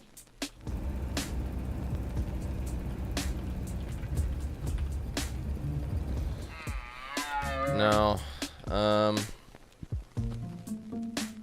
Oh, Francis's. I forgot about Francis. Sorry, let's go to Francis. Our twinkle-toed witness didn't just see the body. He saw someone with the body. The same someone who Crocodile Tears got that collar from. I figure it's worth seeing if the sight or smell of the collar jogs his memory, even if it's just enough for an interpretive dance number. Phew. The collar does stink though, like someone doused it in eau de sewer. Wait, that's just me, isn't it? Detective, I didn't expect to see you again. Are you here to show off another dance number? Afraid not, Francis. Dancing to say I'm sorry is one thing, but investigating an unsolved case by dancing is beyond my skills. Wouldn't be so sure. Running around in circles, snatching at nothing is surprisingly easy to express in dance. Oh, yeah? And how about tell me the color of the victim's fur? Alright, I'll see your point. Sigh, fine. But I don't know what else I can help with beyond what I already told you. Ask me your questions, Cat. So, you saw someone stealing something from the body, then run into the sewer. Any other details you remember about them? What, you think I'm going to remember more than now when it was fresh in my mind? You never know. Sometimes it takes a while for the brain cells to get up to speed. Maybe if they're hogtied and hobbling on crutches, you know, like yours. But now that you mention it, I remember a flash of white. Might have been their outfit or their fur. Any chance the suspect you saw was a lady? Sorry, I didn't have time to ask. What with the dead body? I clocked their gender as somewhat petite. You didn't see what they took off the body? No, well, maybe. It was all in such a flurry I couldn't tell. I was in the middle of a conniption and in the planning stages of a fit. If I showed you the item, do you think it might jog your memory? It might, or it might bore me to tears. The universe is a mysterious and unknowable thing, which coincidentally is the theme of the latest dance routine. I'm feeling inspired to move. Could the moving wait until after you looked at the thing? All right, Francis, I want you to take a look at this thing in my pocket. I thought he boxed up the collar though. Is this a come on? Because if it is, I'm beginning to see why Officer Betty said you were single. Wait, it's not in my pocket. Where the heck is it? Oh, wait. Let me guess, you came here, big song and dance, taking up precious time to show me this thing. And you forgot it somewhere else. Forgot is such a strong word. Maybe I can convince the nuance through dance steps? Maybe you could dance step out of here and leave me alone. If you want me to see this thing, then bring me the thing, you feline fool. God damn it. I can't get it from the archives, though. So I should have stopped there first before bringing it to the mailing. I didn't have a choice at the time because I didn't have the option. Well, maybe I could have. I don't know. So are we going to the police archives again?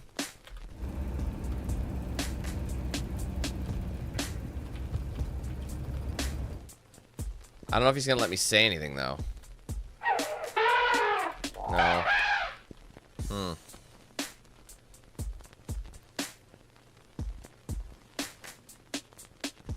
Weird body, whole suspect sewers, Mrs. G case.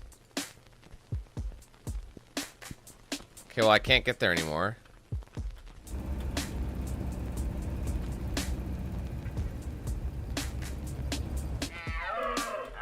And by busy I mean faking busy so you'll go away. Okay, can't do that. I don't know where to fucking go. Maybe my office? Like I don't know. I don't know if like I'm stuck in like an investigative loop or something. I'm pretty sure the chief won't want to hear from me again right now, or ever.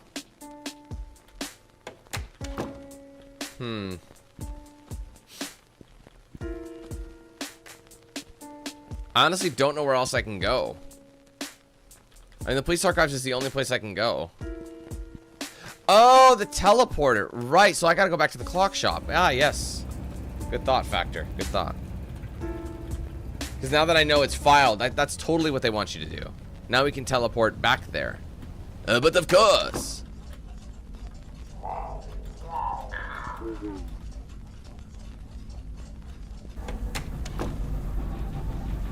They'll have filed the collar under the evidence for my case by now. Which means I'll teleport right into the file I need to see. Hope their file folders are big and sturdy enough to contain my awesomeness.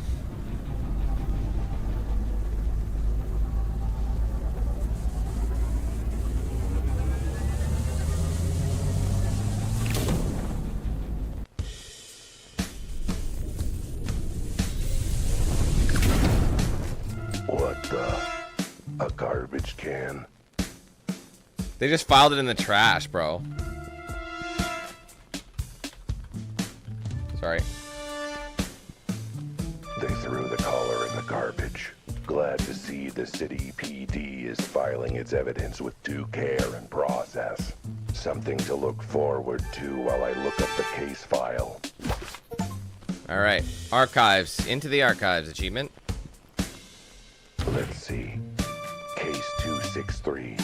Received noise complaints in regards to a Husky convention. Interviewed the organizer for official statement. Ow. I'd say our tax dollars at work, but not like I pay my taxes anyway. Plus, you've already said that a couple times. That's not it. Case 111.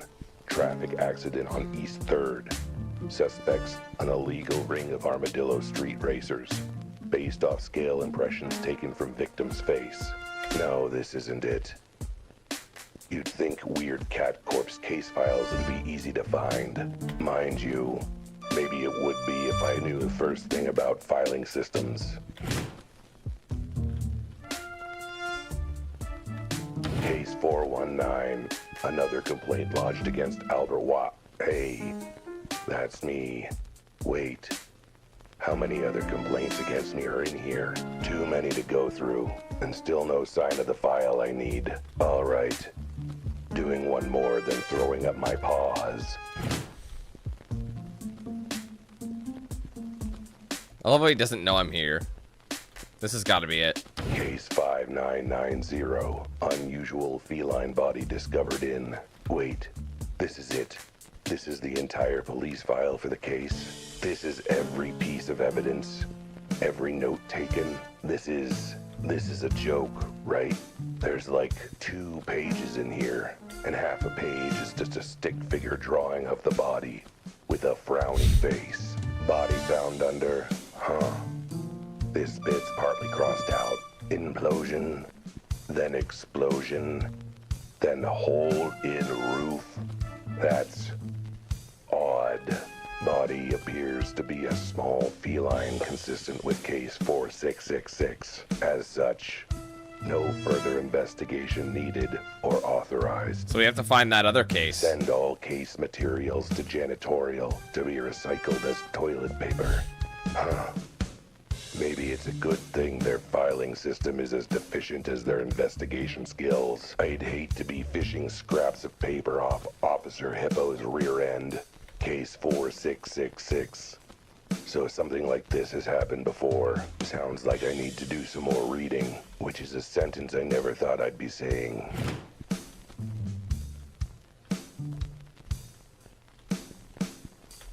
Case 4666. Here we go. Dated a few months prior. Let's see what's in here. A lot of redactions. That's what.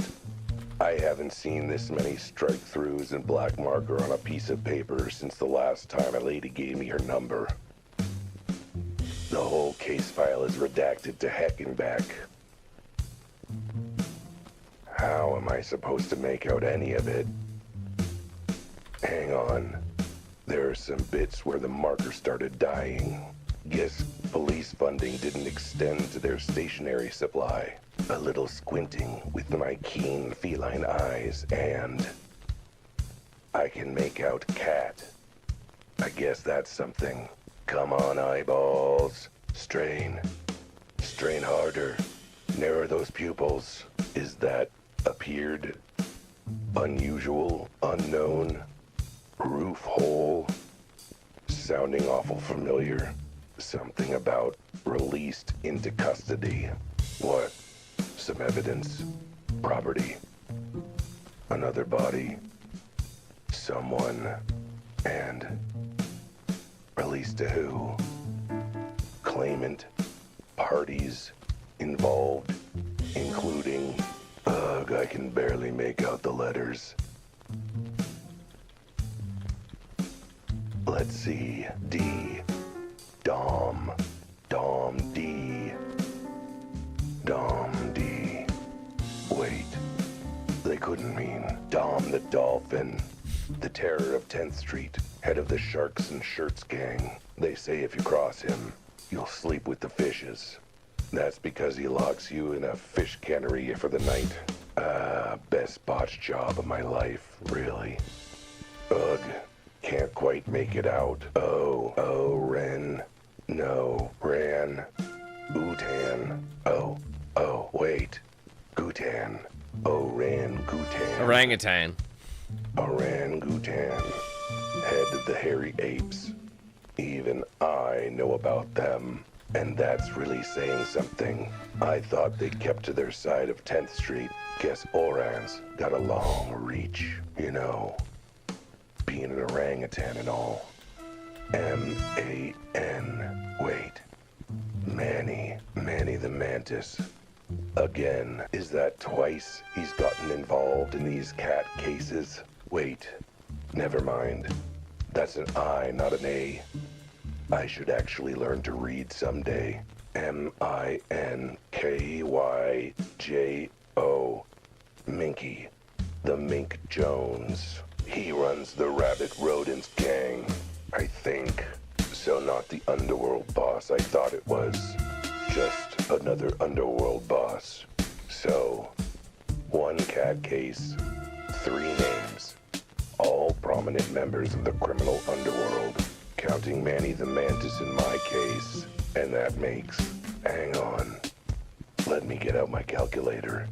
4 underworld bosses, all involved somehow with weird cases involving weird cats.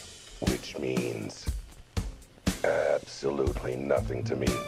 Even I don't know the first thing about the criminal underbelly of this town. I'm too busy minding my own underbelly, thanks. It's getting a little saggy. Besides, The poopa. how am I supposed to know the secret ins and outs of this town's criminal underworld? Not like I work in a job where that information would be useful or anything. No. I'm gonna need to run this info by someone who knows this stuff. Could be Mr. G. Someone who's not only seen this city's seedy underbelly, but who's given it a scritch and a rub while saying, "Who has the cutest criminal underbelly? That's you." Which rules out pretty much every cop in this town, meaning I'll need to find someone who's actually part of that world. But where would I find them? Not here, that's for sure. Investigate the archives. Alright, we'll just walk out through the door. Alright, now the tough part. How to get out of here. I'm imagining that since this is all their classified files, it must be under pretty heavy lock and key. It won't be. That they apparently forgot to actually lock. Great elephanting, I gotta say. Hey, you're not supposed to be in here. I'm calling the police. Aren't you the police? Damn it, you're right. Does that mean I have to call myself? Does that mean I have to actually work? Someone I took this job for. Right, well, while you work that out, speaking of calling people who are supposed to be helpful, I should probably call for a ride. Come on your phone. You know what? It means leave before I actually have to do anything. Please do. That's really funny. Sorry. Thanks for giving me a ride, Deborah, again. You seem to be needing a lift a lot today. Not that I mind, but have you considered taking the bus? In this city, you realize the giant police force budget means no budget for transit, right? You'd be lucky if a bus came every other ice age. I'm just saying, as much as I'm happy with the arrangements, bus fare is less than my retainer. Again, in this city, I wouldn't be so sure. Besides, I'm a detective. I've got an image to maintain. Hard-boiled, worldly-wise, the kind of guy who's too cool to take the bus. I mean, you're currently sitting on a sticky lollipop my daughter left on the back seat, so... Hard-boiled detective.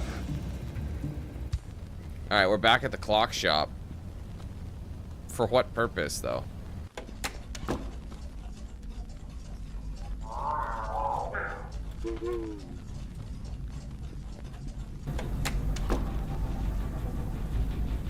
I guess, although either that, maybe I better not chance it. Wait, why would we want to go back here? Can I just... Is this just the last location? This is not a walking distance.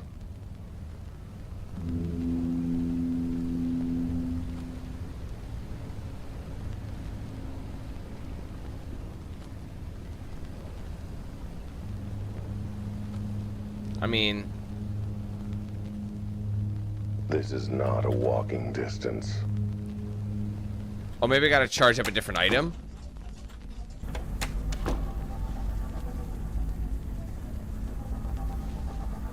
No.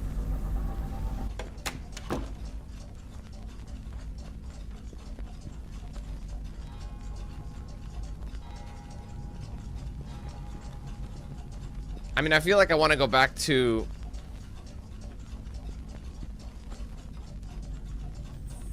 Can I go to one of these locations? Oh, I just had to spawn there, I see. Back again? Sai, could we just hurry this up? I got a gig tonight. Okay, ask me your questions, Cat. Show the collar. All right, friends, I want you to take a look at this thing in my pocket. Is this a come on? No, we've done this. A compromised vital piece of evidence. Yeah, actually, now that I take a look at it, I think this is what the animal I saw took from the body. They were peeling it off its neck, I think. Excellent. Does it bring it all flooding back? Do you remember anything about the thief? How they got this off the body? What they did immediately after? Did they give a full confession? Tell me every detail I remember from this.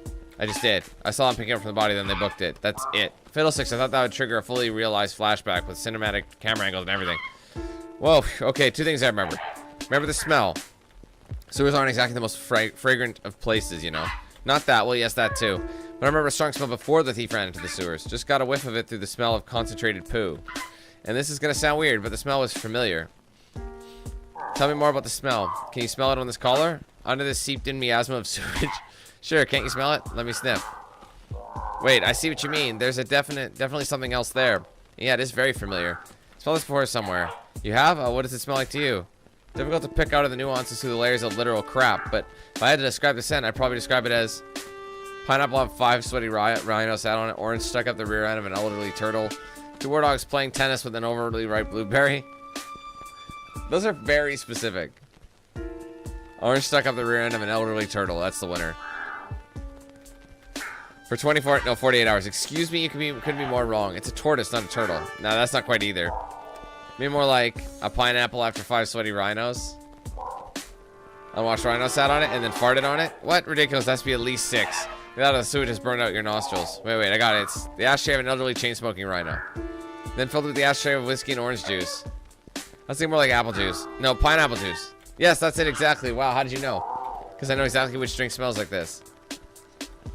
When the thief took this collar, did you smell this? Sure did. Guess I forgot the subsequent blast of sewer smell that came when they opened the lid. Try to remember, did the smell come from the collar or from the thief? What do you think? I went up to them, I shoved my beak in close and inhaled. Though I did get a pretty strong whiff as the thief passed me by. Chances saw the smell of the collar came from the thief, meaning either that they spilled the drink on themselves or they have that drink a lot. Suppose they must have reeked it transferred to the collar. What did they spill the drink on themselves? Either that or it happens to be their favorite drink. You said you recognized the smell. So you're familiar with the drink that comes from. Is that what it is? I was straining my brain to think where I smelled it before.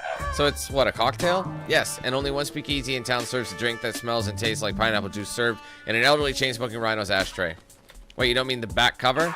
The super secret speakeasy that no one's supposed to know about? So you know about it. Of course, I go every week. Everybody who's anybody knows about it. It's just that everyone who's nobody isn't supposed to know. Wait, then how did you know about it? Never mind that now. The point being that smell proves a connection to the back cover and their house special. Seems a tragic lack of taste. Couldn't it be something classy like an old-fashioned? Or at least make it the ashtray of an elderly chain-smoking yak? I have to go. Where are you off to in such a hurry? I need to visit a certain bookstore downtown. Or rather, the super secret speakeasy in the back that no one's supposed to know about. I still can't believe you actually know about that place. Would they even let you in? Oh, I'm sure they will. It's already been a week since the incident after all. They're probably over it by now, I hope. Whatever. I've got somewhere important to be. So if we're done with the questions, thanks, Francis. Dance on, you crazy diamond. Oh yeah, that's kind of why I needed to get going. So if you could get a move on, bye. New location revealed, the bookstore. Now here's my thing. Do I want to go to Mrs. G's to ask? Maybe I'll just do that quickly. I don't know if we have enough yet for this to get any more questions from him, but we'll see. Okay, no, this is for later. I thought so. Figured I'd just check. Anyway. All right, and by right back. All right, bookstore. I mean, I'm headed to the front cover. A little independent bookstore with one heck of a secret in the back. Hi, kitty. See, Is this freaking you out? It's a joke. The super secret speakeasy is called the back cover. It's hidden in the back of the store, and look, it was funnier in my head, all right? Wait, this is my head. Anyway, there's only one drink in this town that smells like the ashtray of an elderly chain-smoking rhino filled with whiskey and orange juice. Only one drink, served by only this one speakeasy. And as far as I know, only ordered by one particular regular. I always liked this bookstore.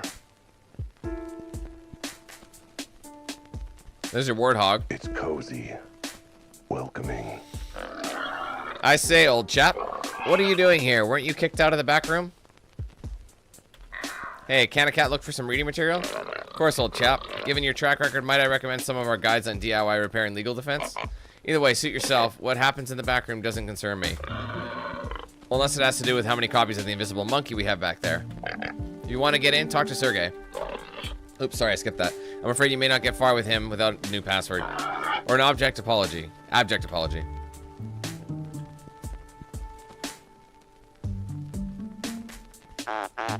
It's a duck. Animal Farm is so disappointing. Who wants to read a treatise? Wait, what? Who wants to read a treatise on proper techniques from running a farm?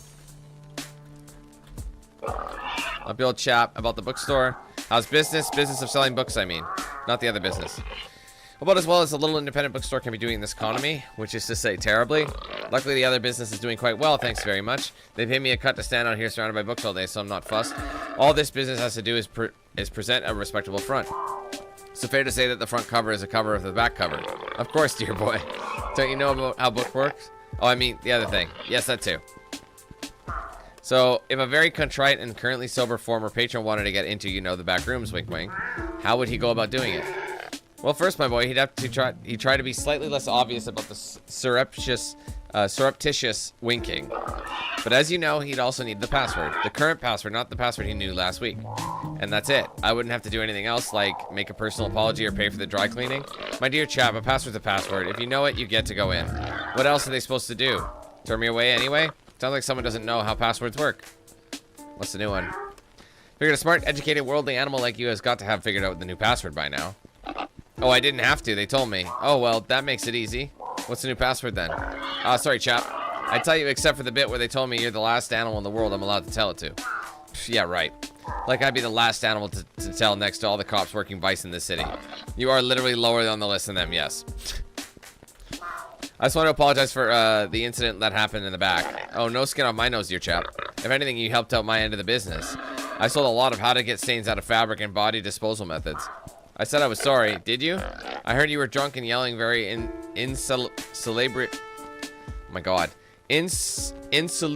things. Thank you. About a customer's mother. Hey, the old dame deserved it. She can throw a mean right hook. So, Sergey, he's the new bouncer? I mean, the totally legitimate shelf-stalker, right? That's right. I wouldn't try my luck with him, though. I saw what happened to the last person who tried to get in without a password. What happened to them? They were firmly turned away from the door. How ghastly. If only they'd grease their paws a little. How would greasy paws help? Do you have to wrestle them or something? Oh, no, I mean, well, you didn't hear this from me, but the fine folk in the back are paying poor, petrifying Sergey in pennies from a seat cushion. They changed Sergey's spelling. And not a nice seat cushion either, but he never complains. He has been known to get conveniently distracted when someone gives him money, food, clothing. Pretty much anything, really. What the heck? Might as well do some shopping while I'm here. Any good books you think I'd like? You can read? Hey, I read a lot. Reading parking tickets counts, right? Old chap, given your limited taste, perhaps something classic will expand your palate. Mayhaps of mice and more mice. Oh, is that a cookbook? My dear chap, it's a tragic tale of the animal condition and how society crushes the dreams of the lower classes. Okay, but did they eat at the end? Just saying that the title alone is making my mouth water. I think I'll find my way around, thank you. Do that very much, cough. Oh, righty-o, chap. Ask me if you need anything. All right, let's go ahead and snoop around. Sergey, he's a bear. No, he's not. I mean, yes, he is. Cat. Apologize. Hey, look, I just want to say I'm sorry for what happened. That time and that I've learned my lesson. No more licking spilled bourbon off the floor. So are we good? Niet. Okay. Can I at least go in and express my apologies directly to the bartender? Niet. Then how am I supposed to say sorry and have everything forgiven? You don't. Try some old bear. So I've been working here long? That's a cool bookstore. I've known the owner a while. My name is... I know who you are, Cat. You're not getting in while Sergey stand watch. Not without password. What about with password? Then you are getting in while Sergey stand watch. So I can give you very intimidating and judgmental glare as you pass. Okay. Try the old one. Looking for a book. Do you have Tequila Mockingbird in the back? Nice try, Cat. Password has changed. Your password's no good anymore. Changed it already? This password should be good for at least another 2 weeks. They only cycle it once a month. That was before silly Cat made mess of bar and stage and ceiling. Ceiling? I don't remember that. And that is why you never get new password and you never go back to room again. Run along, silly cat. Well, let's forget all the password nonsense. Any chance I could, you know, give you something as thanks? Nudge, nudge, wink, wink. Circuit will accept money. Haha, oh, you and me both, buddy. But I'm afraid I got a temporary case of brokenness. Circuit will accept the item in trade that can be sold for money. Like what? Kidney would be acceptable. Whoa, let's not get too hasty. Let's see what I have to trade. How about this nice shiny new collar for your collection? A collar, not just any collar. A stylish designer collar made from authentic material. And as you can probably smell, it carries its own unique fragrance. Truly a singular collector's item. Okay, I'll assume that fact that you're shoving it in your pocket like it's a discarded candy wrapper means that you accept my gift. So I can just go in now?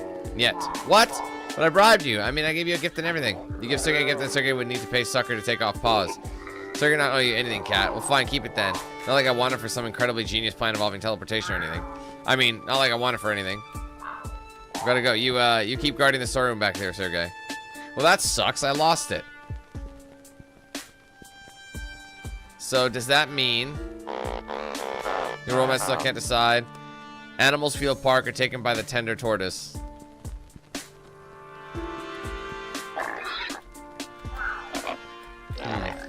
Okay, so I gotta learn the password, but I don't really know. I wonder if I can go somewhere else. Who would have an item of value? Maybe the market.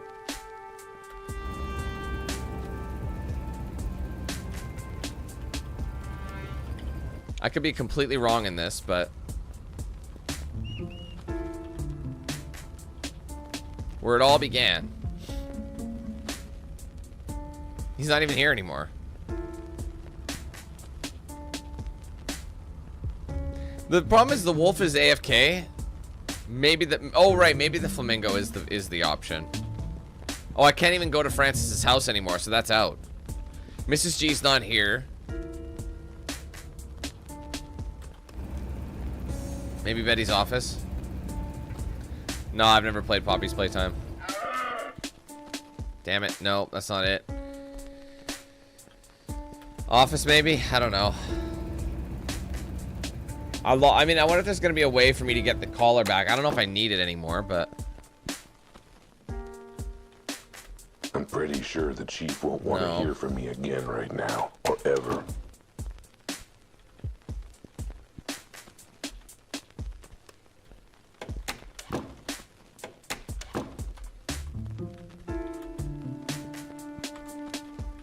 Apparently I can't get to the dance studio. Clock shop, maybe? That's true. I mean, that makes sense, but unfortunately... Shit. Oh, but now, wait a minute. Now maybe we could travel again to the bar. Now that we've given... So that was how we got in. That's exactly what it is, my dudes. We're using the exact same method to get in the back. So he took it. And now we fast traveling. Time to see where the bouncer put my collar. Totally forgot about this. Safe as befits a valuable bribe. You'd think I'd figure out that the collar's a teleportation device. Either I end up in the bar itself, or somewhere where I can listen for the passwords. Either way, I'm gonna be sitting pretty.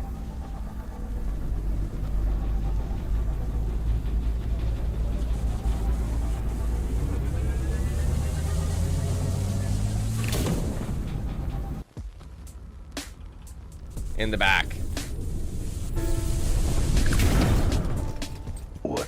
What am I doing out here in the garbage? I was supposed to teleport to where the collar was.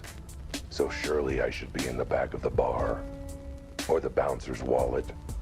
A safe vault. Heck, maybe a nice little shadow box frame on the wall for displaying it. Wait. Did that guy throw away the perfectly nice collar I flagrantly bribed him with? I mean, if we were in his pocket, we'd explode, right? So it's a good thing he did throw it away. Just another sign of how rotten this city is. A place where flagrant bribes aren't treated with the respect they deserve. Speaking of which, I guess I should pick my flagrant bribe up, huh?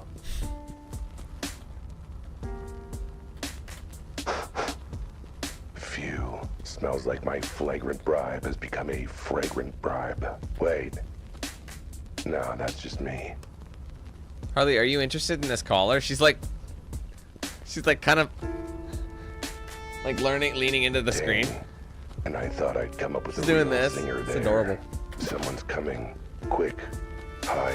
What do you think of this weird looking cat, kitty? Oh, it's the ducks. Sorry about this, sweetie. I was worried about you. What happened? And how did you get so drunk? You watched The Funniest? Sorry. I was looking for that book I told you about. I asked the nice bear if they had a copy of A Mindrel for All Seasons in the back. That's the password. He said they did, but when he let me back there to check, they didn't have it. Know what they had? Lost of booze. Why did you drink it? Didn't want to be rude. Never mind. Let's get you home. It. A mandrel for all seasons. The key I need to get where I'm going. All thanks to my feline sense of stealth. Oh, by the way, sweetie. Who was that weird cat standing in the alley watching us? Oh, him? Probably just the garbage collector. Stealthy. Like the night. Alright, the password. Learn the back cover password. Achievement. Alright, we're back in the bookstore. The back door of the bookstore. Smells like you bathed in sewage and rolled in garbage. You're not entirely wrong. I'm good, thanks. Alright. Let's go give him the password. Let's get into the speakeasy. Password is a mandrel for all seasons. Alright, if cat have password, cat can go in. Sergey orders clear. Only let in animals with password. Cat has password. Stop bother Sergey. Don't ask questions.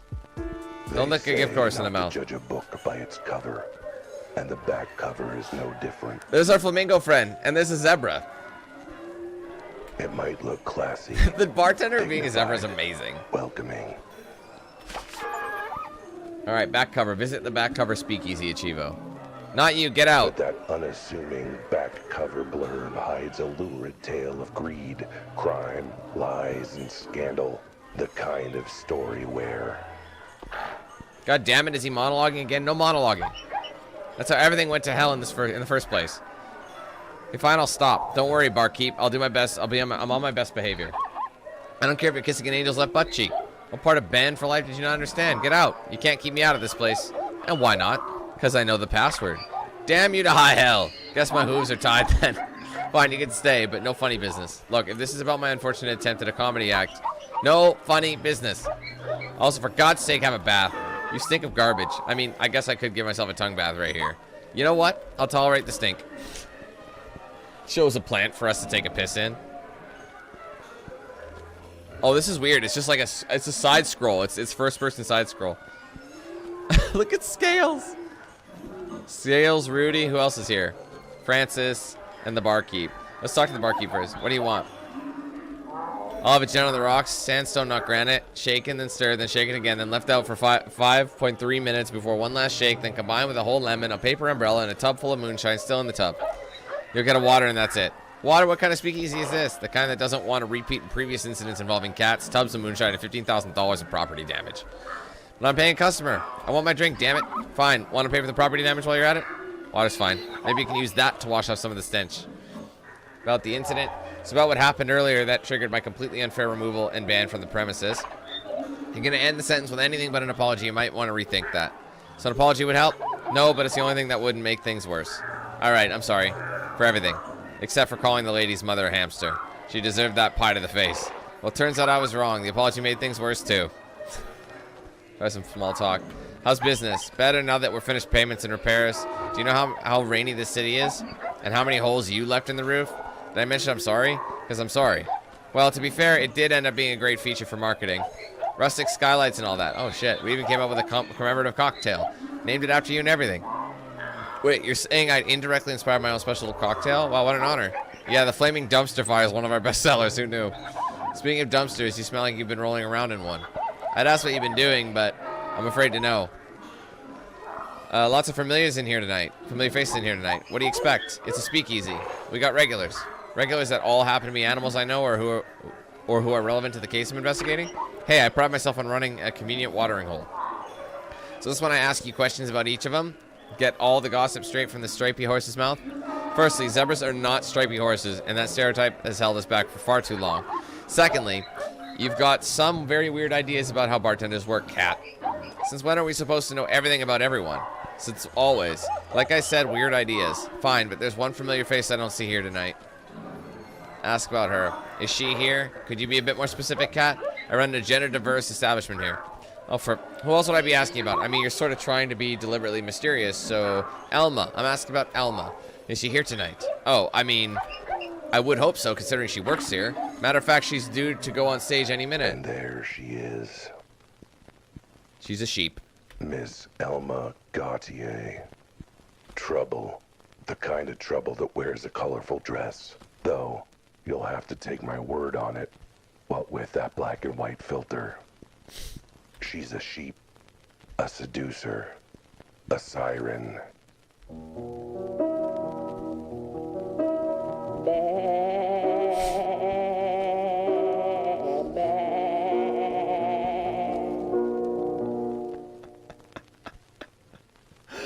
I gotta do the next line.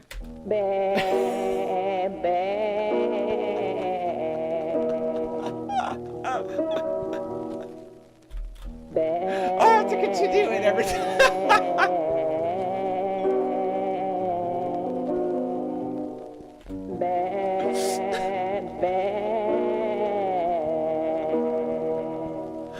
Not a good siren, mind you. I don't judge.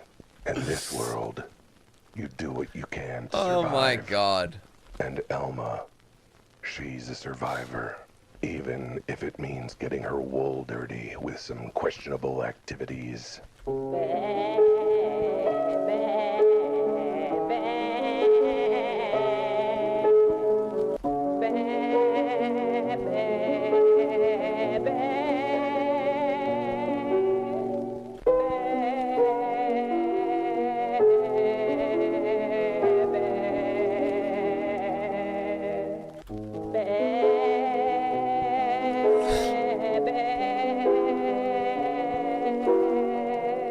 Speaking of questionable activities, I hope this song finishes soon.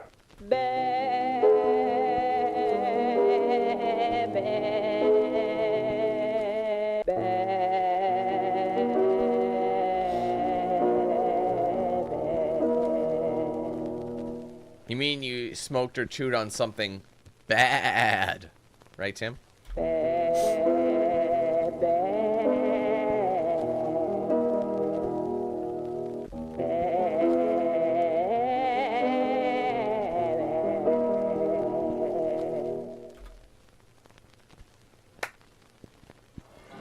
A single clap, not even like a slow clap, just that's it. That's all you get. You want a tip? You know where to find me at the bar.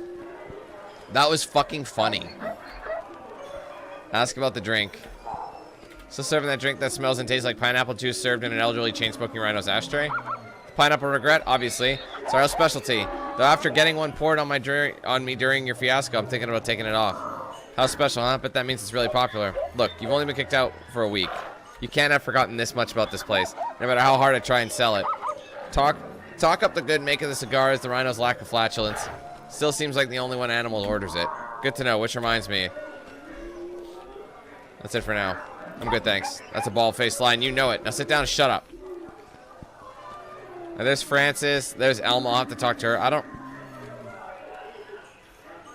I mean, I gotta talk to all of them. Who should I start with? I mean, these are all the leaders, no? Maybe more or less. Maybe I'll go left to right. But before I do that, I'm just going to grab my lunch. I'll be back. You guys can take a look at Scales as he, stares you down. Be right back.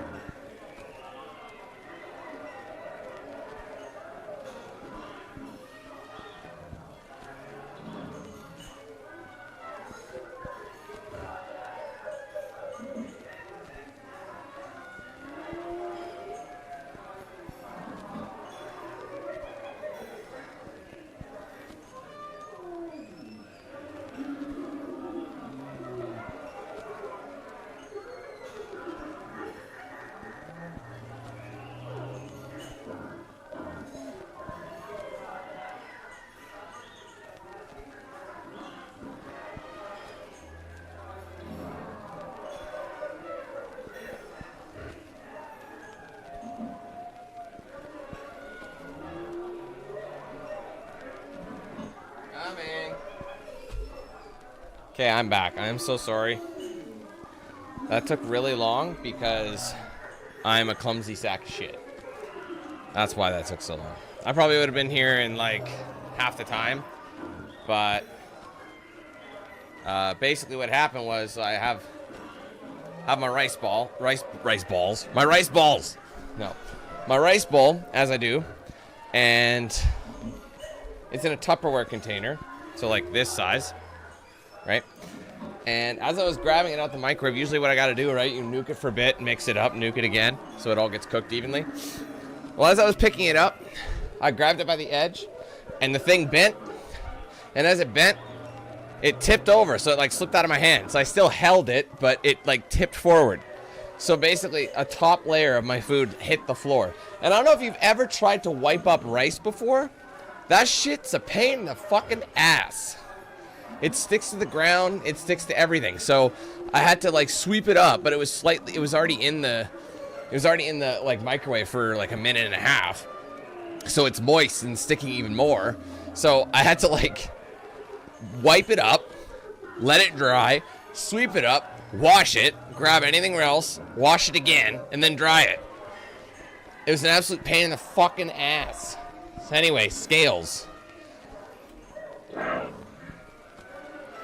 There you go. If it ain't the cat who came sniffing around our base. Gave me one heck of a shiner, you know. So it was the same guy I kicked the shit out of. You look good. I can't even see the black eye. That's because of my scaly complexion. Anyway, you're either real brave or real stupid. I'd say brave, but apparently I'm outvoted unanimously by everyone else. Well, either way, you got some guts. No hard feelings, yeah? I don't know, the bump in my head you gave me was pretty hard. Hey, that was business. I'm here on pleasure, so I got no beef with you. Mostly because neither of us are cows. You let me drink. You let me drink till I got a headache on my own, and we got no problems, Dick. Where's your boss? Gotta talk to your boss, man. Leave him alone again. We're gonna find him. You can't. He's dead? Because I knew I should have left him trapped, not upside down glass, with ain't no air or food. Now, one of our boys found him and let him loose after he left. He's fine, just very pissed at you. Uh-oh, so what you're going to do, beat me up again? Rip the collar I stole from my paws. Send me to the bottom of the river so I get all my fur wet. Me? I'm not doing any of that. Like I said, I'm here to relax. I'm off the clock. I'm not doing any crocodile. I'm not doing no crocodile tears while I got a drink in my claw. Also means I ain't playing secretary to your meetings with our boss, and I ain't telling you where our new HQ is. You ain't going there, and you ain't seeing the mantis again. But trust me, given how peeved the boss is, you don't want to see him again. Like, I'm even worried.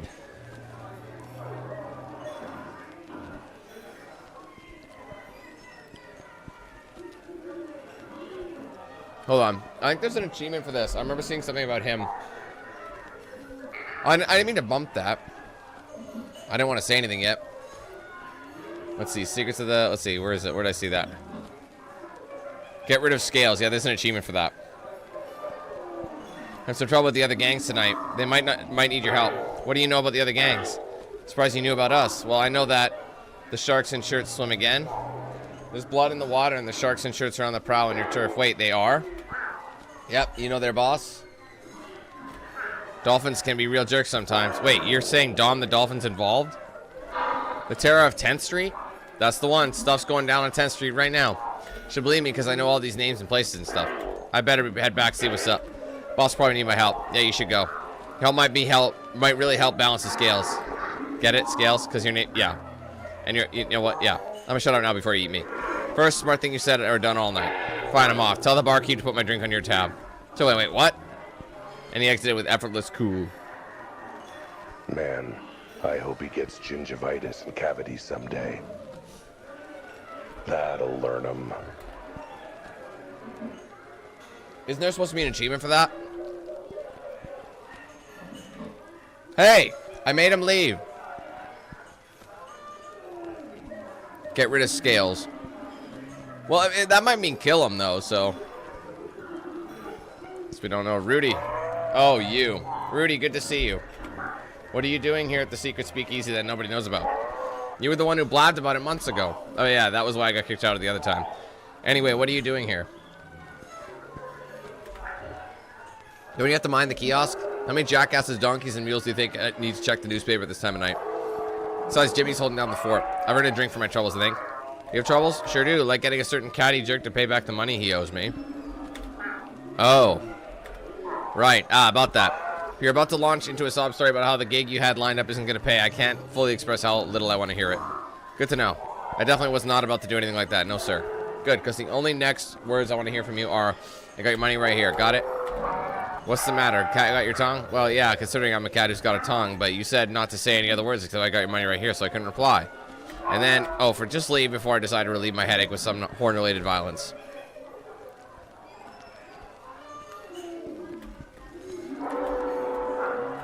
Alright. I'll talk to Francis first. So you did make it to the super secret speakeasy. No one's supposed to know about. I'm honestly surprised. Well, you know, I'm a detective. I know all sorts of things nobody's supposed to know about. What, to make up for not knowing all the things everyone's supposed to know about? More or less, speaking of which, if you're regular, how did you not put two and two together and realize it was you who smelled it? Who you smelled at the scene of the crime? Do I look like the kind of bird who goes up to everyone in a bar and sniffs them deeply? I have more important things to do with my time. Actually, hey, yeah, didn't you chase me out of your apartment saying it's somewhere important to be? This is where it was. And now you're here. Sweetie, after the week I've had, this is somewhere important to be. Besides, all your questions about drinks and things here got me thirsty. Glad to know the mysterious death of a fellow feline has provided an excuse. Sorry, inspiration to come here and get drunk. Kind of reason to be a little death and detective work ruin... Wait. The reason to let a little death and detective work ruin a perfectly good evening. Alright. Elma Gautier, good to see you. And hear you again. Very well, look who the cat dragged in. Not even certain how that would work. Grab my own collar or... Oh wow, good thing some things never change. Except maybe your cologne. We've been rolling in trash, something like that. I can give myself a tongue bath right now if it's a problem. No, I like a cat that's not afraid to get dirty.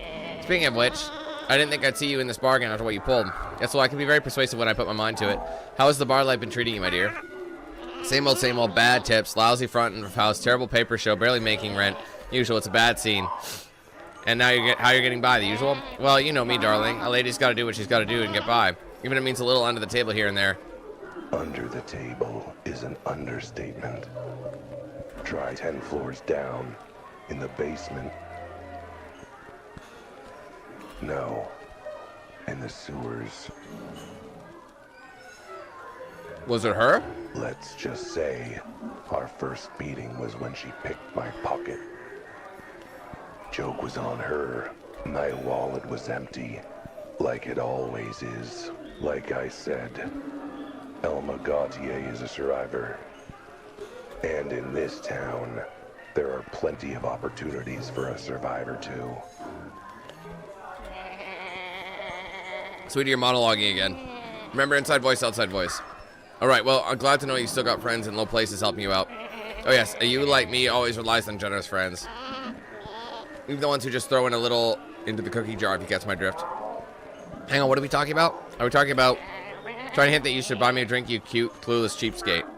Alright, that was all part of my plan, I mean, yes, sounds great. Can I have my friend, Tequila Mockingbird, Moscow Mule, Salty Dog?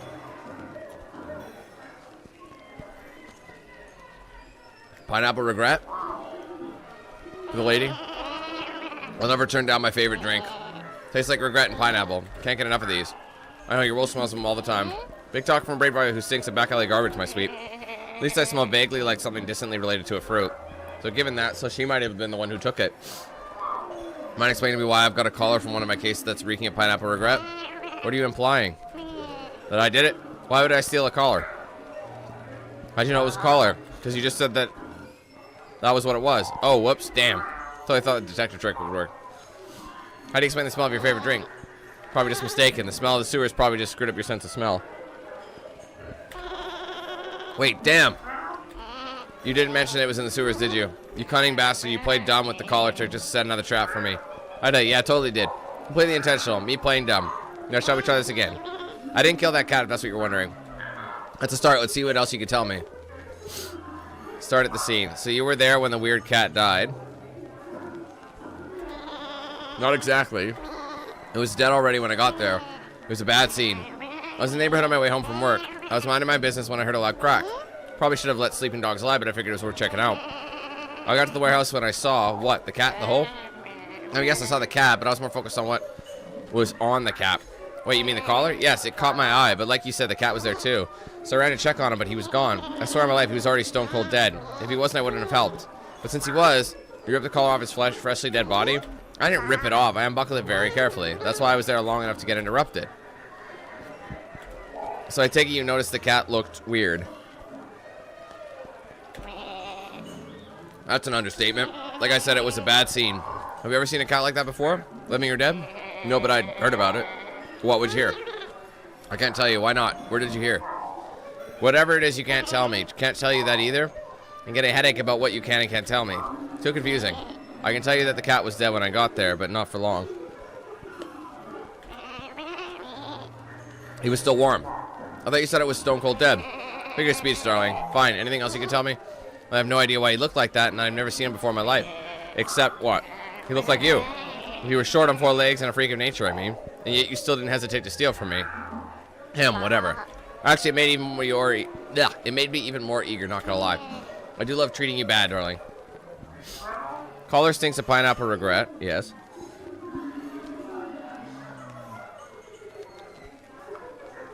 Alright. Which means you were carrying it around, I take it. I grabbed it off the body as soon as I realized the cat was dead. But why? It's not even your style. It's not for me, you ninny. It's for who? Look, that collar's more valuable than you realize. It's in high demand, shall we say. I know it looks like a silly little scrap of fabric, but actually I kind of get why folks might want one. You do? Well, you clearly know something I don't.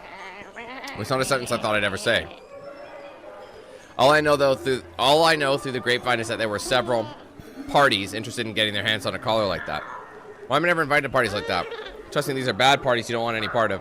What does it have to do with... Oh, you're talking about crime and stuff. Yes, please shout it aloud in the middle of a bar, which is also technically a crime, in earshot of a mook who's part of an organized crime racket. But yeah, it turns out some folks out there want that collar bad. Whoever's interested is willing to pay handsomely for it. And well, you know I like handsome things, sweetie. That's why I put up with your pretty empty head. So much narration that I have to do, so it's like... It's exhausting. What's up, Kristen? So you saw the body, the collar. What about the hole? There was a hole in the ceiling. I'm not sure what else you want me to say, sugar. You know, say anything about the hole? Like, I don't know, maybe signs of explosives or fire or something? More focus on the dead body. Bad scene, you know? But no, now that you mentioned it, I didn't see or smell anything like that. And I wouldn't have noticed smoke. It's hell to get out of wool, you know? Compared to pineapple regret. And ode to sewage. Fair point. But still, I don't think holes like that are caused by that kind of explosion. At least not this time. Holes like that? So then what happened? You said you were interrupted. By a very high-pitched shriek. Turns out some feathery flamingo stumbled on me in the body. I panicked and the bird brain was blocking the only door out, so I ran the only other way I could think of. Into the sewers. You were trying to meet up with anyone there? Say a certain green insect and his equally green goons? Me, Mandy the Madness, and Crocodile Tears, far from it. I was hoping to sneak off their turf without them knowing I was there. They found me after about 10 minutes. My horrified and disgusted shrieking gave me away. You shrieking? What was there to shriek about? Darling, do I look like the kind of you who enjoys bathing in sewage? I had to shampoo my wool for hours to get the stench out.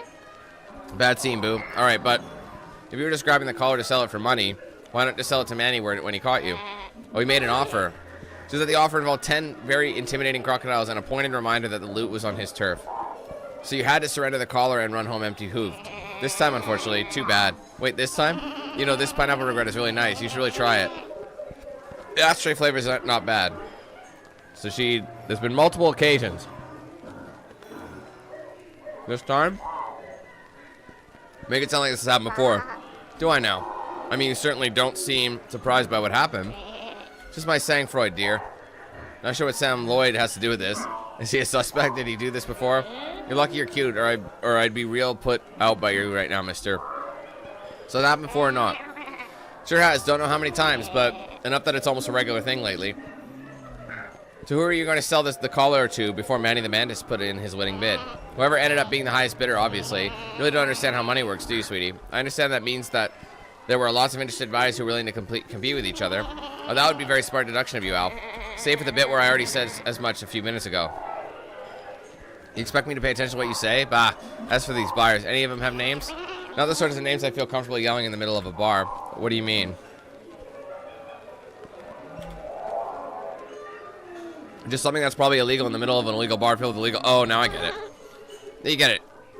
Liminal cray, underworld, unday of stay. Sorry, babe, I don't speak your fancy French. So if that's your plan for avoiding having the whole criminal underworld listening in, have to do something else.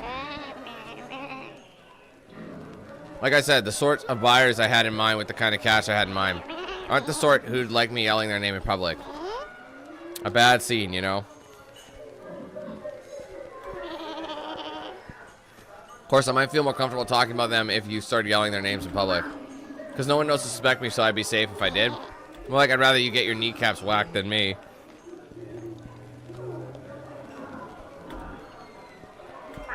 You say the cat was already dead, but how do I know you're telling the truth?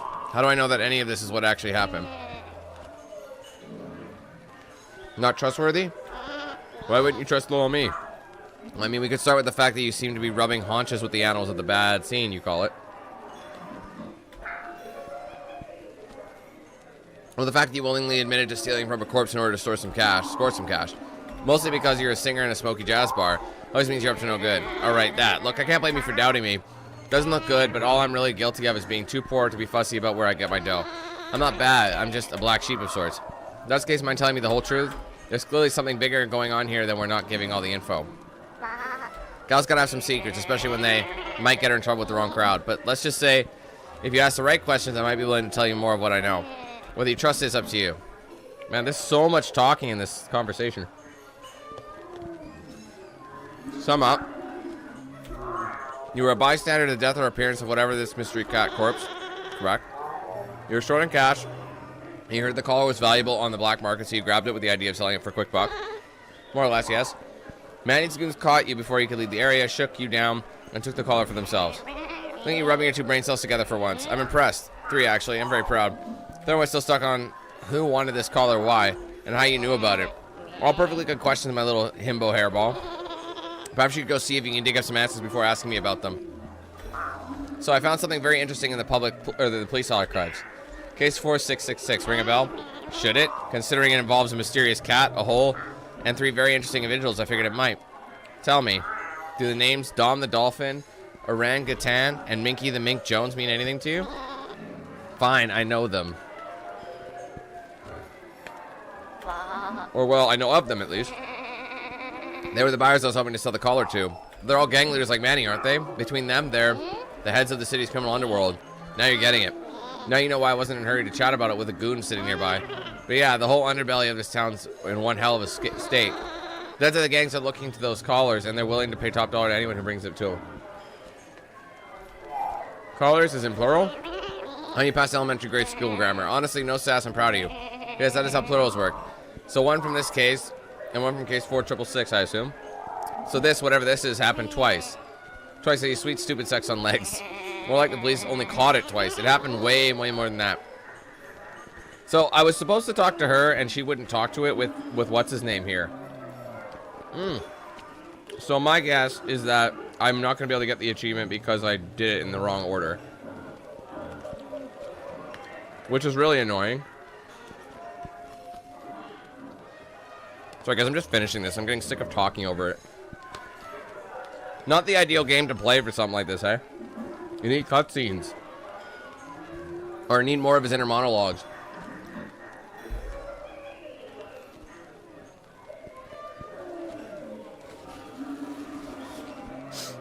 Alright, what actually happened? See, it happened more than once, but what is it? I don't really know the details, but from what I gathered, they all involve some sort of weird cat appearing from out of nowhere in random parts of the city. I didn't think I took too many cases like this before. Not you, more like the dead cat. Real small weird legs, although I don't know if all of them actually died. Alright, some of them were alive and just went missing afterwards. Bad scene, I say. All of them blew some kind of hole in the ceiling or building when they showed up. And most of them had some sort of collar on them as well. Those collars are what got everyone riled up. That's why the gangs are on the lookout for any random cats showing up. And why there's big bucks to make if you can bring them one. Hence why you went for it. I think I'm getting it for once. Whole 2 times the police did their job. Don't be too impressed. It was pure luck both times they stumbled on the cat before anyone else did. Well, both times there were some strings being pulled to bury the case, if you catch my drift. Catching anyone's drift is against my religion, thanks. Also, what strings did you have? What did strings have to do with anything? They're fun to bat around and play with, but payoff, sweetie. Gangs have their fingers, paws, hooves, and claws in the police pie. Clearly one of them made your case go away, so no one poked too deeply. Poking too deeply is my specialty. It's what stopped me from becoming a dentist or a proctologist. Thanks for the bad image. Sorry, guys. Gang involvements. So what have the gangs been doing exactly? Besides paying off the cops, you mean? Well, they've all been keeping ears to the ground, listening for any word of one of these weird cats showing up. They're not ones behind bringing the cats in first place. I don't know, but they do seem to have a good sense of when to be on alert, just not where. Either way, when they get wind of another, whoever runs that territory swoops in and clears everything up before the cops or anyone else notice. Unless, say, a plucky gal sneaks in to grab the goods before them. And how'd that go for you? Pretty bad, but you can't blame a girl for trying. The gangs might have an understanding about respecting turf, but that won't stop them from trying to get a leg up on each other. Or several legs, really. So when they clear everything out, does that mean the cat too? Are they putting the poor kitties in concrete muffin makers? No idea. They take the cat with them either way. No one's actually seen any of the cats since then. So yeah, bad scene, even for me. But I get the feeling that that's just tying up loose ends. It's not the cat they're interested in. It's those weird collars of theirs. They're fighting tooth and nail over them. It makes me think there might be a separate buyer that they're all competing for. What I don't understand is what's so special about those collars. I can't imagine why so many are trying to get their hands on them. For once, something I know that you don't. So how long has this been going on for with the cats and collars and stuff? Oh, months, darling.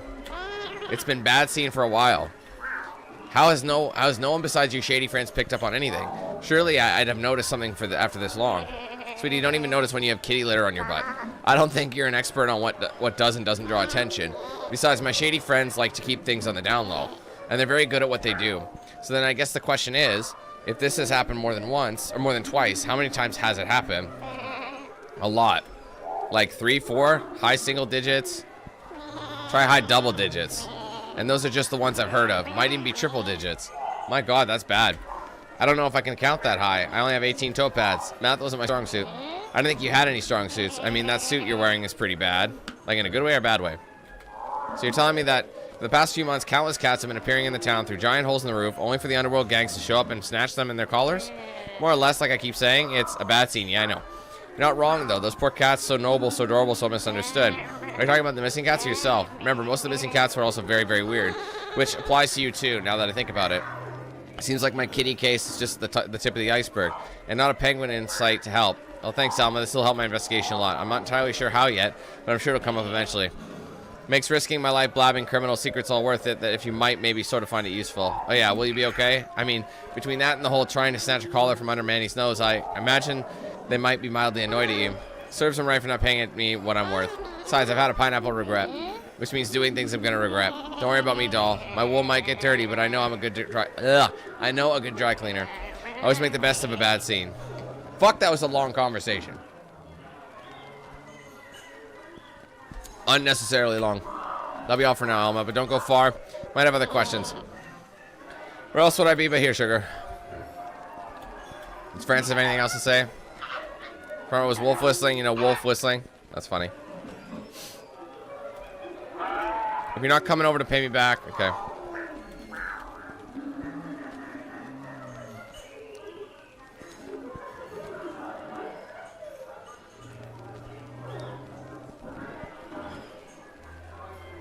I'm choked. I think I missed the Achievo. Unless it's...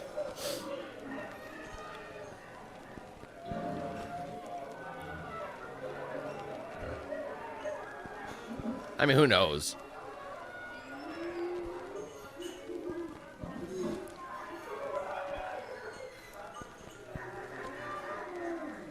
Shit. Hold on.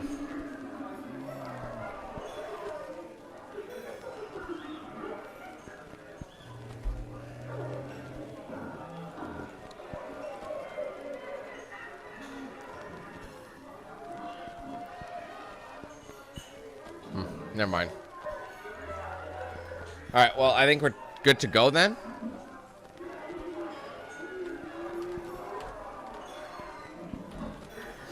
I mean, maybe I could talk to the bartender again. Can I borrow your phone? Need to make a phone call. First one thing you've done? No, just get a lift.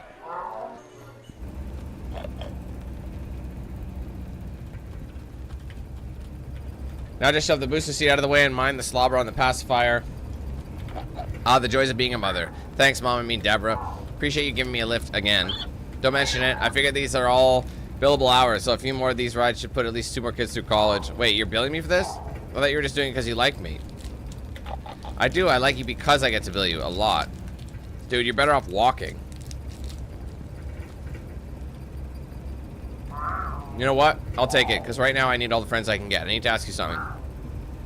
Something very important. Anytime. Do you mind if I give myself a tongue bath back here? I'm in desperate need of one. Oh, Seb, yes you are. Go right ahead. The backseat's already covered in drool from the kids anyway. Fantastic. Now to see if I've got enough room to start licking my own crotch.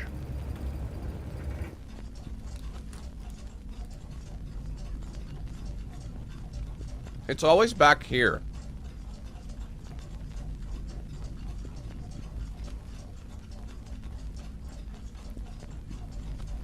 Maybe go to Miss G's place?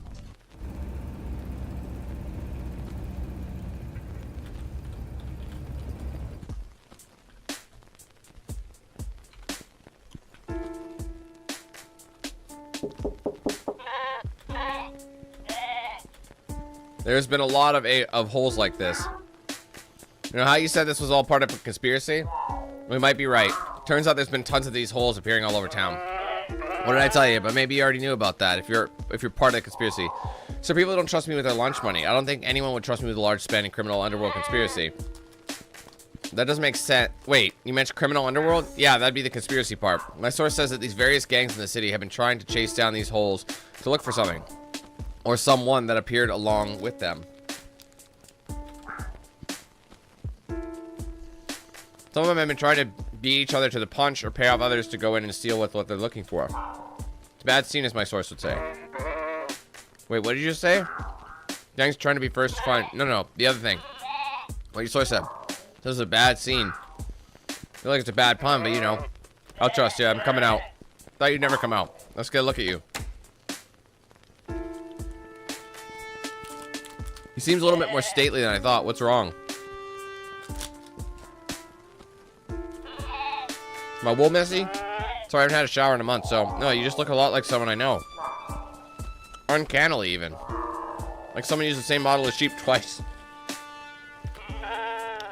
Oh, I'm sure that's just coincidence. There's no other reason this someone would reuse the same model after all.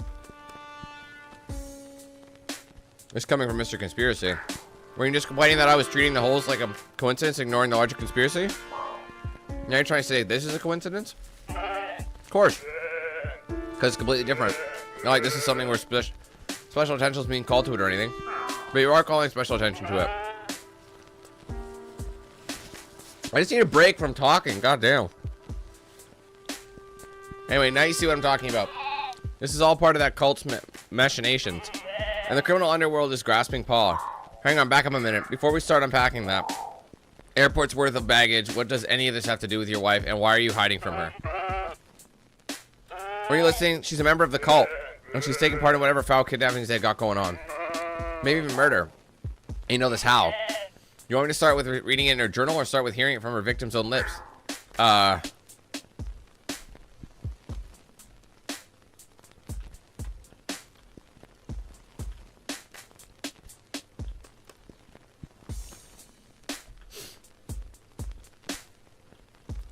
guess I have to talk to him again?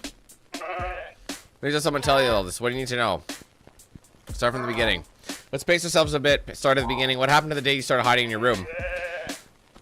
Well, it all started when Wilma headed off for her ballet recital. I'd rather be shaved by a blind yak than watch that stuff, so I decided to go out on the town.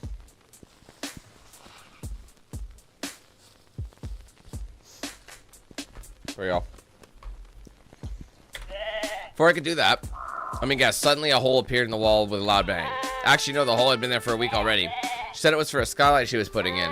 I was drinking some water and accidentally spilled some. Normally I'd just wait for her to go home and clean it up, but after I kept slipping on the puddle when I got ready, I finally decided to mop it up myself. That took me an hour to find the closet with the cleaning supplies, because, you know, not like I ever used them. When I opened it, shit, I mean, skip that. Cleaning supplies. Yes, I also saw him, her victim. What victim? What makes you say victim? What else do you call something or someone that's been kidnapped, tied up, and stuck in a closet? Wait, back up. You're saying you found someone tied up in one of your closets? Yeah, that's what I just said. Pay attention. Not just someone, a strange, freakish creature like nothing I'd ever seen before. Hey, I represent that remark. Huh? I mean, it was a weird... It was a weird, small, four-legged cat, right? But no, nothing like that. What part I've never seen before didn't make sense to you? God, I'm amazed my wife hired you. Okay, so what was it if I'm not a cat? It was pink, I guess. No fur at all except on his head and chin. Stood on two legs, but a lot taller than me. Had the weirdest face I've ever seen. Wait, didn't we mention someone who had pink? And I can't remember what I had said earlier, but it's something to do with pink. Something was pink. Oh. Yes, I'm the toilet holder no longer. So you found a creature tied up in your broom closet. How do you know your wife was the one who tied them up? Because he told me when he took the gag off. Wait, he was gagged and he could speak? It's usually when you gag someone, yes. He begged me to help him, said he'd been trapped in there for at least a few days. Let me guess, around the time the hole appeared. Did he say how he got there? Well, yes and no. He said he appeared in the apartment somehow. Which didn't make any sense, and when I asked him to explain, his explanation made less sense. When I asked how he got in the closet, it was very clear that it was my wife. My perfidious partner, my suspicious squeeze, my Mr. G focus. How did she manage to overpower him? He said that when he first appeared, my wife was there in the apartment. Apparently, she reassured him, explained some things, made him some tea to calm him down. The tea tasted strange. He fell asleep, only to wake up in the closet gagged and bound. I knew her tea was bad, but I had no idea it was that bad.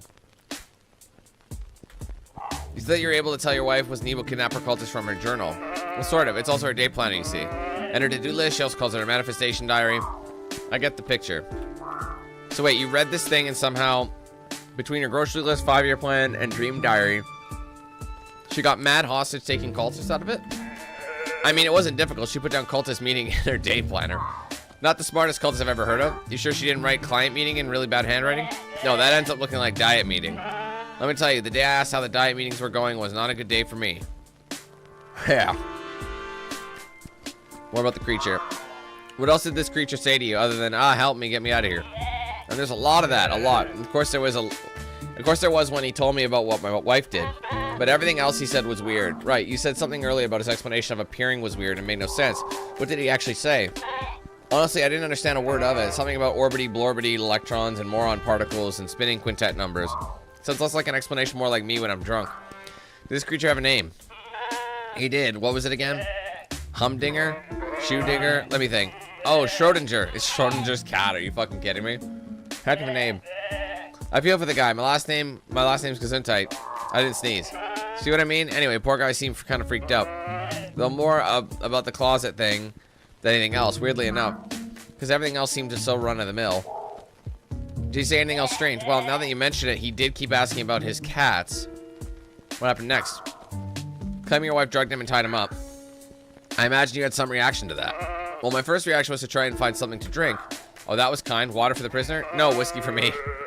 Then while I was chugging, he started begging me to keep something safe for him. Make sure my wife didn't get it. Between that, how big he was, and how weak he was after being trapped in there, I figured I needed help, so I went to my neighbor to ask for help. And did they? Well, see, that's the thing. When we got back, the poor thing was gone. Just vanished out of the closet entirely. No trace of him. Could he just have escaped after you untied him and left in the apartment by himself? You did untie him, right? I knew I forgot something. So he was still tied up, and then someone must have moved him. Either your wife or someone else. Either way, my wife had something to do with it. After we found the closet empty, I read her journal, and well, yeah, that was when I locked myself in. So you didn't suspect your wife of being a cultist or kidnapped before any of this? Nope, only suspected her of having bad taste in entertainment. I mean, ballet, really? All flippy jumping and pointy hooves? So you're saying that, oh, the giant hole that appeared in your living room didn't maybe clue you in that something was up? I figured she was just on one of her redecorating kicks again. Trust me, busting a giant hole in the wall is not the weirdest thing she's ever done. She didn't suspect her, but wouldn't she suspect you being onto her? I mean, she was holding this guy hostage. Surely it would have occurred to her that for a reason you freaked out and hid from her is because you found him. I don't think you realize how rarely I do any cleaning. I think that was the first time I'd ever even opened the broom cupboard. She probably figured her secret was safe in there forever, which is really funny. Hopefully this has inspired you to do more cleaning around the house. You know, I'll just live in filth, thanks. That thing to keep safe. Creature mentioned keeping something safe from your wife? Yes, he seemed really agitated about it, so I took it with me when I went to go find help. And where is it now? I left it with E, my neighbor. I trust them and they seem like they knew how to keep it safe. Who would this neighbor be and where can I find them? I said I trust them. Doesn't mean I trust you. Wait, wasn't the whole song and dance about getting you out of the bedroom about whether you could trust me? And anyway, I'm sure it's still safe and sound with them. Haven't talked to them since I started hiding, mind you, but they're good about this sort of thing. Still don't know what the big song and dance is about, though. You'd think that guy would have more things to worry about than some old caller. Wait, caller? Creature had a collar on him. Sure did. Talked about it all the time, but couldn't make head or tail of what he was saying. Mentioned something about looking for some other callers, too. Let me read the journal. Can I take a look at your wife's journal? I'd like to see what was so suspicious in there. Plus, there might be a hint as to where she took this guy. Over there, steal your mind for the horrors and evil within. You haven't seen my journal. Trust me, my mind... I think you mean trust me. My mind is very steeled. Alright. I need to check something. Okay, so where was the journal at?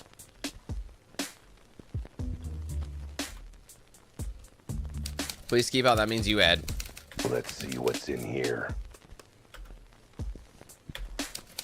Today's schedule. Get up, make breakfast, clean Ed's mess, finish cleaning Ed's mess in time for lunch, grocery shopping, for her appointment. Gotta say, this isn't sounding particularly incriminating about her being a cultist. Pick up dry cleaning, pick up Jay for cult meeting. There you go. Cult meeting, make dinner. See, nothing at all out of the ordinary. Oh, right. Eggs, bread, milk, grass for Ed. Ethically sourced meat for me, unethically sourced meat as a treat. Tea, sugar, sleeping powder, odorless, tasteless. Rope, blindfold, gag, keep for later, fun with Ed. Cleaning detergent, incense, knife, new cloak, black. Sandwiches for tomorrow's cult meeting. Reminder, Jay dislikes mustard and M hates mayo. Cupcakes for tomorrow's cult meeting. This is some dark, evil stuff. I mean, she went and got store-bought cupcakes for her secret cult meeting instead of home-baked. Because she said she liked to bake, too. Didn't she? That woman's a monster. Personal goals manifestations. Wow. She even used glitter pens on that last word. Finding happiness in my comfortable home. Tell her to clean his home's mess for once. Earn enough money to afford ballet lessons. Twist the laws of reality and morality to serve the members of our cult of greatness and to enrich us with the wealth and power beyond our wildest dreams. Spend more time in the great outdoors. Take up knitting. Exciting day today. I was cleaning up yet another one of Ed's messes when, wouldn't you know it, some strange guy suddenly appeared out of the hole in my living room. I know, I can't believe it either. Aren't I the luckiest? He said he was looking for some cats and their collars. Apparently they have some sort of power. Naturally, I did what any smart lady does in such a situation. Drugged him, tied him up, and stuck him in my closet. I'm a genius. After all, he might be exactly what our cozy little cult has been waiting for all these years. The ticket to everything we've dreamed of. We'll tell the other members at the ritual tomorrow since I'm already bringing potato salad. May need to ask Jay to help me move him. Luckily, no one will ever find him. It'll be a cold day in hell when Ed actually opens the broom cupboard. Dear diary, what a day. I'm so excited. After longing for it so long, I finally got to see the latest production of Swan Lake. Hooray. It's absolutely indescribable, just like the other 20 versions I saw. I've already bought tickets to the next one. I've heard it might involve a goat. I also took advantage of dear Ed being out of the house with his friends and finally got my house guest moved to the cult HQ. One less chore around the house. Everyone was really excited about our visitor and agreed we should keep him at the mansion. He was heavy to carry, though. Thank goodness Jay came along to help. We got to him. Where's Mr. Gesundheit when you need him? Ugh. Excuse me. The cult meeting and quite the lively interrogation. It was quite late when I got home, and dear sweet Ed must have already gone to bed, innocent as a lamb. But the silly sheep left the door locked. Oh dear. This one's dated for today. She must have written it before I showed up. Things I'm worried about. World hunger, poverty, price of eggs, whether the other cult members will like the pie I baked for tonight's meeting, where the last two callers have gotten to. We have 3 of the 5, but the first one is still missing, and M ended up losing the 5th. How are we supposed to achieve our goals without them? My poor sweet Ed. I wish I had the foggiest idea what's bothering him. I can't think of a single thing that could explain why he's suddenly so scared and defensive of me. That's really funny.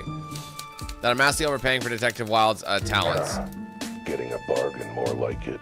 But wait, M lost the 5th? Could that be Mantis? Yeah, that was ours. That's what we have in our possession. Do I have the 5th caller? Most likely. That's everything. Call me a crazy cat, but I'm beginning to think this lady might be a cultist. But hang on. Today's schedule, tomorrow's meeting. All of these entries are dated, meaning I can tell when these cult meetings are happening. Looks like they happen every week like clockwork. Using my deductive skills, I can work out the next one will be, or I could have guessed that from the entry from today that mentioned tonight's meeting. Sure, I guess. Secrets of the diary. I mean, the achievements are still unlocking, so maybe the achievement that I thought I missed. Get rid of scales.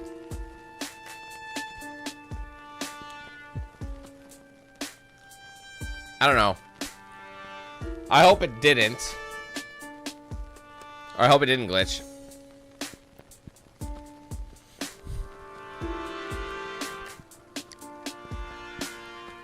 Okay, anyway, it doesn't matter.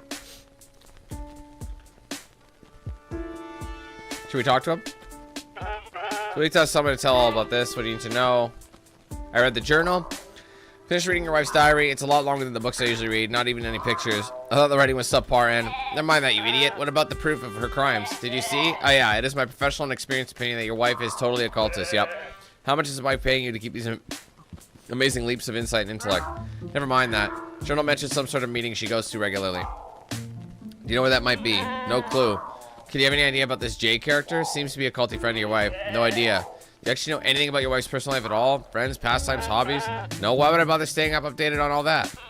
She's just my wife after all. I'm beginning to think the two of you might just deserve each other.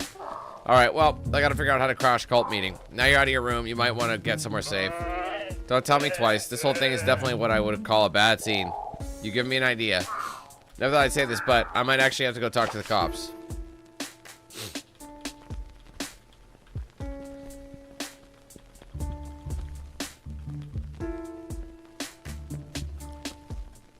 Hold on.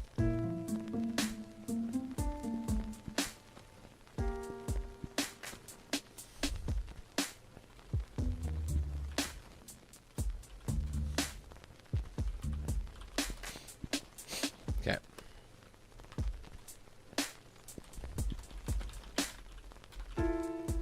Okay. So what did I wait? Oh, cop shop, right? Bay's office.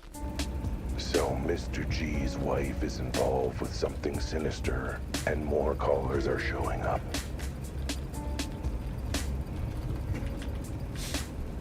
But that's not what's got me thinking. What's up, Texas? Sorry, I missed that. Two things are bugging me. One, I have a big itch on my back that I just can't reach. And two, Mr. G's a sheep. Which would be fine if Elma wasn't a sheep as well. That's too many sheeps in one case just to be a coincidence. Something's not adding up. And since I suck at basic math, I'm gonna go talk to Betty. She at least could count above 10, I think.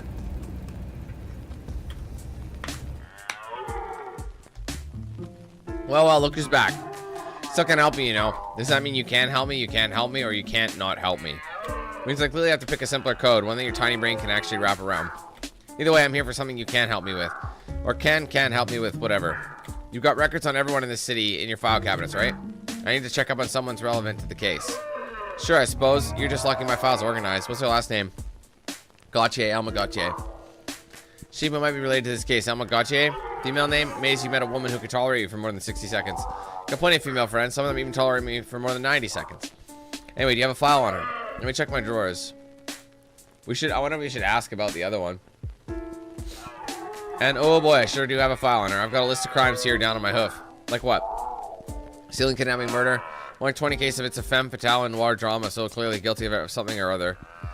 That and petty theft, fencing stolen goods, blackmail, solicitation, and taking candy from a baby. The witch! She's got a diverse portfolio of skills, that's all. She have any relatives? I don't suppose she has any relatives, does she? Say, I don't know, a brother? It says unknown as Gautier. What does that mean? It's Gautier. Compared to what? A Yorkshire Terrier named Steve? I mean, you're not totally wrong. Wait, I'm not? Man, Elma, sorry, Steve pulled the fast one on me. I didn't even notice the wagging tail. I mean, more that she's gone by another name before Gautier, according to this. Looks like the first thing we have on file for her is a petition for a legal name change. Gautier is what she changed it to. Why? Apparently the legal reason she wrote on her form was, my original family name is bad. How bad? Apparently her original family name was Gesundheit. Wait, Gesundheit? That's the same last name as the other sheep I've been talking to. They must be related or something. It's one of your all sheep look-alike things, I swear to salt licks. No, I think I'm onto something. Look up Gesundheit. I didn't sneeze. Yes, I know. That's just the last name. I've already done that gag to death. Look up the files for any male sheep with the name Gesundheit. Or I guess Gesundheit.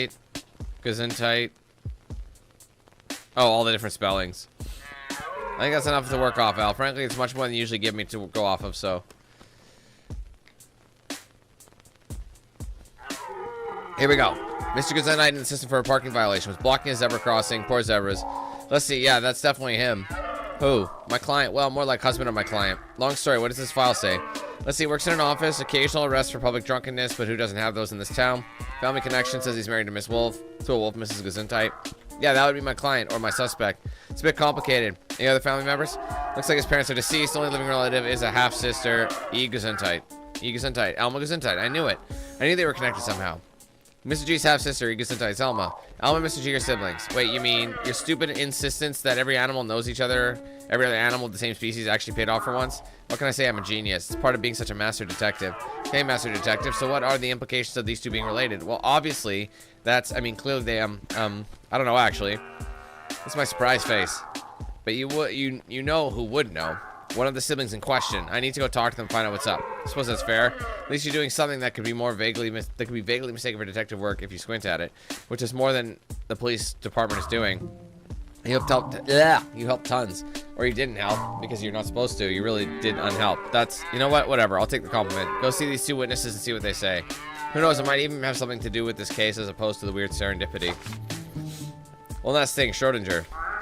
Hang on, before I got this, one more name that's popped up. Mind looking up Schrodinger in your files? Hang on, I think I know that name. Check our records. I was hoping we'd still be able to ask about this. Yeah, he's a physics professor at the local university, apparently. Talks a lot about things like, well, things my underpaid police hind doesn't understand. Entanglement, wave mechanics. Let me guess, he's been missing for the past, say, month or so? No, he's been out of town attending some sort of bigwig seminar about physics. A likely story, probably just a cover for him being missing while he was actually trapped in a wolf's closet with a gag in his mouth. Interesting theory, but considering the newspapers have had pictures of him for weeks with headlines like local university professor amazes international community with lecture, that'd be pretty hard to explain. Which, of course, you wouldn't have known if you ever read the newspaper. You would have known. Just a glance over to the classifieds in the comics. Those are the only important bits anyway. Still, that's strange. If Schrodinger has been out of town with an airtight alibi, who's the guy in the closet claiming to be Schrodinger? Beats me, maybe ask him? That's gotta be a bit of a toughie. Maybe our secret siblings might be able to shed more light on the situation. They're just immediately going. Are we back in the bar? Yeah, we're in the bar.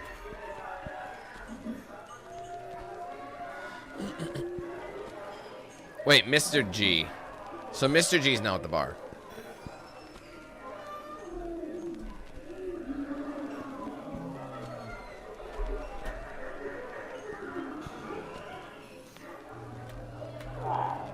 Mr. G.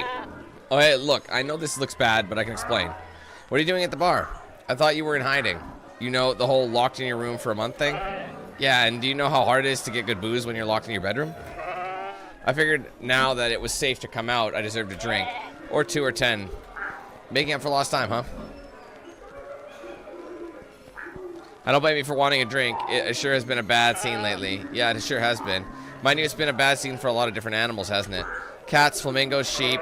Yeah, sure has been bad. See, I knew you understood that because as soon as I talked about how much had been going on, you opened the door and talked to me. More specifically, as soon as you heard me talking about how it had been a bad scene for everyone. It was like my words alone made you realize that I talked to all these animals in the bad scene. Or maybe just one particular animal in the bad scene. Do I have to keep saying bad scene for you to... Enough, I get it. You've made your point. Yes, I did recognize who you heard that from. So yes, Elma's my half-sister. Same ram, different use. We're not super close, but we have each other's backs when we're in trouble. Like, you know, 1 month ago, when I reached out to her for help. How'd she help you? So what happened? I assume she was your friend, the friend you mentioned who helped you before? Yeah, after I found the creature in the cleaning cupboard, I knew I needed help to get him out of there, and it had to be someone I could trust completely. I called her and arranged to meet her here that night. Explain why I found what he told me about my wife, everything. She agreed to take the guy back to her place and hide him where it was safe. But by the time you two got back to your place, the hostage was gone? Exactly. At first, she accused me of setting up a stupid prank, but she saw the hole in my wife's diary. That's when she told me to barricade myself in my room. She'd take care of everything else and come get me when everything was safe, which she didn't. Meaning she's either the world's worst sister or things weren't safe. Or maybe even both. Did she know about this? Elma sure seemed to know something about these weird appearances and things. Did she already know what was up when you reached out? Nah, she'd never heard of any of this before. She didn't believe me at first, what with all the talk about collars and weird holes. Well, you know, some animals have certain tastes. No, I mean, the guy's collar and the big hole in the ceiling. You tomcats. So she never heard of anything like this before, and knew less than you did. Well, certainly started that way. I got the sense that she might have found out a little more later on, though. I've been in touch since. So you saw her a month ago when you tried to help the kidnapped creature. What about after that? Well, you know, I wasn't exactly being that social considering I was locked in my room the whole time. I mean, you could always have tried smoke signals or something. Nah, but I did manage to sneak out of the room once to call her while my wife was out. I was thinking she might be able to spring me free, but she was in a hurry. All she managed to ask was whether any more callers had turned up. So they might be worth more than we thought. That certainly sounds familiar. I assume you hadn't? Like I said, locked in my room. She said that for now, but might be the safest place for me. Apparently it was a bad scene out there. Bad scene. So what was the whole bad scene? A code between you and Elma that I could be trusted or something? No, nothing like that. That's just how Elma talks about her little side gigs, if you catch my drift. I'm physically incapable of catching drifts, but I can at least smile and nod as if I understand. It's not for me. Figure when you said it, you would at least talk to Elma, and if she told you what was up, that was probably enough reason to come out and talk to you. Ah, so it proved that she trusted me, so you could too. Trust is a strong word. Let's go with considered you vaguely useful enough to actually loop you in some info. Hey, I'll take it. Is there anything else you can think about her involvement with the case? Anything she told you before or after anything you told her? Mostly just told me to keep myself safe, and she'd keep the caller safe in turn. Wait a minute. Back up, back up. A little further, just to the left there. She's got the closet guy's collar? Yeah, he was adamant that it was important and needed to be kept safe. So I brought it with me when I went to ask for help. After he vanished, I gave it to her for safekeeping. I didn't want my wife to find it after all. I've got good news and bad news. Good news is your wife probably won't find it. Bad news is that's because I'm pretty sure Elma sold it to some lowlifes. Actually, I asked about that when she called and mentioned the collars were worth money. Asked if she already sold the one she had. But she said she wanted enough dough so we could both skip town together in style. And apparently whoever was buying these collars would pay more if she could offer a full set of them. So you're saying she still has that first collar? Oh boy. It's all coming together in my head in a pretty jumbled mess that I can't make head or tail of. I think I'm going to have to talk to your sister. Do you know where she is? I mean, if she's not here at the bar, she'd be in her apartment this time of day.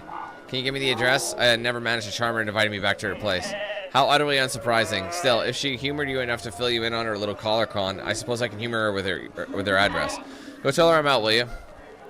Alright, we can finally get the fuck out of here. Where's everyone? Where's Elma and Francis, Rudy, and... Look, Cat, this might become a surprise, but unlike you, other people have real jobs they gotta go to. Or, you know, social lives, they don't revolve around a bar. Or, well, they gotta sleep. Though I'm guessing that's something you spend a lot of time doing instead of, you know, actual work. Absolutely. Real champion of the catnap competition back. Wait, never mind that. I need to talk to Elma. She ain't here. I need to be here. Need to be here for plot reasons. That's great, but that doesn't make her any less. Blah blah blah. Fucking blah. I don't care anymore. There's too much dialogue. Too much. Too much. I should have known. Should have known the minute that dame started looking sheepish. Well, I mean, she always looks sheepish. She's a sheep. But she's wrapped up in this case tighter than my belt after Christmas dinner. Which would be pretty tight if I wore a belt. I think it's time she gave me some real answers. Ideally spelled out in small words with a helpful diagram. Maybe with puppets. I do love puppets. Alright, Elma, the wool's out of the washer. Time you give me some clean, organized answers. Wow, this place looks ransacked. Is now a bad time? It's always a bad time when you're involved, darling. It's almost adorable, to be honest. Elma, are you alright? Perfectly fine, sweetie. Though I wish I could say the same for my apartment. How am I supposed to project aloof elegance like this? What happened? Not entirely sure. I was out on the town and found my place like this when I got back. Let me guess. 1 second. The gangs. Madison's calling card? Or is it one of his nefarious friends? My word, look at you saying things that are actually halfway intelligent and on point for once. Thank you. Definitely skill and not a lucky guess, just like it was skill and not a luck when I ended up meeting your half-brother. Ah, right, that. You have been busy. How is Ed, by the way? Out of his room and at the bar, getting drunk. No thanks to his deadbeat sister leaving him in there to rot while she makes off with all the valuables. That's not exactly what happened. I can explain. Thank you. I figured out all this info, but I have no idea what any of it means, so I need someone to tell me. That's the owl I know and benevolently tolerate. Here, come talk to me while I get things cleaned up a bit.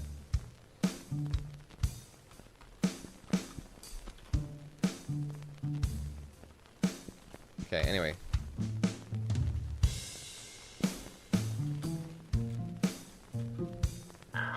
I recognize this type of cabinet. I got one just like in my office. How interesting. Yeah, I use a secret compartment to hide my booze. Do you want something to drink while I'm here? That's fine. I'm perfectly fine. No drinks, please. Or anything else from that cabinet. It's not liquor. That's probably where she hides everything.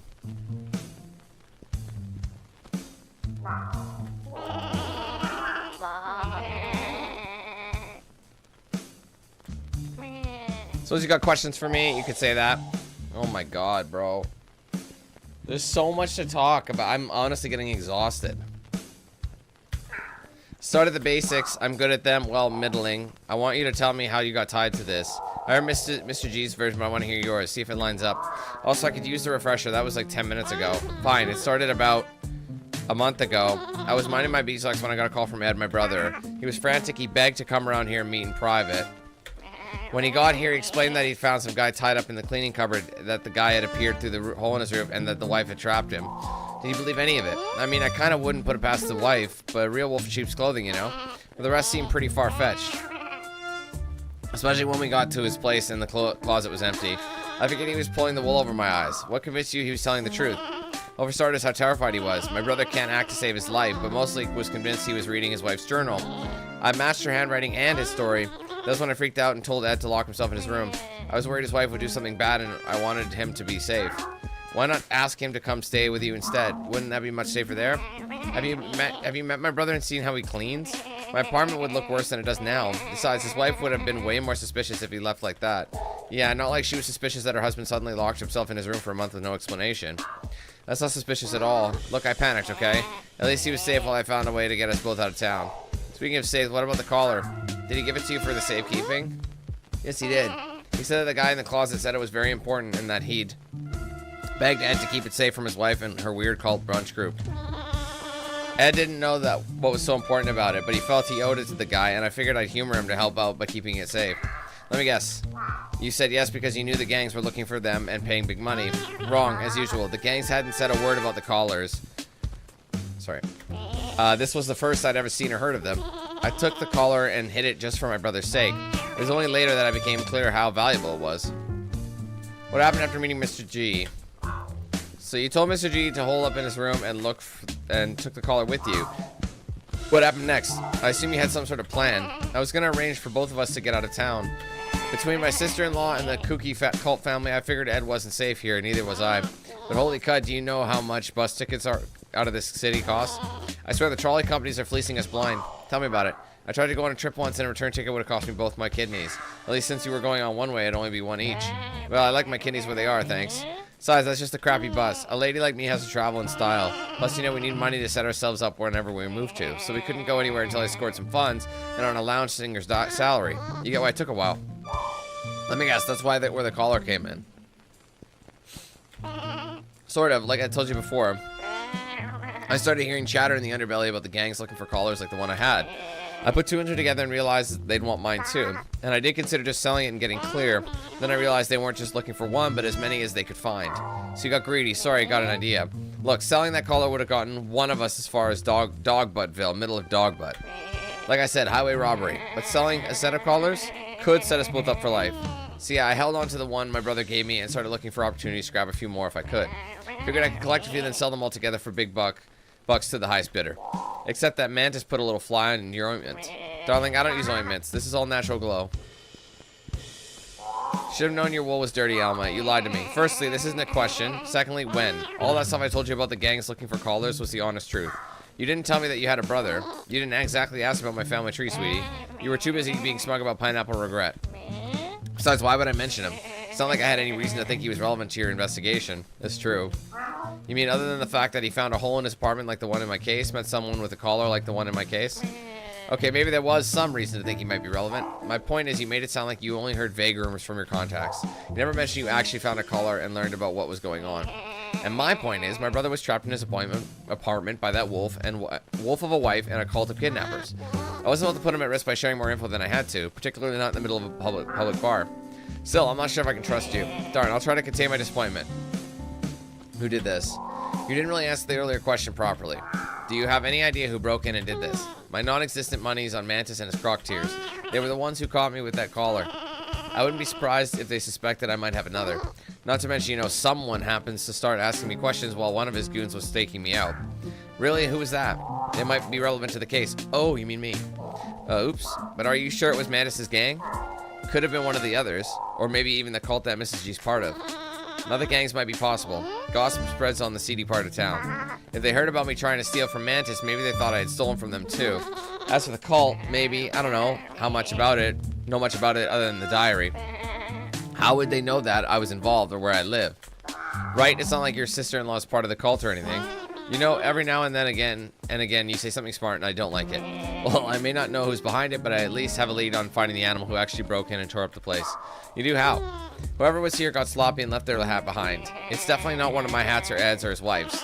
So all I have to do is go through the other couple million animals in town and figure out whose hat it is. Easy, right? Interesting. Mind if I take a look at it? I might be able to identify it or find a way to track its owner. I really doubt that, but knock yourself out. It's over there in the middle of the mess. Okay. Why are the gangs chasing collars? So what started the gangs all hunting for these collars anyway? Let me guess. You wanted cash, so you told them about the one you found and convinced them they'd be valuable. Darling, you do well as fiction writer.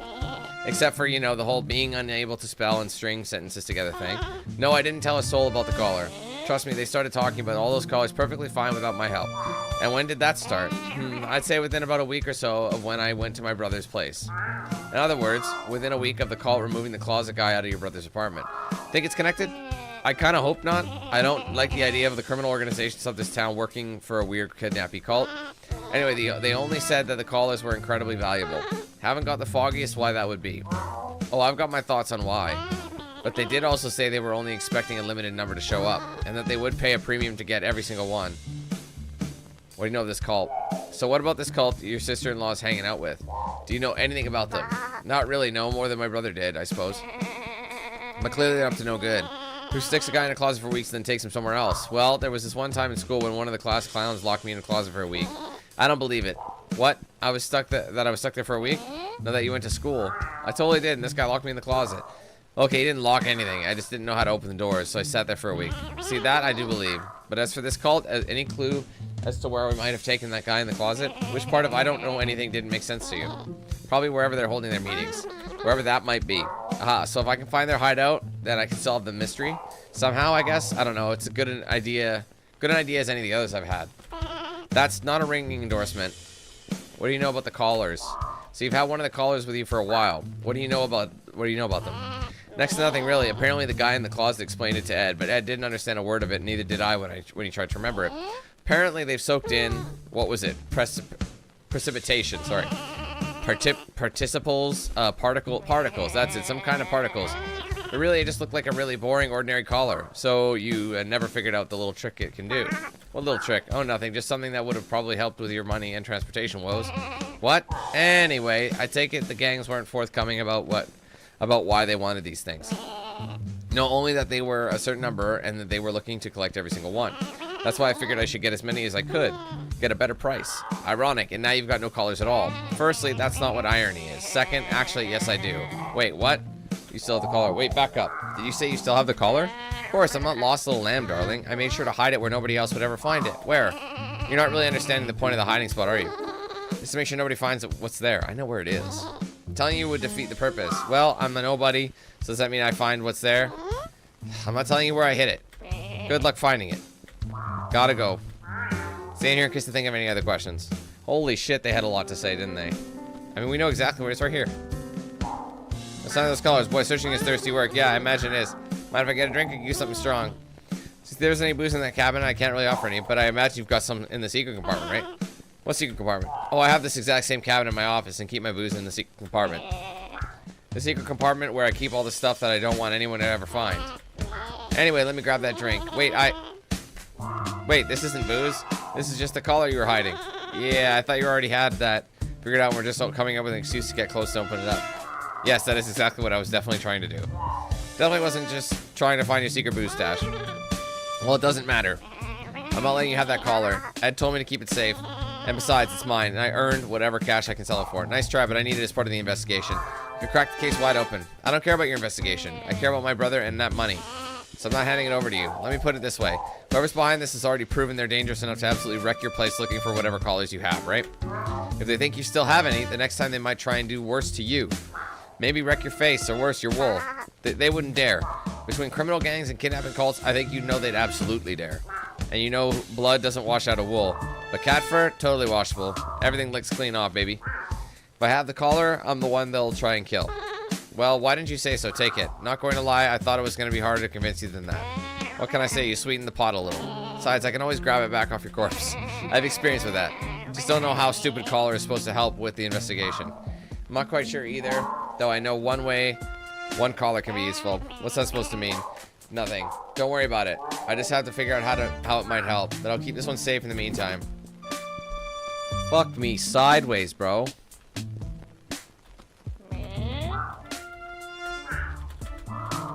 Okay. Let's take a look at what's going on here. What did that say? Does it say who braked in Elma's? Yikes, that grammar's poor. But unless they're trying to take the piss with it and be like, he's not that smart. I'm not sure. Well, we're leaving. I shouldn't leave yet. Leave yet. Oh. There's something I'm still missing, besides my marbles. It's a hat. Elma's right. The thief did leave a hat. Not a particularly stylish one either. I call it the Cow Pat Special. Hang on. I've seen this hat before. I've seen someone wearing it. Our bird boy. Bossman asked for you on the regular. On the tip of my tongue. Almost got it. Jimmy? Garbage ever paid me one knock Wait yourself a out. minute.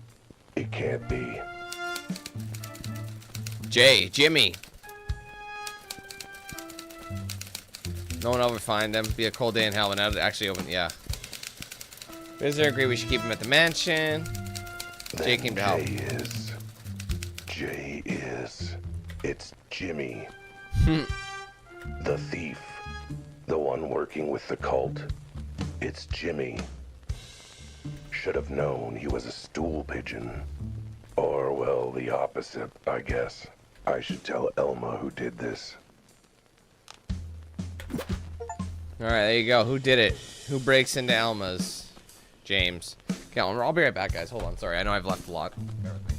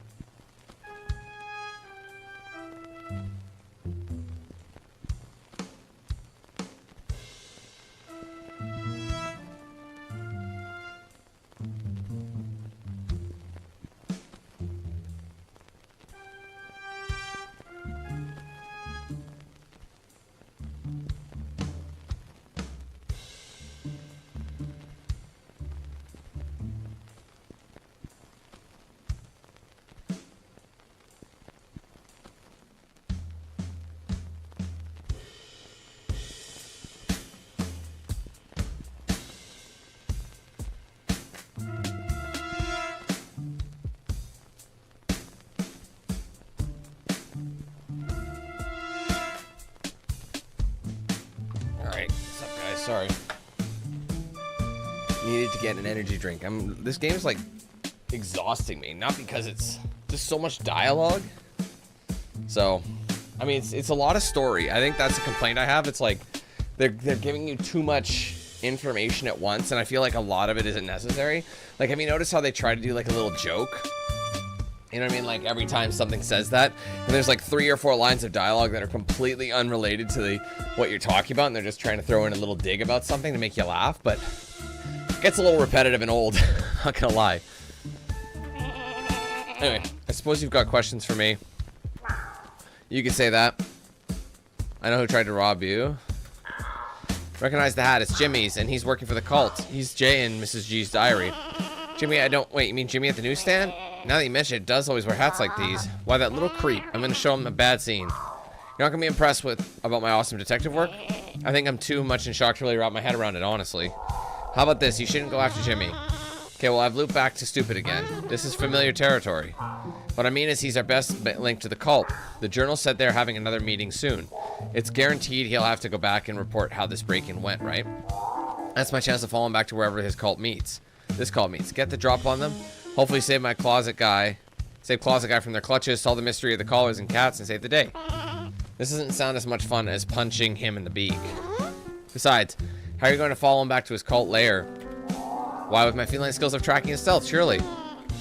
Okay, maybe a plan B might be a good idea. Maybe I could convince him to take me with him. What are you going to do? Try and trade my hard-won collar for him so he'll bring you along? Don't be so absurd. I wouldn't use that collar to get to him. But wait, what if I use a different collar to get to him? I know how to follow Jimmy. I've got it. I have a foolproof way to get myself instantly into this cult's place once Jimmy gets there. How? I'm not telling. This time, I'm going to be the one with all the secrets. Doesn't that annoy you? Now the shoe's on the other paw? Not particularly, darling. That would involve caring, which I don't. Fine, then. Anyway, my plan was perfect. Get my collar on Jimmy somehow. Wait until he's left for the cult meeting. Then use it to teleport to his location. Now all I have to do is figure out how to get the collar on him. But how to do it. Hello, you there, Al? Pat him on the back and tape it to him. No. Catapult it onto his neck. No. Smong along again, isn't he? God darn it. God darn it. Boy, coming up with brilliant plans is hungry work. I'm starving. I could use a sandwich. Wait. That's it. Elma, can I use your kitchen? I need to make a sandwich quickly. You know, sometimes the way your brain works terrifies me, sweetie. You know what? Fine, go ahead. Make me a sandwich while you're at it. The kitchen's right through there. Hopefully it won't be too messy. Quest to make a sandwich. Hey, Molly, how's it going? If there's one universal truth among animals, it's that everyone wants a sandwich when they're hungry. It's true for me, and that means it's true for everyone. Besides, Mrs. G's diary mentioned making sandwiches for a cult, so there's no way Jimmy's gonna turn down a sandwich. Not even one with a secret ingredient. The secret ingredient being my collar. All I have to do is wait for him to take the sandwich with him to the cult meeting, and then teleport there and nab them in the act. But first, I have to make the sandwich. It has to be a sandwich tasty enough for Jimmy to take it with him, but not so tasty that he bites into it and gets a beak full of collar. And it's gotta be thick and sloppy enough to hide the collar. So, to start, let's go with... He doesn't like mustard. What self-respecting pigeon is gonna turn down bread and birdseed? In fact, maybe I should put in an extra slice in the middle. You know, bread sandwich. Jimmy's gonna love it. Maybe a few extra slices just to be sure. Next, I'll add... No mustard because he doesn't like it, right? Looks like this small, wilted cabbage is the only veggie Elma has in her fridge. I guess sheep go through their veggies pretty quick. Cabbage is basically the same as lettuce, right? Not really. Totally. I'll just stuff whole leaves of it in. I'll put the whole head of cabbage in, just to be safe. It's small. It'll be fine. Now, next. Dude, I thought he didn't like mustard. I can't even look at the... A good sandwich always has tons of mustard. Dude, he's not gonna eat it. By good sandwich, I mean sandwich that I like. Of course, Mrs. G's diary did mention that Jimmy disliked mustard, but he's a bad guy, and therefore wrong. So, tons of mustard. So now to add. Okay, just have to smoosh my collar in the middle of all this is like bread in... and cabbage I don't know, and it's not gonna work. I guess this would count as adding collard greens. Well, I thought it was funny.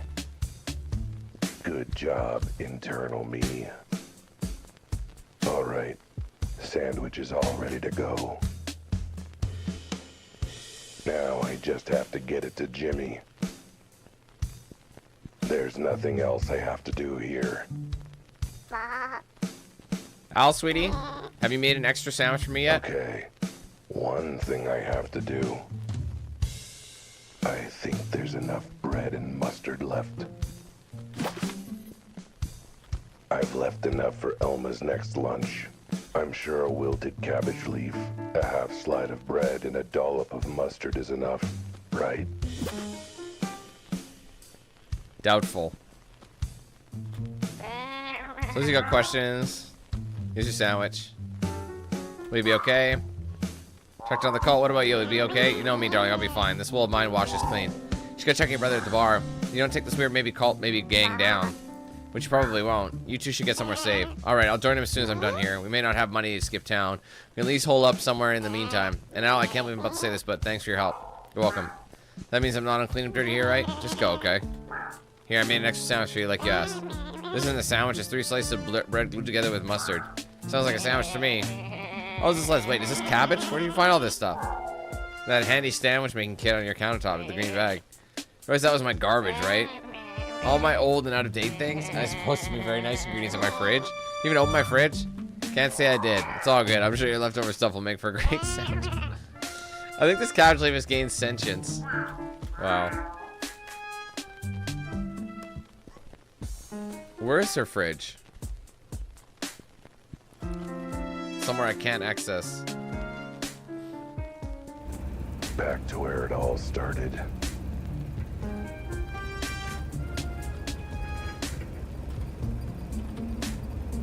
Sorry, guys. To the bird who sold me that newspaper that got me onto this case to start with. I should have known. Can't trust anyone in this crazy town. Backstabbing, underhanded, criminal lowlifes. All of them. I'm the one bringing them all to justice. Shining a light on whatever weird, criminal, culty ring has got its claws into this city. Just wish, you know, justice and truth paid a bit better.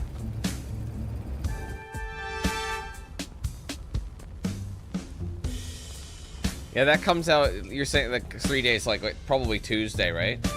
Because I think the early access for Sniper Elite is coming out that day, and since I'm gone on Thursday, that's my priority. It's a shame it doesn't come out on like Monday. Hold on, James can wait a second. He's checking. Dude's still at the speakeasy. See you again. What do you want, Cat? Where's Rudy? I don't see Rudy around. That's because he's not around. Last I heard, he was slipping off a hangover so bad he could feel it in his antlers. That's weird. Not like he's been off at the bar almost all night drinking or wait, never mind. You sure he's okay though? You know, passed out somewhere or tied up and gagged in the closet or something? Look, I don't ask what that boss gets up to in his spare time, okay? I suggest you don't either. And we didn't answer my question. What do you want? I want you to confess that you're hungry. You've been here for hours. Surely you've got to be peckish.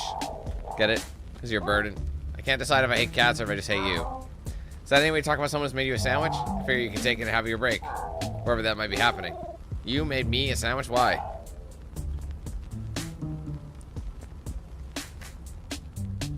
Mrs. G asked me to. Should I name drop Miss G? Fuck it. Actually, I'm doing this a favor to a friend of yours, Mrs. G. You are? Yeah, she hired me to investigate her husband, but in the process, I messed up her kitchen. That's to take it. She was obsessed because apparently she was supposed to be bringing in the sandwiches to some sort of social function you and her were going to be at. So she asked you to make replacement sandwiches. No, sorry, replacement sandwiches, sandwich singular. Actually, it was my idea to make up for messing up her kitchen, but I ran out of time, so here's one at least. What kind of sandwich is it? Birdseed mustard. It's birdseed loaf. You like birdseed, right? Sure, but not enough to make a whole sandwich out of. Wait, is that 3 slices? I knew you'd like it. I sincerely hope you didn't just make a sandwich out of 3 slices of bread. Something else in there, right? Most definitely, something you can really sink your beak into. Nice meal for later. Not now, and maybe not before you get where you're going for your break, which is home, I'm sure. Could be somewhere else. Also, might not want to bite your beak down too hard. Some of the fillings are a bit on the tough side. Whatever. I'll take the sandwich if it'll shut you up. Great, here you go. All wrapped up in a nice little paper bag, ready for you to have later. What are you standing around for? Waiting for me to watch me eat it? No, just waiting for a nice thank you for my thoughtfulness and willingness to bury the hatchet. You're gonna be waiting a long time. No, go wait somewhere else. I've got to clear up before I head off for my break. All the pieces are in motion.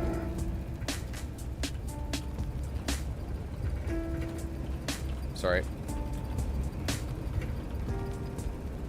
It's the point of no return. The moment when the facts come to light and the case solves itself. The moment when I'm finally able to figure out what the heck is going on. Sometimes, partly, bits and pieces. If that, Jimmy's got the sandwich with the collar inside it. By now, he'll be on his way to the cult meeting. If he isn't there already. Planning ritual kidnappings and home break-ins is hungry work. Obviously, he'll want to bring a tasty and filling sandwich to their hideout to munch on. Meaning I can teleport. A lot of there weight in the sandwich. via the collar inside. And once I'm there, all I have to do is bring the entire cult to justice. Expose their ties to the criminal underworld. Save the closet guy. And get justice for that poor dead warehouse kitty. I have no idea how I'll do all that. But I'm sure I'll figure it out as I go along. Alright, back at the clock shop. Which we're going to be teleporting. Does he have anything else to say? Out of curiosity, I just want to see what achievements do we have left? We have 5.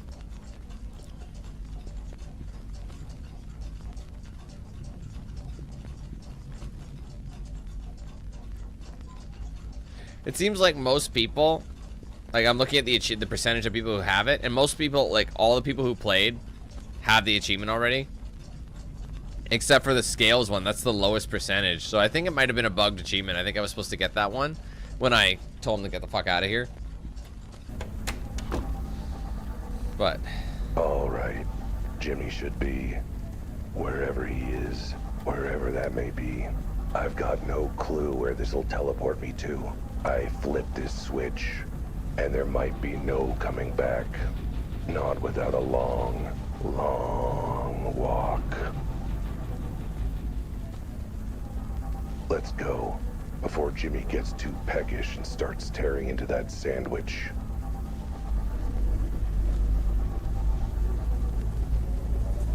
it's because he doesn't want him to eat it.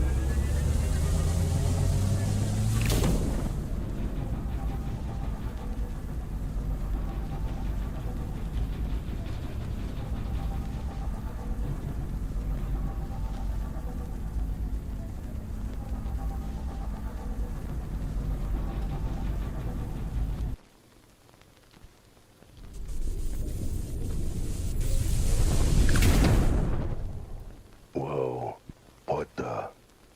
what is this place?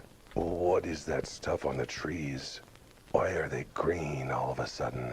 And how do I even know what green is? Well, if it's in color, this place has to be important, right? Oh snap, it is colored. This must be the cult hideout. Seeing as Jimmy definitely would have taken such a nice sandwich all the way to HQ for their little meeting. He definitely wouldn't Into have the forest. thrown the sandwich away out the window of his car. like it was garbage. What the heck? How could he toss my pomade sandwich like that? I spent minutes slaving away to make that. I'm gonna make him pay. Besides, throwing things out of a moving vehicle, that's litter. I can excuse cult rituals and kidnapping, but litter is where I draw the line. Better keep this safe. It seems to end up in the garbage otherwise. Now, to find where Jimmy went. I'd better be careful. This is cult territory after all. The whole forest could be crawling with cultists. Anyone I bump into is likely to be working for the cult. I'd better keep my cat's eye peeled. Okay.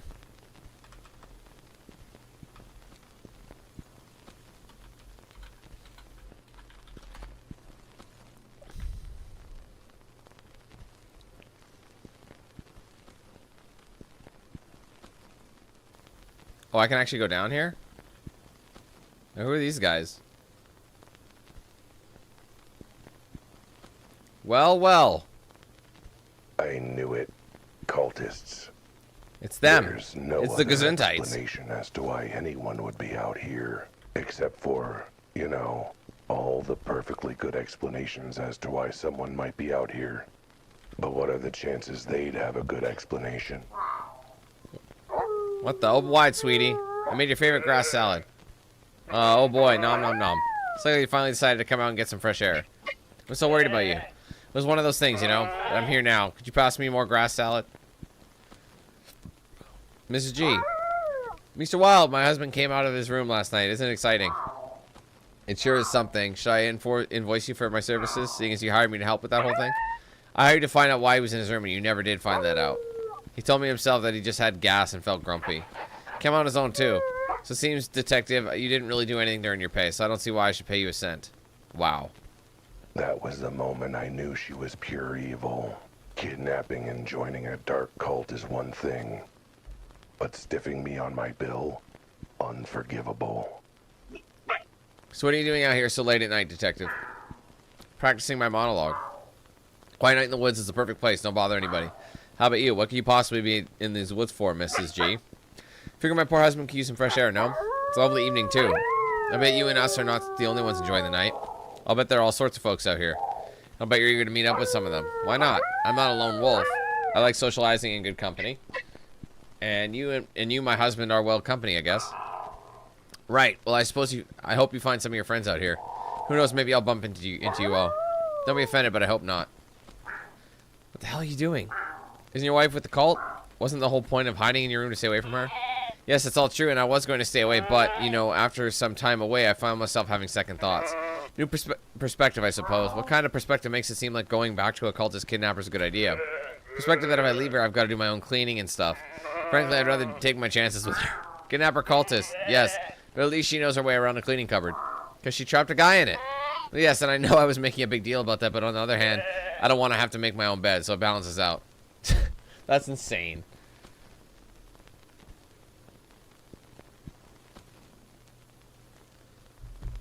Are they gone now all of a sudden? Yeah.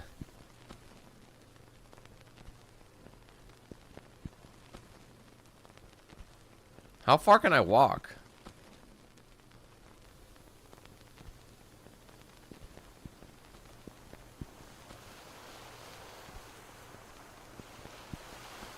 Can't cross this.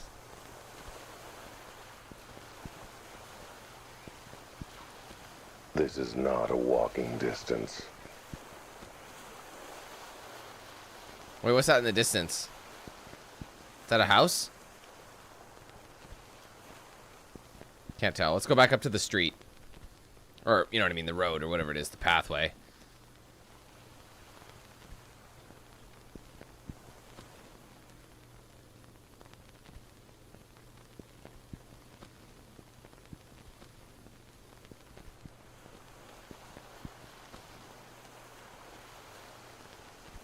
That looks creepy. First one suspicious encounter, then another. That can't be a coincidence, right? It's the cow and the rhino husband. Please tell me I'm right. Okay. The previous suspect might have claimed a good reason for being out here, but surely this one will spill the beans. Lily, what are you doing here? Well, sweetie, wasn't expecting to see you out here in the middle of our romantic couples camping weekend. You enjoy camping? I just thought it might be a nice way to spend some time together. Is there a problem with that? I mean, it's a little inconvenient that you picked the night that a bunch of suspicious folks decided to go out hang in the woods. Or maybe it's very convenient for you both to be out in the woods, too, if you guess my drift. I mean, it was my day off, so I guess that counts as being convenient. I suppose so. You, what are you doing here, Cat? I might ask the same thing of you, Joe. I'm out here spending quality time camping with my wife. To get her away from the tomcat who keeps chasing her skirts.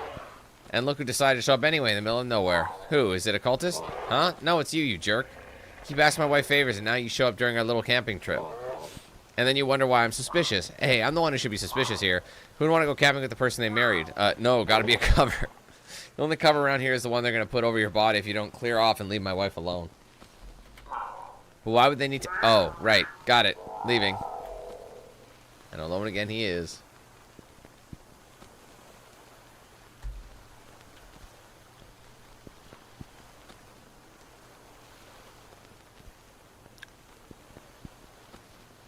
More animals. Since when did animals live in forests like this? Okay. This time it's gotta be a cultist confession, right? What are the chances that a third suspect has a legitimate reason to be out here? What the? No, not here. See anything, Rudy? I'm not looking for you, Jimmy. You lost your hat. You go find it. I mean, I might have dropped it out here when I was hiking. But I guess there are, you know, other places I could have dropped it. Not my problem. All I know is you better find that hat or it's your job. Whoever heard of the newspaper busker without a jaunty hat? Oh, great. Now the cat's here, too. What do you want? I want you to confess your diabolical crime. That you threw away the lovely sandwich I made for you. How could you? You didn't even take it with you. Oh, please, look. From what I could see, that sandwich was literally just 2 slices of stale bread with some wilted greens. And mustard. I hate mustard. Yes, but it's the thought that... Wait, did you say from what you could see? As in you didn't even try a bite of it? No comment. Also, how did you know I threw away the sandwich? Matter of fact, how come you're out here in the first place? No comment. Well, hope you don't end up feeling peckish when you get to wherever it is you're going. If you're going anywhere. Anyway, that's away from you, Cat. Rudy, hi. What are you doing out here? Hiking and getting some peace and quiet, that's what. And making sure Jimmy finds his damn hat. Which, gotta say, is kind of cutting into my peace and quiet time. Rudy, trust me on this. Jimmy's not as nice as you think. He's actually kind of sketchy. That's rich. You telling a bookie that his guy is sketchy. Like I'm not up to my antlers in sketch. I'm basically taking sketch classes. But you know what's really sketchy? Guys who don't pay their debts that they still have time to go on nature walks instead of making money. That seems oddly specific. What are you talking about? Why am I not surprised you forgot that you owe me money? Oh, right. I'm working on it. I've almost solved this case, and once I have, I can pay you back. Somehow. Not quite sure how, but... Cat, stop talking. Just get me my money, or I might have some friends have to pay you a visit. Are these friends of yours sort of friendly, neighborhood, kneecapping variety? Or are they the sort of that hide in the woods and practice weird sacrifices? Wouldn't you like to know? Well, that was really shit. That didn't help me.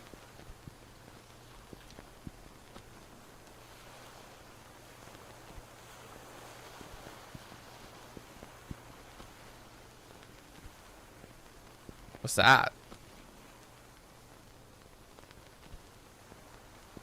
Hold on a second. There's the flamingo.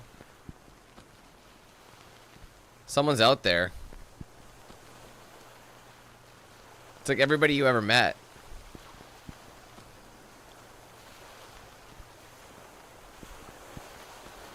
I see. So it wasn't really a shortcut. Wait, there's someone down here.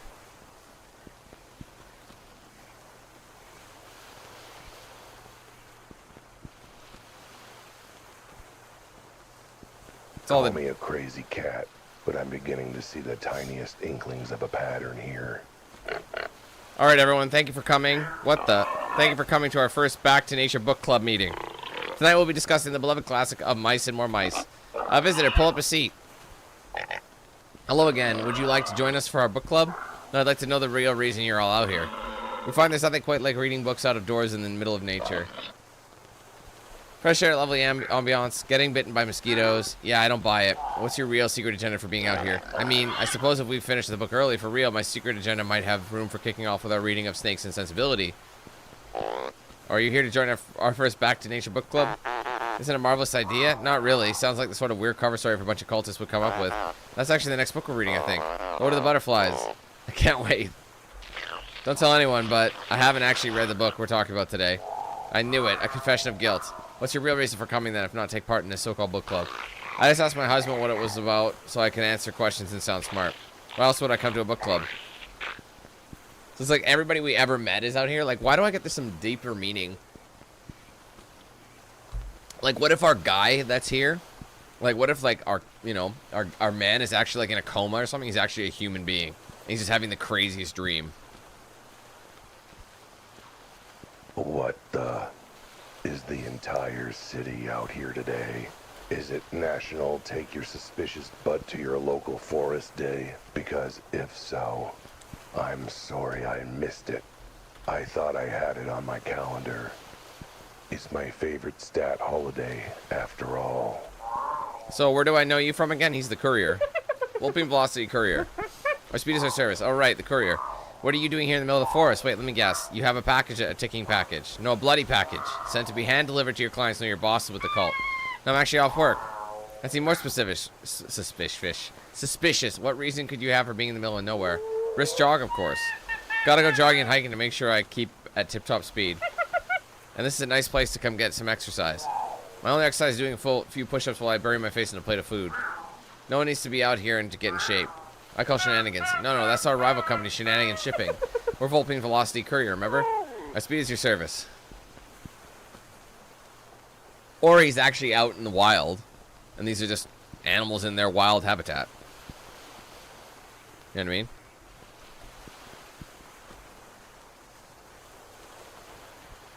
What are these, the ducks again? Oh, these are the crocodiles. I don't know what's weirder. How crowded the forest is getting. How everyone I know is out here picking berries or whatever. Or how somehow none of them have caved under my keen observation and skilled interrogation and immediately confessed to being a cultist. I've tried nothing, and I'm all out of ideas. Alright, boys, come to order. Session of the Crocodile Tears AGM is now in session. Oh, first, any new business? I was wondering about it instituting Casual Tuesdays. Manus, what are you doing here? As if I don't already know. Oh, you again. Do you mind? We're in the middle of our annual general meeting. I don't have time for distractions. I'm here on business. I'll just bet you are. So, is that it? What do you mean? I stole your caller, remember? That caller that I gather you gangs have been trying to collect? Are you gonna try and fight me for it? Steal it from me? Chase me down? Not in the middle of our AGM. That'd be disruptive, dig. I'll handle you afterwards, wise guy. Okay, how long will that take? Well, we got a lot of admin to cover, so maybe 2 hours? One if we're lucky. Alright, I guess I'll start worrying around then. Oh, hey, you again. You told me I had to leave the bar and deal with some trouble the other gangs were stirring up. Yeah, about that. Turns out you were right. You did us a solid, Cat. Oh, that's good to know. Always happy to help. Definitely not doing it just to get you out of the bar so I can talk to the sheep you were tailing. Sorry, are those other gangs out here in the woods tonight, or is it just you? Just getting a sense of who's working overtime, if you get what I mean. Now, I don't really get what you mean, but I suppose it's possible they're having their AGMs too. It is that time of year. I know you, don't I? You're that damn cat that scarpered with our collar. Uh-oh, and now you'd like to get the collar back and take it. Honestly, it doesn't bother me either way. I still get paid the same. I thought the collars were worth a lot to the right buyer. Nah, you think that money goes to us instead of our boss? Yeah, right. So don't suppose you can tell me if you're in this forest for nefarious reasons? I mean, I gotta consider an AGM pretty nefarious. I mean, are you up to something illegal, shall we say? Cat, we're gangsters. Everything we do is illegal. I did something illegal just by waking up and having my coffee. Look, just tell me if you're in league with a bunch of dangerous kooks and I'll call it a day. You calling the crocodile tears a bunch of dangerous kooks? I mean, it's accurate, but no, never mind. This is really weird. There's the flamingo. Oh, you've got to be kidding me. Francis, what are you doing here? Working on my interpretive dance moves and trying not to be interrupted by annoying cats who show up in the middle of nowhere. Why are you in the middle of nowhere? Couldn't you do this in a dance studio? I'm connecting to nature, obviously. What's so weird about that? Well, other than the fact that you happen to be out here in the same time as a bunch of cultists bent on nefarious ends? Nothing weird at all. Excuse me, are you accusing me of something? Accusing? No, more like throwing something out there in the vague hope that you'll break down and confess your real reason for being out here. Pretty sure that counts as accusing. Either that or... Wait, okay, scram, Cat. I gotta practice. You've just given me the perfect idea for my next interpretive dance routine. The throw something out there in vague hope you'll break down and confess dance. Glad to help.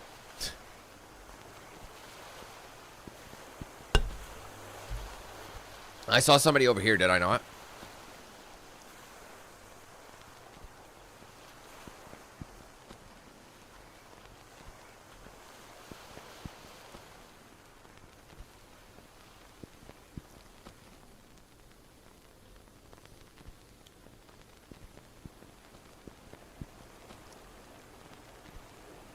I mean, it's the pig.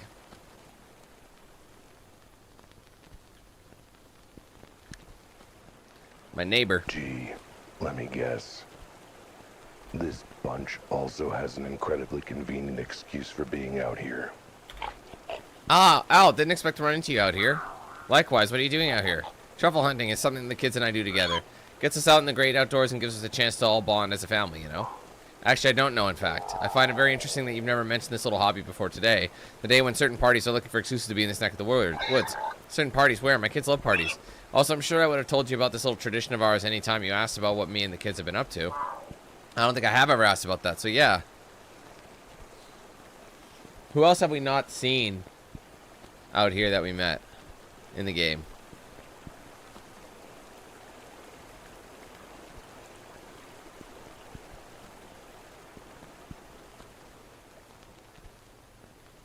I can't cross because... So I'll have to go all the way back, probably.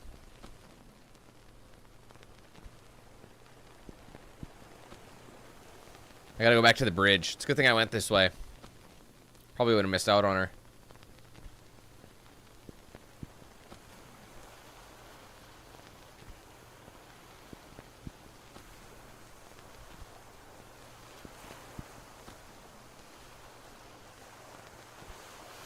Oh, just kidding.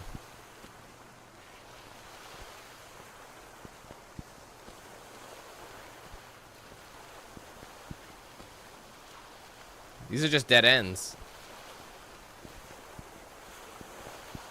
I mean, he did have a bow tie. If that counts.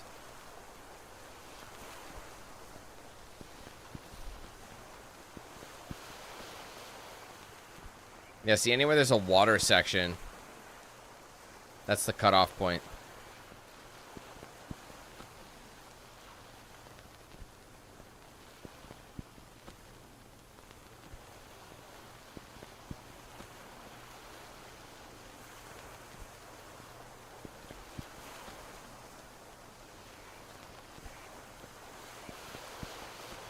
Okay, I'm not exactly sure where I'm going now.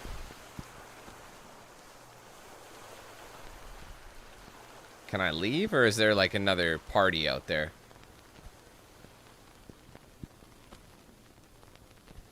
Oh, here we go.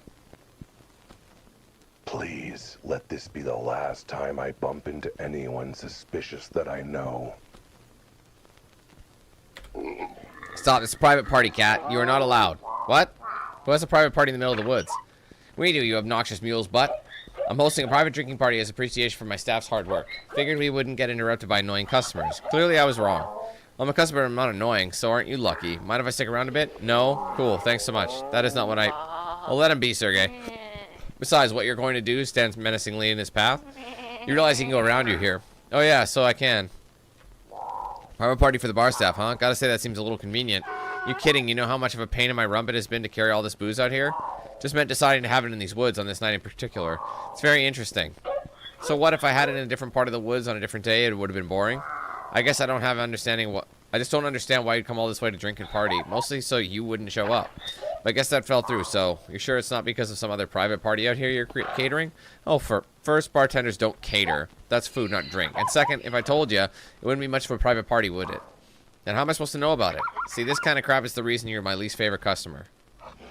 Cat? Bear? So, can you give me the inside scoop of this whole party in the woods thing? It is party in the woods, and you are not welcome. I mean, I knew that, but that's the same as everywhere, really. Perhaps you should take note and leave things alone. Nah. Elma, what are you doing here? You know this is where the cult's planning to meet, right? Yeah, I know, but I couldn't turn down an invite to the party. I really, really needed a drink bad. Why do you need a drink so bad? Take your pick. My apartment got completely ransacked. I had to hand the collar I'd been saving for my future over to the dumbest mammal in the universe. Wait, I'm the one you handed the collar to? And if that weren't bad enough. After all that stuff about the cult and the guy in the closet and everything, my brother went back to his wife. Yeah, I saw him and Mrs. G just a little while ago. That was certainly a choice that was made. After all I did to keep him safe from the cult, to try and get us out of town. But no, God forbid he has to learn how to wash his own wool for once. So here I am, getting drunk in the forest, on cheap booze with a bunch of bar workers. If the cult wants to interrupt our little company retreat, then good luck. This is a private party. You realize I was able to crash this private party in 10 seconds, right? I guess you're right. If you can make it past Sergey, literally anyone could. Just be careful and keep your eyes peeled. It's not safe out here. We know there are cultists coming together to meet, and almost everyone could be one. Anyone could be one. Don't trust anyone. Not your boss, not Sergey, not your brother. Not even me. Don't worry, sweetheart. I'd never trust you anyway.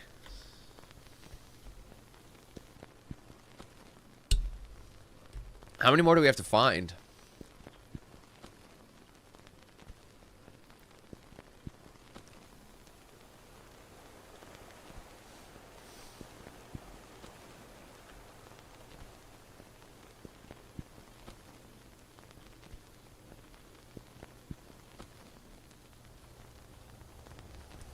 This is a very bizarre situation. Oh, come on. Alright everyone, thanks for coming to the annual police department picnic. Thanks to Betty for putting this all together. Oh yes, definite good use of my time as opposed to actually solving crime.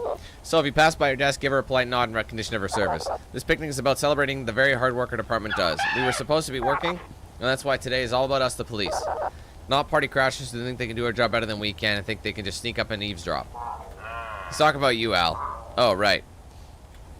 Chief, what are you doing in this forest? Which part of department picnic that you're not invited to did you not pick up on? Sir, I think I've got a lead that'll crack this whole dead cat case wide open. Are you still on about that? Case is closed, Wild. No case, no reward, no nothing. And no reason for you to be skulking around. Certainly not on a day when we're enjoying ourselves in the woods, completely innocently, without a suspicious possibility in the world. Eddie, what are you doing here? Do you need those furry ears of yours clean? Department picnic, like I said. That was not a good time. I don't have time to explain, but these woods are swarming with insane cultists. So far I've only seen you, so that covers the insane part.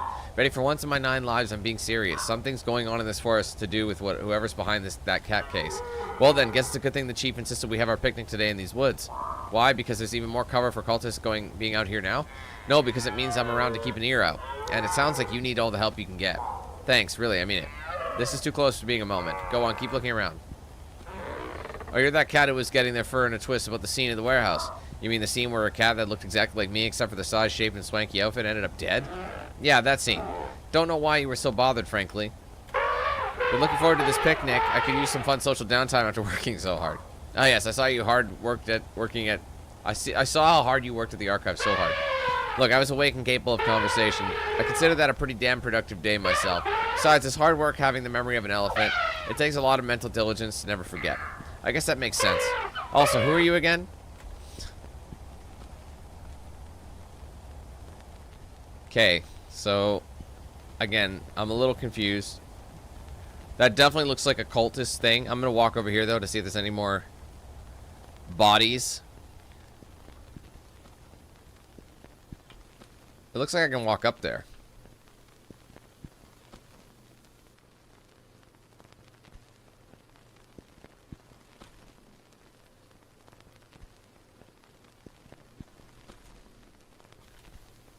So here's the thing. Do I go to the building or do I try and go up the hill? It's possible the hill is not... I can only walk so far.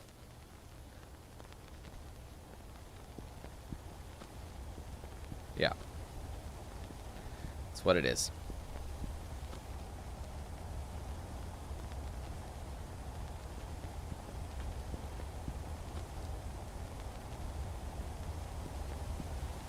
Hold on a second.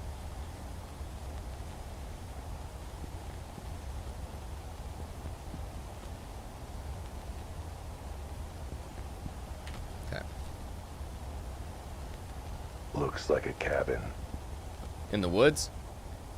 Exactly the kind of remote, secret location a cult needs for all its dark rituals.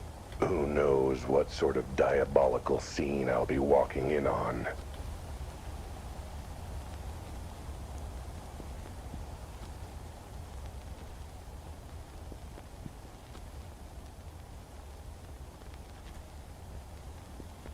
Alright, just looking around. Wow. This last bit is very confusing to me. Okay. Significantly less diabolical than I expected. There's got to be a, like, this isn't, there's probably something hidden under the floor. What is a cabin this nice doing out here? I thought the whole point of a cabin was to go back to nature, not whatever this is. Either someone's missed the point, possibly me, or something's up with this place.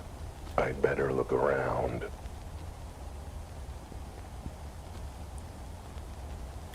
Whoa, these wall lamps are really shoddily made. They just fold over the second you touch them. Either that, or they're hidden levers. But what are the chances a secret cult would be into that sort of thing, right? I wonder if there are any others.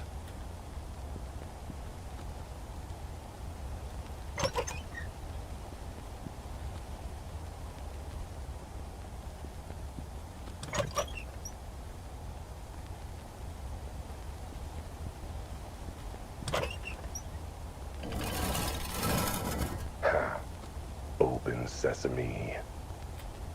There you go. Just looking around for anything else. Wait. Open sesame? Sesame, would you please open? Ugh. No way I'll make it from the switch to the other side of the door. Not without getting squished. Maybe I could brace the door open with something. I don't know. Eesh. This culture doesn't go much for convenience. I feel like you had a lot of time. Okay, is there like a fire poker? Oh, there you go. Ah, perfect. That should be sturdy enough to wedge the door open.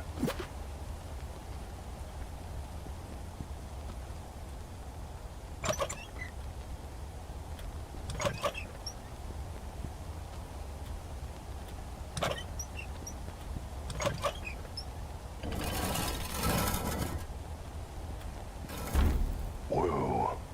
Hope that'll hold.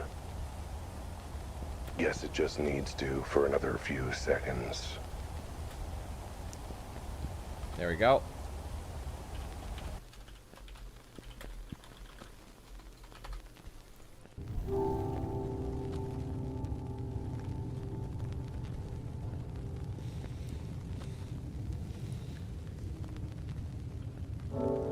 Oh, hey. That's handy. A map Elephant, of the bird, evil cat. kidnapping cult's lair. That's gonna be important.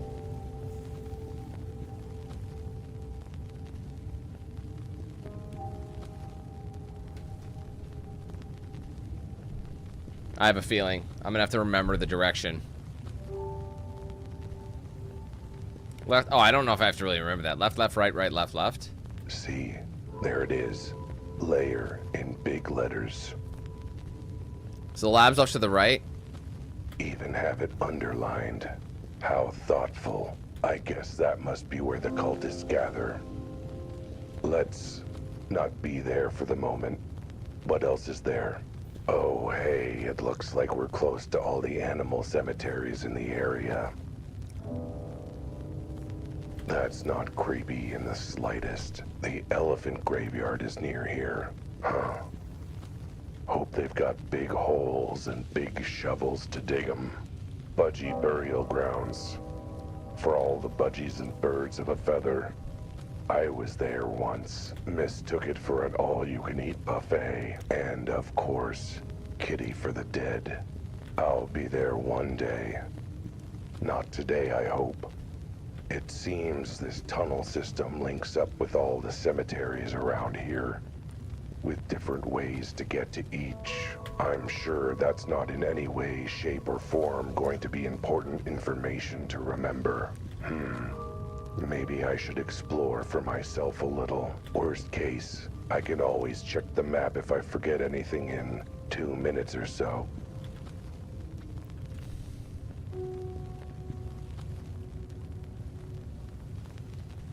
So this is where I get to the lab.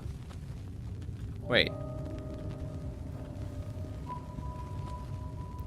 So wait, was there like a spot that... Oh, right here. This will bring it to the lab. I've already kind of memorized the thing in my head. Whoa. What is this place? What is all this stuff? Whatever it is. It's stuff I don't know anything about. Maybe I should go find something I do know about.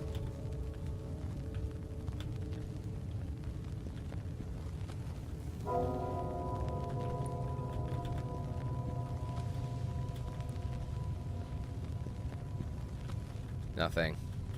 Can't interact with any of it. I'll just pull up. I don't know if I took a picture of the whole map or... I did. This is the lab. There's C. I don't know what C means. So if we go back to the main entrance and just go straight across, we'll eventually get to a dead end. There's the map. So if I follow this straight in, we're going to get to something that says C. I don't know what that means. And if we go left there, that's the lab. This could be the cemetery. I don't know. Oh, they got a cell down here Cell. too. What the hell? It's a person. With a cat. Cozy.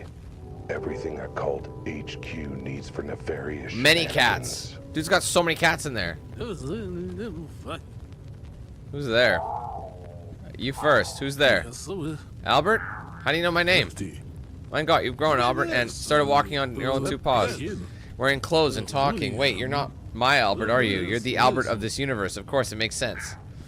Actually, no, nothing is making sense right now. So let's start with something I can make sense of. Who are you? Name is Erwin Schrodinger. Oh my God. I'm a physicist specializing in quantum theory. These are my cats. Niels, Werner, and Max. Wait, that's not possible. You're on some sort of lecture trip abroad. I think. Also, I'm fairly certain you're not weirdly pink and furless. That must be my counterpart from the universe, I imagine. There are multiple Alberts. It stands to reason there are multiple Schrodingers. Wait, that's not... Wait, that's right. That was the name Mr. G mentioned. You were the one trapped in the closet, weren't you? Yes, that was me. His wife trapped me in there after I arrived in your world.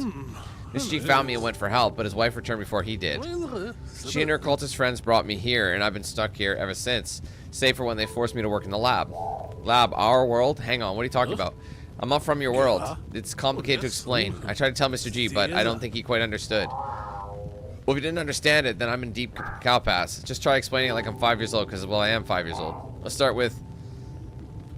What do you mean by our world? Your world? Whatever. You see, in quantum theory, there's the idea of a multiverse. Multiple universes all existing simultaneously parallel to each other.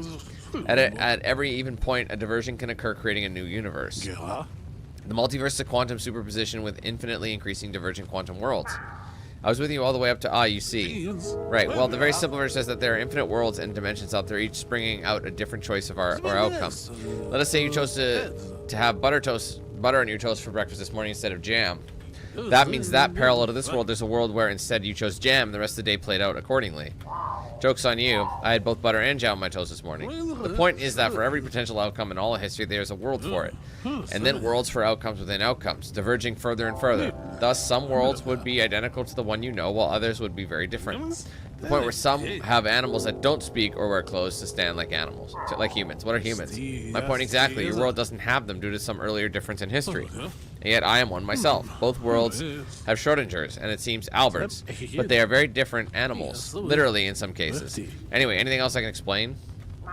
You said the cult had you working in the lab. What does that mean? When I first arrived, I told that she-wolf had happened and where I came from. I thought she could help, but instead she told her cult and they got an idea. They thought they could use me and my work to achieve their own evil ends. So they locked me in here and made me work on their little project. And how has that been going? Bad for them. None of them knew anything about quantum physics and engineering, so they just threw me in and threatened me to work. At first I refused. What was my life stopping them anyway? But then they brought Niels and Max, and I couldn't put them at risk. The weird-looking cats. They threatened them? Yes, unless I designed something that helped them. But even then, they didn't know what I was doing, so I was able to work on something to help me escape. But more fool me. They tired of my delays and excuses and locked me up for good. And worse, I realized that I was just their backup plan. Backup for what? A rainy day? No, for finding all my cats and collecting their collars too. Mein Gott. The collars. Tell me, are they safe? I know the cult recovered 3 of these kitties here, but what of mine and my Alberts? How did you get in the cell anyway? Or scratch that. How did you get in Mrs. G's closet to start with?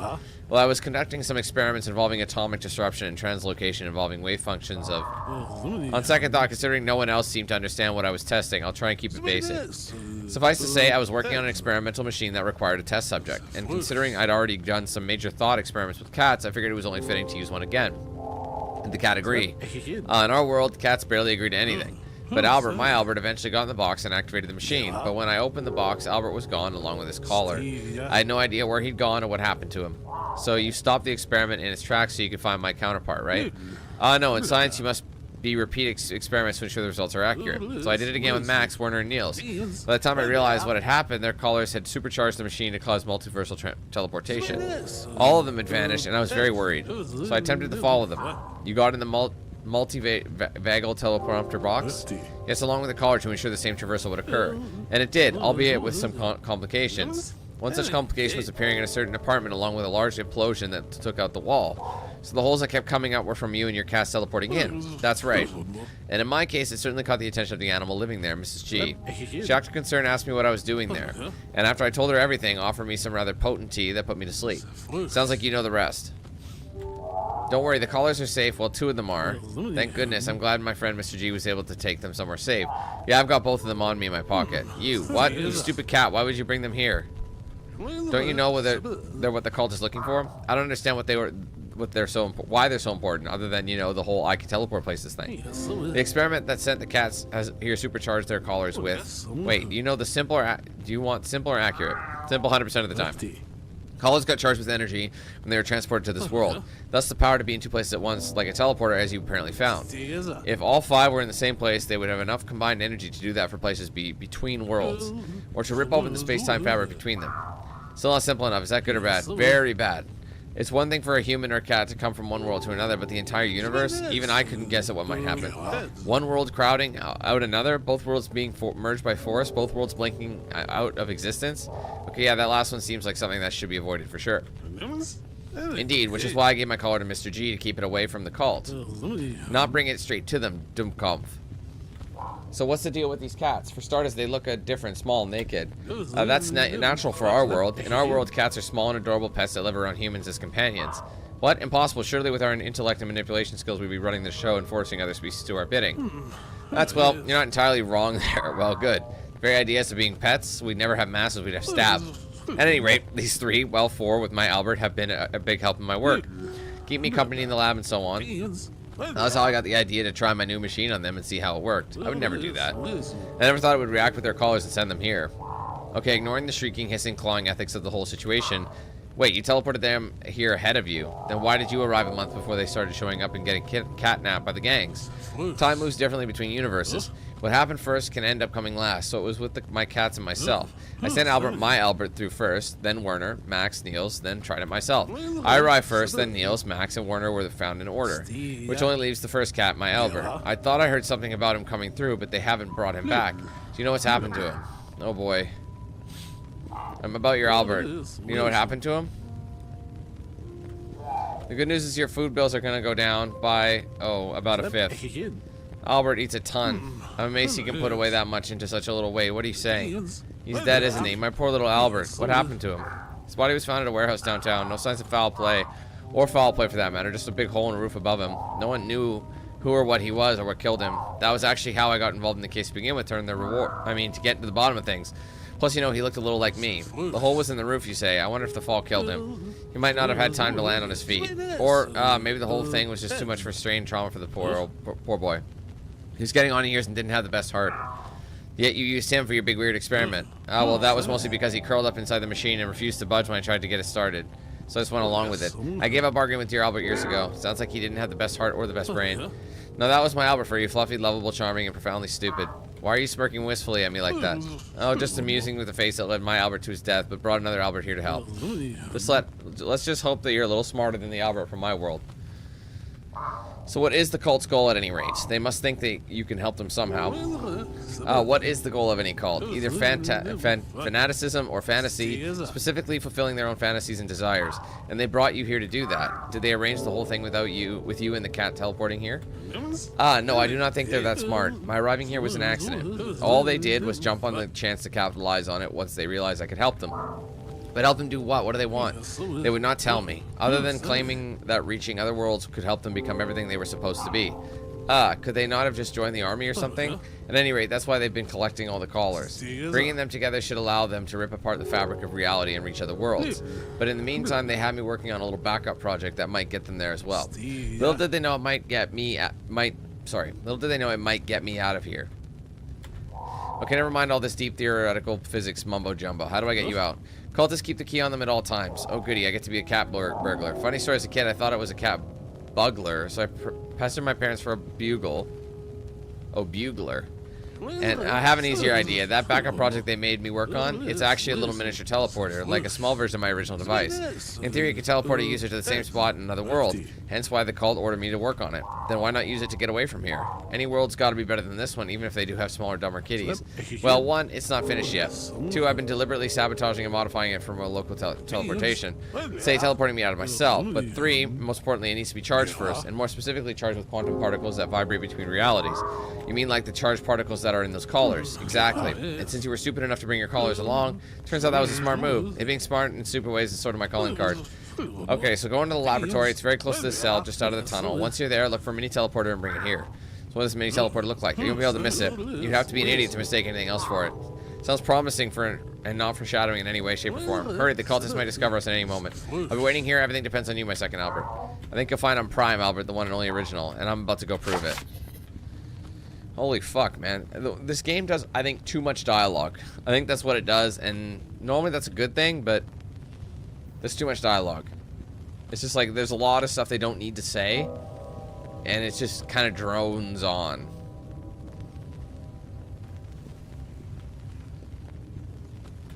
A big metal box. Wait, didn't Schrodinger say something about his experiments and research involve cats and boxes or something? Well, this is a box, and boxes make for great teleporters for reasons. Ingenious, really. Yeah, this has gotta be it.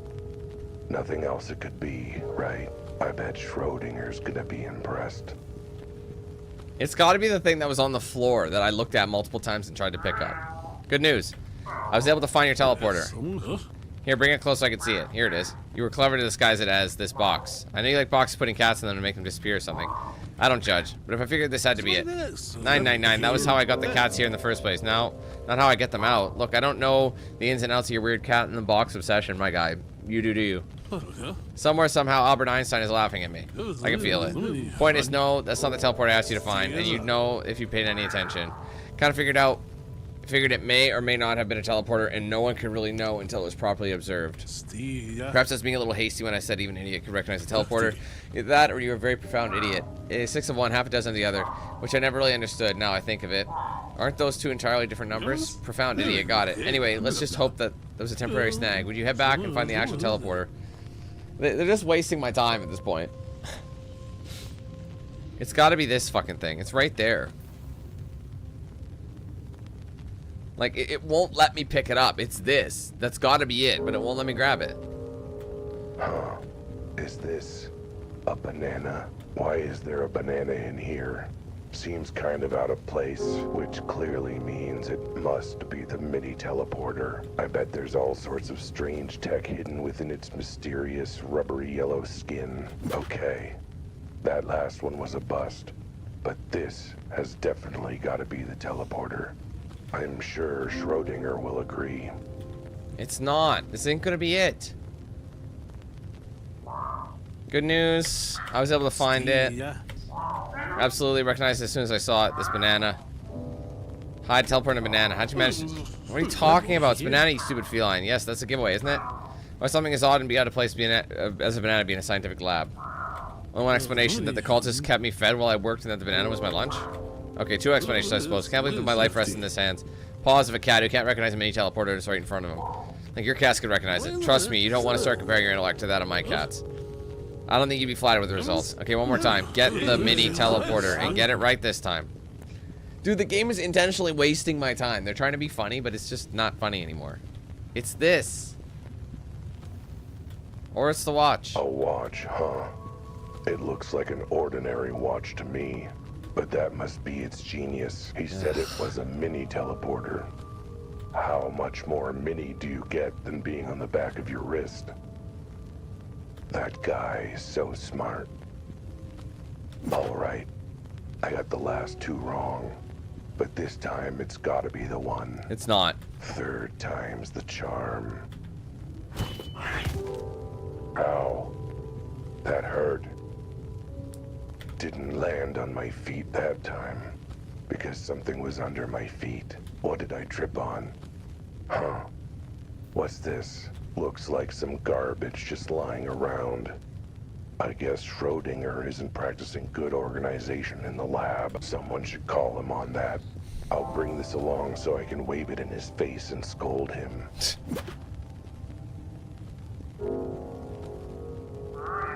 Good news, I was able to find your teleporter. Somebody actually brought the teleporter. Absolutely, by process of elimination, I figured positively 75% chance it could be this watch. Something like that went on your wrist, all convenient like a watch. That was some excellent deductive reasoning, woohoo. Except for the bit where you're totally wrong. It's an ordinary watch, don't cough. Don't blame me, you were the one talking about all this weird stuff like reality and time being weird and bendy and stuff. Figured that would totally have to be a hint of watches and clocks, unless I'm thinking of the one artist who does weird bandy watches and clocks. Salvador Dalmatian, unbelievable. Lab with barely anything of note, and you still failed to find the one vital device. Hey, I tried, okay? Went through almost everything that was there, and now there's barely anything left. I'm down to one last thing to check, and that's the garbage I tipped over. What do you mean? This thing I tripped over on my way out. Do you ever clean or organize your workspace, or do you just litter anything broken or worthless on the ground? Stupid, beautiful cat. This is the mini teleporter. You found it. I did? I mean, obviously I did, but are you sure? It looks kind of dead. Doesn't even turn around. Of course not. That's because it has been charged with quantum particles. That's why I couldn't use it earlier. I was hoping for a chance to charge it with one of the collars of the cult's been keeping. Now that an adorable idiot has brought along this collar like a good little kitty. Hang on, I'm not that type of kitty. Oh wait, you mean you're Albert's collar. Sorry, I thought you meant something else. Touch this collar to the mini teleporter for a few moments. You should feel a slight tingle. Ow, my first all staticky. If it's ready, then hand it over through the bars. Make sure you're ready to run once I'm out. A miracle and a small device achievement. Mini T. Alright, I think it's got enough juice in it to get where it's going. Excellent. Pass it through the bars to me and I'll activate it. Niels, Max, Werner, come to me, little ones. We're going to get out of this nasty place and back home to a nice saucer of milk. Actually, Mr. Physicist, who apparently doesn't know his biology, most cats are lactose intolerant and...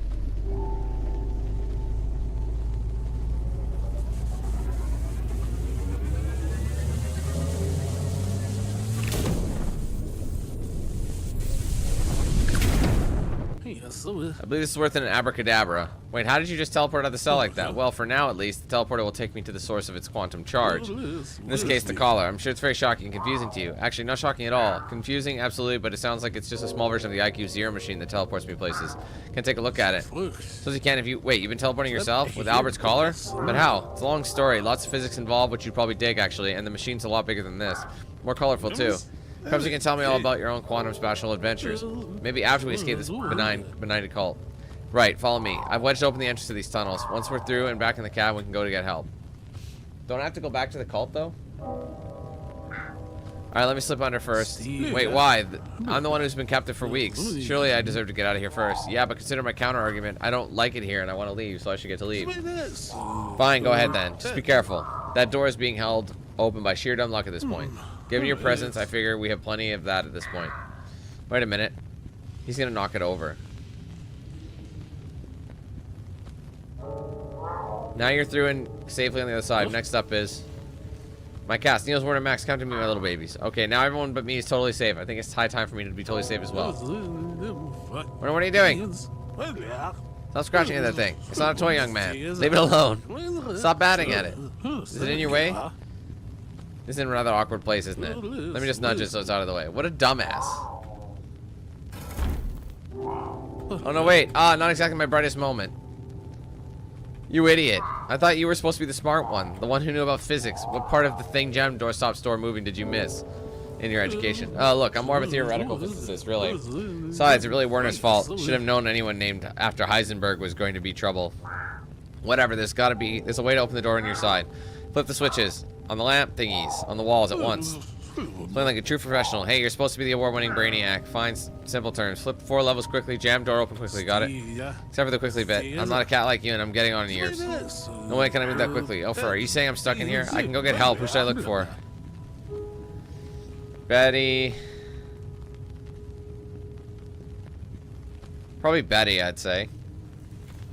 Find Officer Betty. She's a dear friend of mine. Very funny. And a cop. Actually, a vaguely decent one. She'll be able to help you and send backup for me. I understand. I take it if I don't see her, the other police officers I should be able to help me. Should is doing a lot of heavy lifting at Senate. Let's just say very... Okay, what about you? Okay, we need to help you get once like... I can't talk anymore. Once you get... What can we do to help get you out once I find help? The map on the wall showed that there was a bunch of cemeteries and graveyards out here. I think the tunnels might link up at them. Tell Betty to bring help and meet me at Elephant Graveyard, Bird Burial Graveyard, Cat Cemetery. I don't know. Cat Cemetery, I guess? Elephant Graveyard. I'll get there as soon as I can. I just have to memorize the route through the tunnels to reach the exit. Not just the tunnels out, you have to go through straight through the cultist meeting hall to get there. Well, the cultists are still meeting. Yeah, I know. That's why I told you to bring help and be there waiting. It's going to be coming in hot with a lot of cultists on my very fine tail. Very well. I'll find your friend and make sure to bring plenty of backup. Right. Now, before you go, I have a foolproof plan that you'll need to tell them exactly so that we... Wait, hello? Are you still there? Well, crap. Sure hope it was because he was worried about me and wanted a rescue party put together quickly. Anyway, I guess I won't be getting out this way anytime soon, which means there's only one way to go. Alright, be supportive. Help the man. Achievement unlocked. So that's going to leave only a couple of more. Only 2 more achievements. 2 achievements. The lair and then get rid of scales.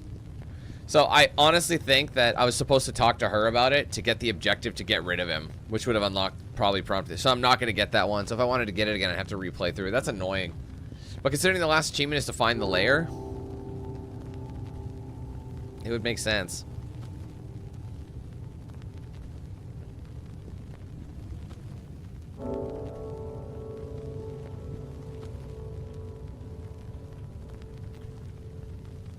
All right, here we go. Into the lion's den. They would see your flashlight. If there are any lions in the cult. There it is. Finding the hidden place. Yeah, see, that would have been 100% trophies. That's so annoying, hey? They should have programmed it accordingly. Literally 1 achievement left. Whatever. It is what it is.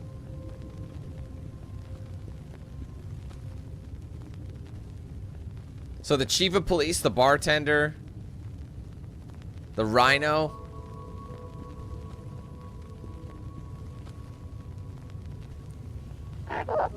Brethren, we're approaching the dawning of a new age. Everything we've worked for is at hand. So the chief of police was in on this. Makes sense. That's the least surprising thing I've learned all day, actually.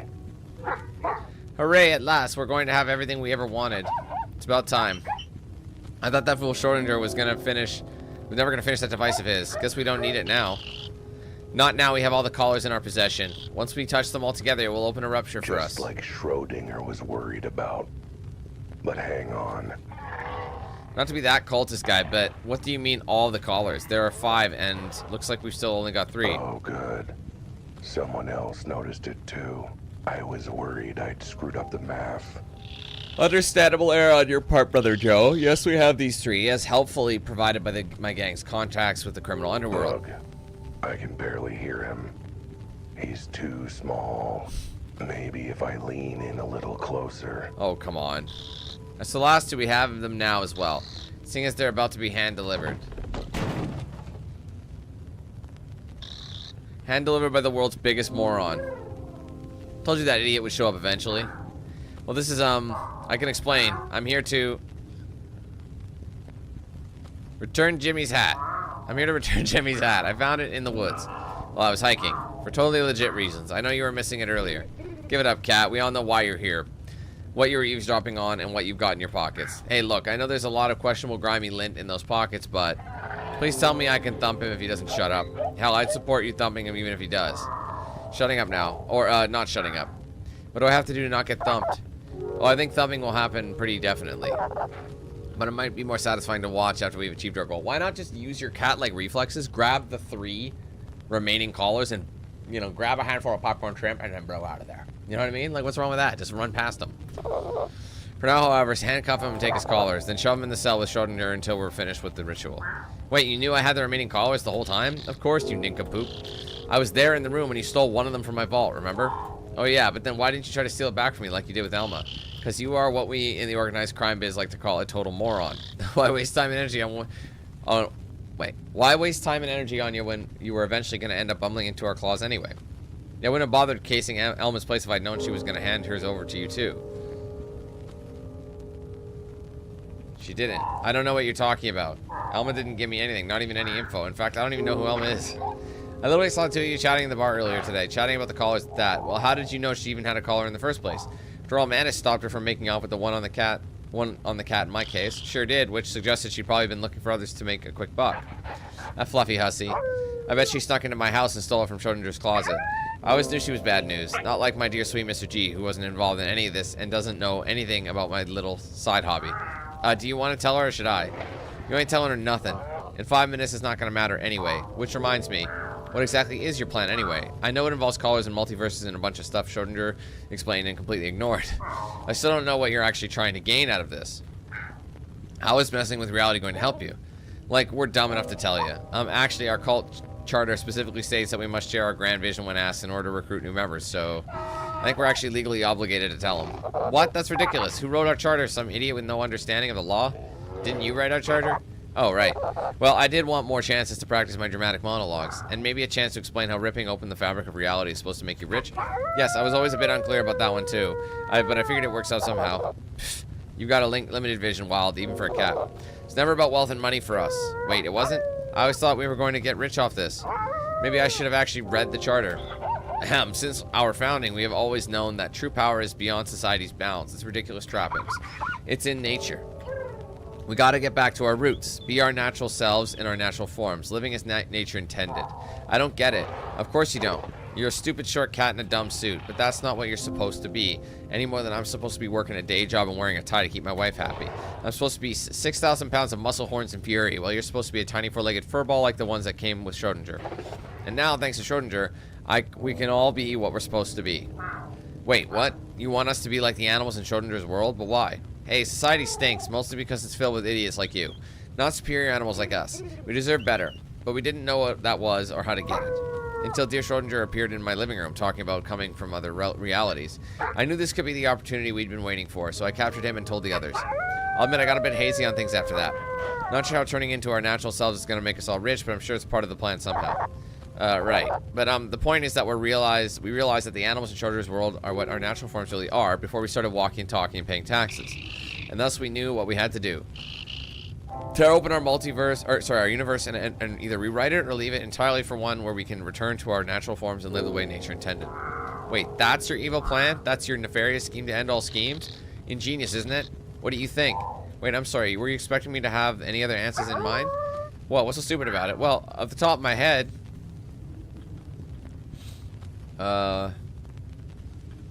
it'll destroy reality. You realize that bringing the collars together could rip open a hole in the quantum metric multi-thingy what's it, and that's bad?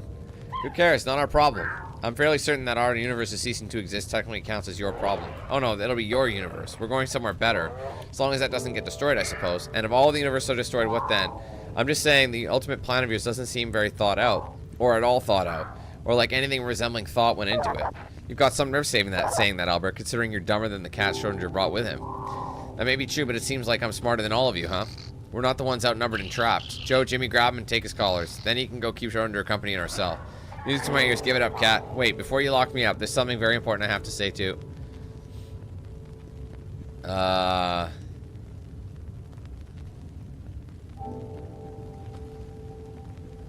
it matter? Say it to Joe. Tapping his wife. Miss G? Bad news, I found out why your husband was really hiding in his bedroom. He was getting his ducks in a row. Pardon? I don't think we had any ducks come around to our place, and certainly none of them went to see him. I mean, divorce ducks. Ducking divorce, so whatever. He's planning to divorce you. What? How could he? After all the cleaning I've done for him. I know, right? And now he cuts you loose to go date another wolf in sheep's clothing? Now I have anything to say about it. I'll huff and I'll puff and I'll save it for later, okay? We've got bigger things to worry about, and this is just distracting everyone. Sure is, yoink. Looks like you forgot that as a cat, I'm good at 3 things. Being dumb, being distracting, and being dexterous. Time to go. You idiots, he snatched the collars. Get him. Prepare to run. Oh my god. Oh god.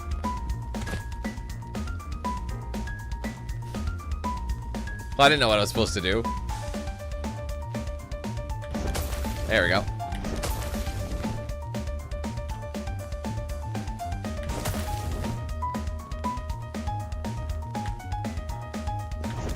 Oh shit, there was a code for this. Didn't I take a... To get out, I had to go like left, left, right, right or something. Oh yeah, I gotta redo it. There's a specific order. Let me look at that again. Cat, left, left, right, right, left, left. Okay.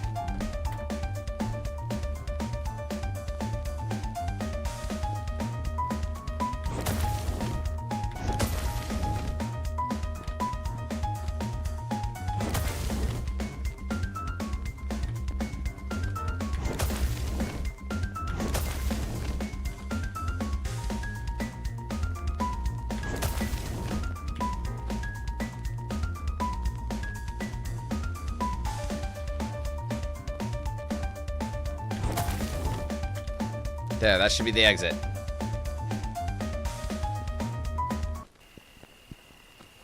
Oh, wait a minute, I just realized something.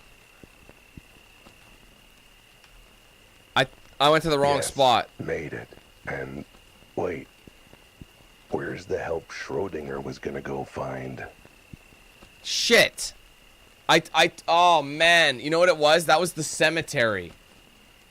So I should have taken the directions. I have a picture of it. So I should have done the elephant graveyard.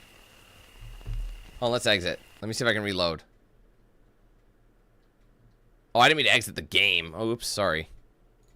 That's annoying. Oh my god, there's a fucking update? Ugh. Dude, there's been like 4 updates for this fucking game.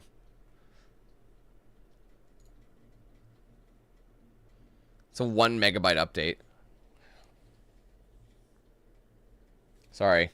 Sorry, I should have I wasn't really thinking about that. If I had told her to meet at the cat one, which I originally was going to.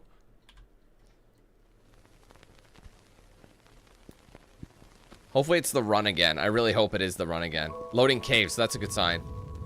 Oh wait, where are we? Oh my god, you are taking the piss. No way. Bro. I'd better check the map out again if I'm gonna get out of here. Wait, where am I? Is Schrodinger, like, still there? If Schrodinger's here and I have to have that conversation with him again, that's a long load. Okay, he's not there, so that's good. We got him out. So it must be right before we talk to the cult again. Okay, that's good then. That could be worse. So now I got to ignore that route, and I have to go to the elephant graveyard because I picked the wrong spot.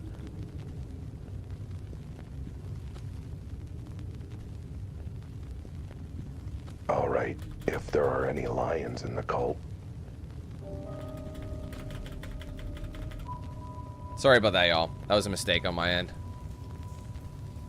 I just thought, like, go cats, but I'm like, why? That really doesn't make sense. So since I said elephant graveyard, I have to go left, right, left, left, right, right. So that... At least you can do shit like this. I would... need...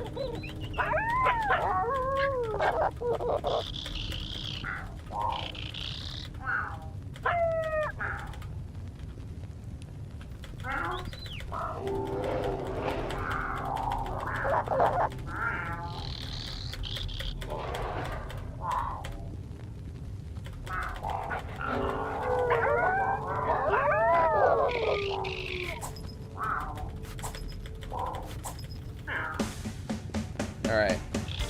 So left, right. Left, right, left, left, right, right.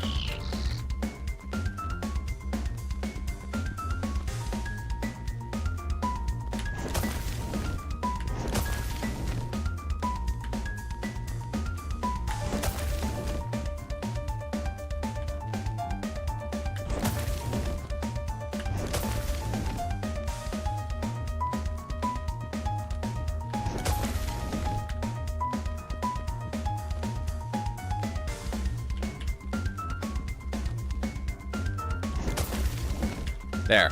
Now we're Gucci. Now, this is the elephant graveyard. Whew. Made it out with time to spare.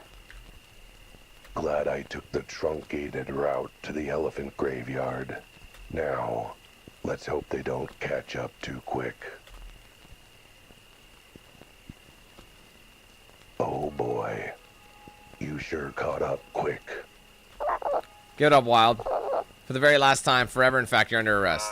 Funny you say that, Chief. That was going to be my line to you. You're under arrest for conspiracy, theft, kidnapping, catnapping, cat slaughter, and attempted destruction of reality. What? There's no such law for that last one. I should know, I'm a cop. Actually, reality has certain incidental properties. Thus, the destruction of reality could be seen as destruction of property. So, Schrodinger, for once, I'm glad to see someone smarter than I am. You found Betty like I suggested? Obviously, I'm here, aren't I? And as always, I'm thrilled to see you, Officer Betty. Glad to know you were worried about me being catnapped, but what was that about cat slaughter? I'm perfectly fine, as you can see. That wasn't about you, you dumb conf. That was about my cats. Poor little Albert. Well, these jokers won't be hurting anyone else, cats or no cats. And they won't be ripping apart reality and destroying space and time either. Thanks to you, Albert Cough. Don't make a thing of it. But, can't believe I'm saying this. I'm glad you're all right. I think I lost a few of my 9 lives, but I'll be fine. Took you so long anyway. It was my fault. I thought we could use a little more help. I mean, that gets us to reluctant tolerance. You'll have to do better than that if you want actual vague warm feelings. Elma, what are you doing here? When a strange pink-skinned creature comes running through the woods, yelling for help, you start to pay attention. And you definitely do when you realize it's the same guy your brother found. So I figured, well, I'm already involved. Might as well see it through. I was lucky to meet both Betty and Elma, but I was not expecting Elma to be related to the sheep who almost rescued me. He came to help, too. I was glad I was able to actually help you get free this time. Though I also came for another reason. Honey, I could forgive your crappy cud pies, your strange sense of decor, your ballet budget, even your habit of trapping interdimensional scientists in your closet. Well, you can forgive that, but a cult bent on ripping apart reality? Sorry, babe, that's just too far for me. It's official. I want a devoted friend and partner who will weather any storm and also clean the place before going to jail. Okay, sweetie? Okay. See, I'm not the dumbest animal to ever live. Hate to admit it, but yeah, my brother's got you beat. What's going on? Why is my husband being arrested? Oh God, don't make me have to read out the charges again. Lily Joe was running with a really bad crew. He was trying to unmake reality just so he could feel stronger. As if, you don't believe I'd ever do something like that, do you, babe? Actually, 100% do believe it. What? Take him away. I think it's time I enjoyed the single life again. Oh, so do you think? No. Where is he? Where is that damn bird? I'm gonna kill him. Oh boy. This Schrodinger guy really told me how much grief you've been really giving me. Not only did your cult screw up the only way this idiot would ever get the money to pay me back. Oh yeah, I forgot about that. But now this is going to be front page news. Everyone's going to want to know about it. And I'll have to run the newsstand by myself. And if that weren't bad enough, you lost your jaunty hat.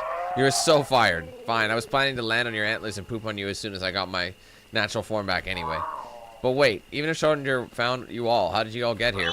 I drove them here, sweetie, naturally. I heard the kerfuffle with your friend here looking for help. And when I heard you were in danger, I just had to pitch in to save you. That's really... Oh, wait, let me guess. Still have outstanding bills. Can't pay if you're dead, I say. Besides, I'm a lawyer. And it sounded like this was a bust would result in a lot of potential new clients who need one. That they will. Perhaps a few of them will make use of your services while we finish booking them. And they arrested them delicately. That's the last of them. They'll be going away for the absolute maximum the law allows. So at least a few months. Betty, everyone, I don't know what to say. Except that. I'm awesome. You're welcome. You're true friends. I'm still confused. Imagine saying I'm awesome. Say you're true friends. I know I'm not always the easiest cat to have around, but when push comes to shove, you're all there for me. Oops. You really care. Nah. Not really. I don't think so. Only because you pay me. I really prefer never see it again after this. Same. Hello, Officer Betty. I'd like to report a murder of my feelings. Never mind the idiot. I've got to get these cultists back to say I feel bad for him. What's next for the rest of you?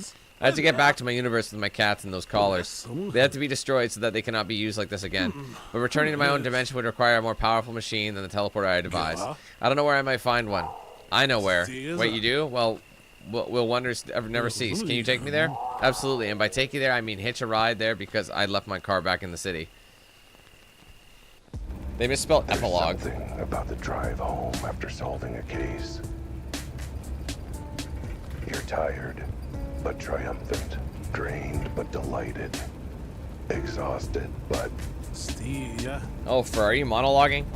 Yes? Well, stop it. We've got no time for it. We're almost at the end after all. You'll have plenty of time for that later. The end of what? Don't mention it. Between you and Albert and that weird cult, I've got enough clients to put 10 more kids through college. Driving is the least I could do. Speaking of the kids, sorry if the seats are uncomfortable. They left their toys all over, so if you feel something poking into your butt, that's all it is. Oh, no trouble. I think my little cats have found them and are playing with them. They are adorable, aren't they? Are all the cats in your world that cute? They're way cuter than Albert here. Continuing that theme of speaking of your kids, Deborah. Where are they? Huh? You took them out in the woods for a little family excursion, right? You didn't leave them there, did you? Whoops. So I hope you two don't mind if I just drop you off at the door and then head back right away. I seem to have forgotten something important. You're back. Sure am. And look, I saved Schrodinger and saved the world. Multiple worlds, actually. He did, technically. And I'm as surprised as you are, frankly. I'm not. Ha, see? Someone believes me. You actually expected this buffoon to save the multiverse? How? Why? Because he's an Albert, and Albert saved the day. Even the worst of them, it seems. That's me. I sure did. Huh? Can't believe I'm saying this, but I agree with Albert. What do you mean Albert saved the day? Because that's what we do. That's why I'm here. Wait, who are you? Oh my god! What the fuck? Sorry for the disguise. I was under orders not to reveal myself until the situation was under control. That's why I wasn't very chatty. I didn't want you to recognize your own voice. You're freaking gorgeous. You're freaking gorgeous. I've never seen such a handsome devil in all my life except when I look in the mirror. Why, thank you. Quite dashing and comely yourself, if I do say so myself. Perhaps proper introductions are in order. Like you, my name is Albert Wilde, but I also go by Albert 693. Nice to meet you properly, Albert 12431. I've never seen such a handsome devil in all my life except when I look in the mirror. That's just the designation number of your reality. There are countless versions of reality, versions of people, versions of Alberts. We needed to keep them straight. Fascinating, so you're an Albert from another reality. But what are you doing in this one, and why? Save you, Schrodinger 3. And to save this world, your world, and every world. That's what Kifa does. That's what does? I thought I heard a rude word. No. Kifa is short for the Quantum Investigation Federation of Alberts. An organization of Alberts from across realities dedicated to protecting those realities. When reality is in danger, one of our agents, me in this case, uses one of our quantum teleporters to head to the field and deal with the situation. Well, what kind of situation? All sorts. We track and investigate quantum incursions across the multiverse from minor incidents to existence-ending catastrophes. Things like the cultist plant, now I see. Well, I don't see. How do you know about this? Like the whole brave and stoic Albert saves reality shtick, but how did you even know there was any danger in the first place? Our organization has technology to monitor the fabric of quantum space-time for any and all material movement between realities. I have no idea what any of that means. And as you might imagine, one scientist, 5 cats, and 5 callers fully charged with quantum energy was quite a big movement. I believe I am to blame for that, not this Albert, if you can believe. Once we realized that what had happened, we put a watch on this reality so we could return you and your cats at the earliest opportunity. Then we realized what the cultists planned. So I was sent as part of Protocol Q-Lark to act as an undercover agent. You got an entire organization dedicated to stopping multidimensional threats and stuff, right? How many of those are there? Oh, countless. Why, just a few weeks ago we had no less than 3 reality warpers and 2 potential interdimensional annihilation events. Whoa, I could have probably slept easier not knowing that sort of constant risk of reality ending. It's the nature of the beast, sadly. If there are infinite possibilities in universes, so there are infinite opportunities for things to go wrong. It's not all catastrophe either. Sometimes it's just petty crime like interdimensional purse snatching. Whoa, how does that even work? And sometimes innocent people and animals just end up stumbling into the wrong reality, and all we have to do is escort them home. That's always my favorite part of the job. Looking forward to helping Schrodinger home after all the other hard work. Wow, Alberts. So this entire organization of heroic, dashing, brilliant investigators, it's all just versions of me? Why? Frankly, I was wondering the same thing. The story of how we were founded is a tale for another time, but as for why we recruit Alberts to the cause, well, such an important cause requires the best of the best, doesn't it? The creme de la creme. The pinnacle of perfection. I like where this is going. I have no idea where it's going, but I like it. Our studies have shown Alberts in the multiverse to be, on average, incredibly intelligent, quick-witted, fit, charismatic, and tenacious investigators. On average, there is the odd universe with an exception. Well, lucky for you, you didn't end up in one. Good thing I happened to be all those things, otherwise you'd have been screwed. Speaking of, what about Schrodinger's Albert? You say you saved a reality and saved Schrodinger, but you're forgetting who you didn't save. A poor little cat called Albert. Pains me to acknowledge that the dumb, big cat called Albert has a point. Albert 3, I'm sorry we weren't able to save him.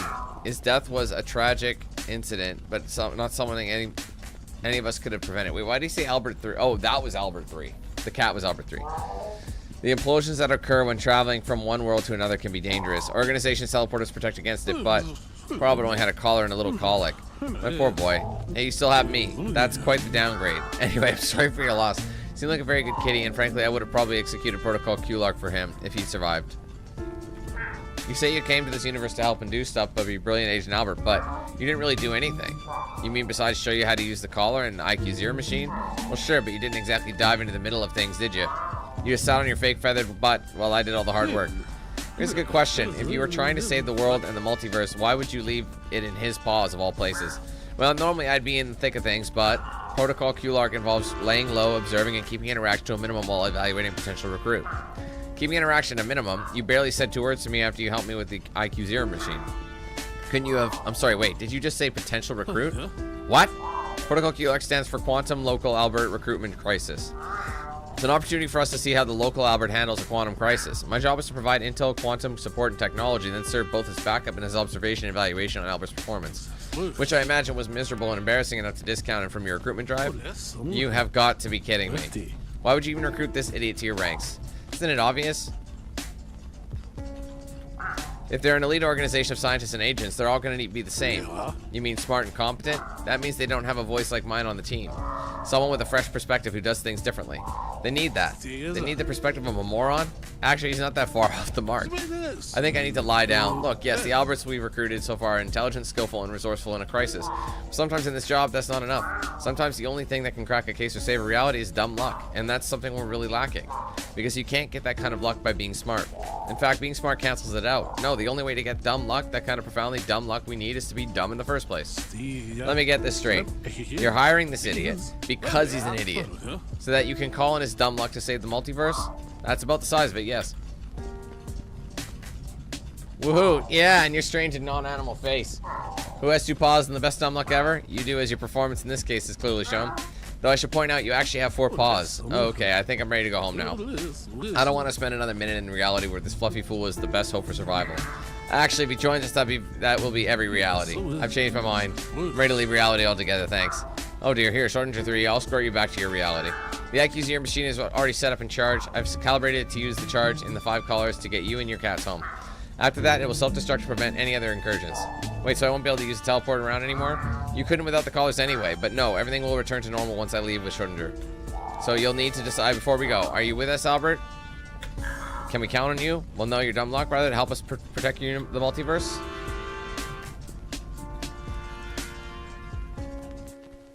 Just another day in the city. Sorry, 1 second.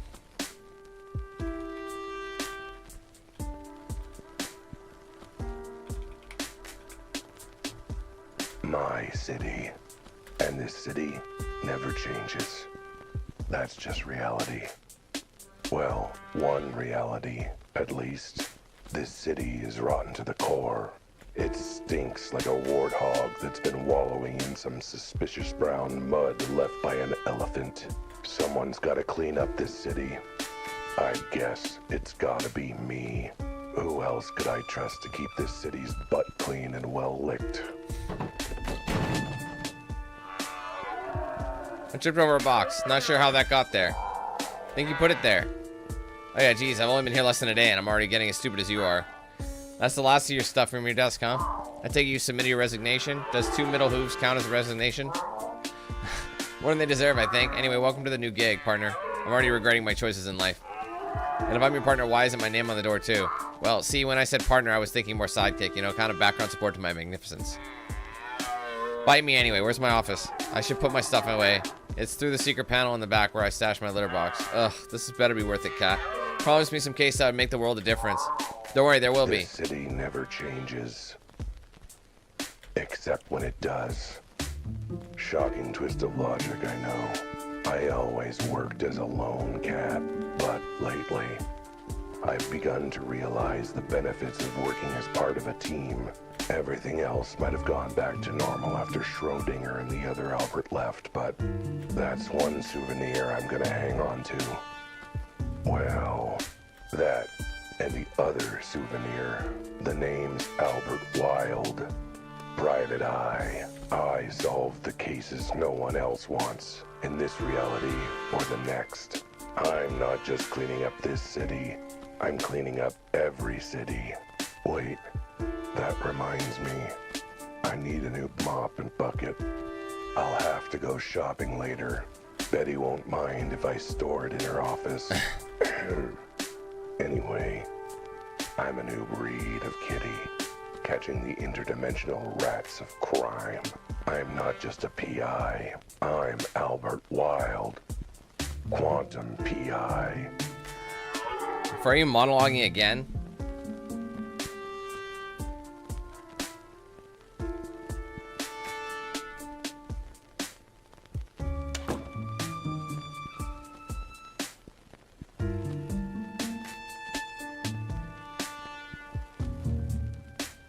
There we go.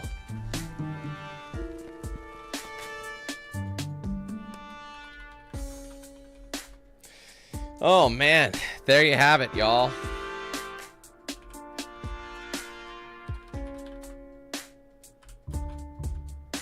Sorry.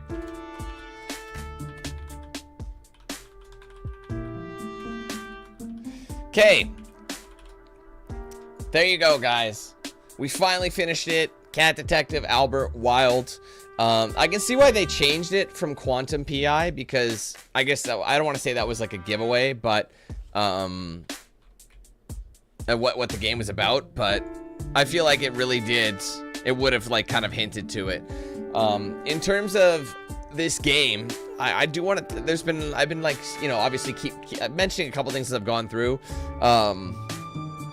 But ultimately, I've been ready to give you guys a discussion or review the game. So let's go ahead and do that now. So the game is unlike anything I've ever played. So in terms of uniqueness, I'd say you're really not going to get anything better like than this. If you want to play something you've never played before, this is a game for you. I've literally never played anything like it. It's an interesting blend of like, I want to say 3 or 4 different games. It's got RPG elements. It's got like mini games in it. It's got first person. It's got detection.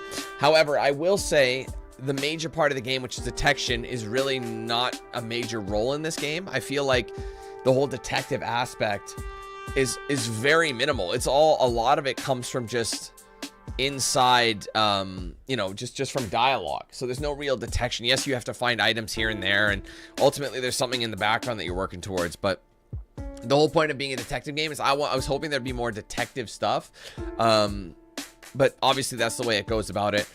One of my favorite elements of the game was obviously the lighthearted comedy bits. There were some moments that had me just dying, and it was just like, I mean, it was not something I was expecting. And the whole idea and the creativity of having this whole film noir, you know, detective, you know, style game with like humanoid animals, like it's pretty genius in that regard. Like I said, you're not going to play anything like it. However, I think they leaned way too far into the comedy element, and like the thing is they wouldn't stop reminding you that we're trying to make you laugh, and they were a bit try-hardy at times. Like I'm talking like the game's detriment, I think, is it catches my interest early on. Like I want to say in the first bit of the game, I was having an absolute blast. I was like, this is looking cool. Like it seems simple, but it also is kind of complex with the dialogue and things like that. But what the problem is, they never stopped with that. So that by like the first few stages, and after like I'd say like the first few locations of coming back and forth, I'd say once I went into the sewers, once I was done with the sewers, I think that's when it kind of started. I started feeling like, okay, I see what this game's doing. And there was a moment where I felt the game should have been like 2 hours shorter, because they had so much dialogue that it honestly, I mean, like I said, it's good to have dialogue if a game's entertaining, but what they did wrong was they never really, you know what it was? The dialogue was like having ADD.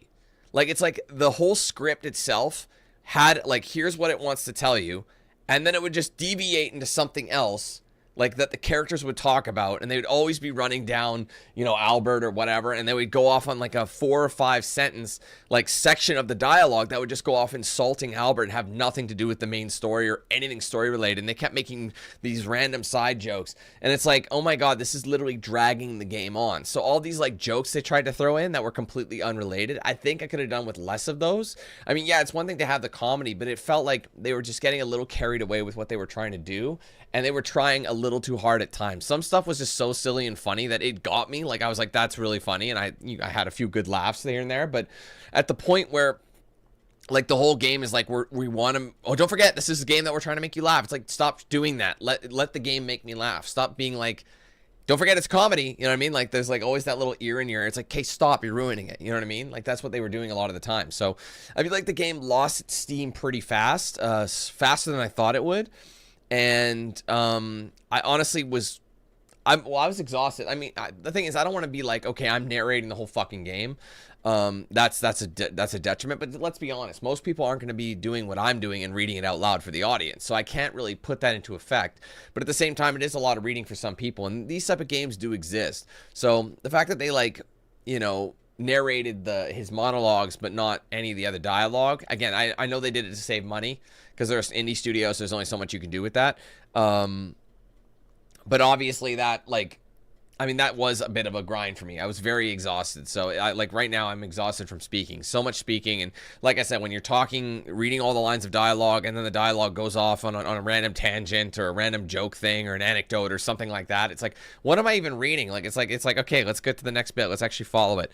And then by the time you actually find out what's going on, it's interesting, but it's not interesting enough for me to be like, that was worth it. You know what I mean? Like, I think the story, I didn't know where it was going, but it was an interesting concept, and I really got to give them credit for the concept, because like I said, this is one of the most unique games I've ever played before. It's very, very different. The storyline was different. I never really knew where it was going. I kind of wished it was like more of a traditional, like, murder mystery game with cats and still, like, or with animals, and had that element and all that, and like I could have, I was all here for it, but I think it just lost its traction pretty quick, and it was trying to bite off more than it could chew, or it thought it, you know what I think it was? It thought it needed to do more than it needed to do. And that, I think, was its undoing. They tried to do too much with this game, and it ended up making it actually kind of go in the other direction. So I actually had some thoughts in my head about where I wanted to put this game on the scoring sheet. Like, obviously, it's not a very expensive game.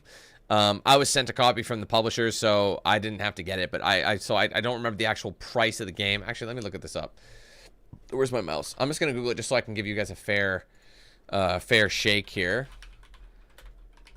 Just want to see how much it's cost. Okay, so it's $10 US right now with 20% off. So it's a $10 game US. It's pretty cheap, on sale at the moment. So 20% of that. So it's probably gonna be like a $12 game, roughly, when all is said and done. So if it's 20% off, maybe around there, $12, $13. So a very, very cheap game. You'll get 6 hours of gameplay out of it, maybe. That's what it took me anyway, probably 5 hours. And you will get your achievements on the first run. Obviously, the fact that my one achievement, my achievement didn't unlock, like the one where it said, get rid of scales. I was supposed to get that achievement. I would have 100% achievements in this game right now if it weren't for, so I was supposed to talk to, what's her, Elma first, and then I was supposed to talk, because I had to unlock that objective, but since I got rid of him, it skipped it, which the achievement unlock prompt missed, which is kind of annoying, because you have to really think about that in your games. So if I wanted to get 100%, I'd have to run through and just skip until I got to that point, which is kind of shit. But all things considered, while it was kind of a dull game, it dragged on a lot. It was really bad at pacing. I think the pacing was probably the worst thing about it. It is still kind of a charming game. It's fun. It's quirky. Like I said, it's unique. It's not something you're ever going to, see ever again. And it will keep you occupied. I can just imagine this being a lot more fun when you're just sitting on your couch with a couple of drinks with friends, just getting through it that way, because it's almost like an interactive film more than anything, because it's very simple. So I can see it having a couple of cheap laughs out of it, and it will entertain you. I just don't think it's something you're ever going to play again. This is not a game I would ever see myself playing again, but it's one of those things, like, it was so niche. It's like, I'm going to think back. It's probably one of those games that I will remember. Oh, man, I forgot about that game. That was a silly... And I'll remember elements of it just because it was so unique. And it was so different from other games that have come out. You know what I mean? So, I'll give it credit for that. I will give it credit for that. So, that's my thoughts on it. If I had to give it a rating, I've been, like, hemming and hawing about what to give it. I wouldn't say it's a good game. I wouldn't say it's a bad game. I think we're kind of hovering in that kind of middle pack area. But because it's so inexpensive, and the amount of gameplay you do get, and the fact that it is so creative, and that it's really, you know, it's just got so much going for it. I think it's just, I feel like the devs just bit off more than they could chew. I don't want to hinder it for that, because I feel like, because it, like I said, it's such a cheap game, man. Like, it's so inexpensive. But again, there's not a lot of game here at the same time. It's a fuck ton of dialogue. So it's really just a script. It's mainly just a script, and some worlds worked into it. But like I said, super unique experience. You're never going to get this anywhere else. So I'm caught. I'm caught between a 5.5 and a 6. I'm somewhere in there. I don't really know what to give it. I don't know if I want to give it a 6 because I think that might be a bit too high. But I think anything lower than a 5.5 is kind of mean. So I think based on that, I'm going to give it a 5.5. I'd say it's pretty run-of-the-mill. I want to give it bonus points just for being so unique and clever. Honestly, like I said, you're never going to see a game like... I keep repeating myself, but I want to drive that point home. This is... You will not play... Like, I don't know how many bad games I've played that literally feel exactly the same as the other ones.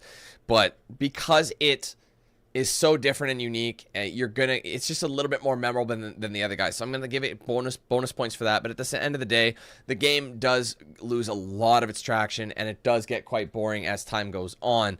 So unfortunately... Unfortunately, it's going to hinder it, which is why I don't think it's going to get any higher than a 5.5. So it's an average game, good price point, but honestly, it's going to be memorable, but it's the journey isn't going to seem worth it to be memorable. Does that make sense? Yeah. So, like I said, it's good for a cheap thrill. That's what it's for. Cheap thrill. 5.5 out of 10 is what I'm giving it. So there you go. Anyway, thank you guys again for watching. I hope you enjoyed the stream today. If you did, be sure to leave a like on it. Let me know your thoughts in the comments below, of course. If you're new, make sure you hit that subscribe button and turn on post notifications as well, so you don't miss anything that I put out here on the channel. Be sure to like, follow my social pages. Got a Facebook, X, Instagram, Snapchat, and a Discord. Those are all linked in the description. If you want to get yourself a shirt or hoodie of mine, there's a link in the description for that. Also, an embedded feature below the stream. You can scroll down and see some items I have there, but ultimately, just go to the website for the full range of products there. Big shout out to all the sponsors: DXRacer, Bones Coffee, The Ridge Wallet, Matt Abbott Tattoo, Jinx Custom Controllers. I use their products daily, and you can check them out for yourselves with the links in the description. Be sure to use my promo code DANQ8000 to save at checkout with them. Also, if you guys want to send something to my PO box, there is a link in the description. Sorry, there's an address. Sorry, there's no links. You can't just...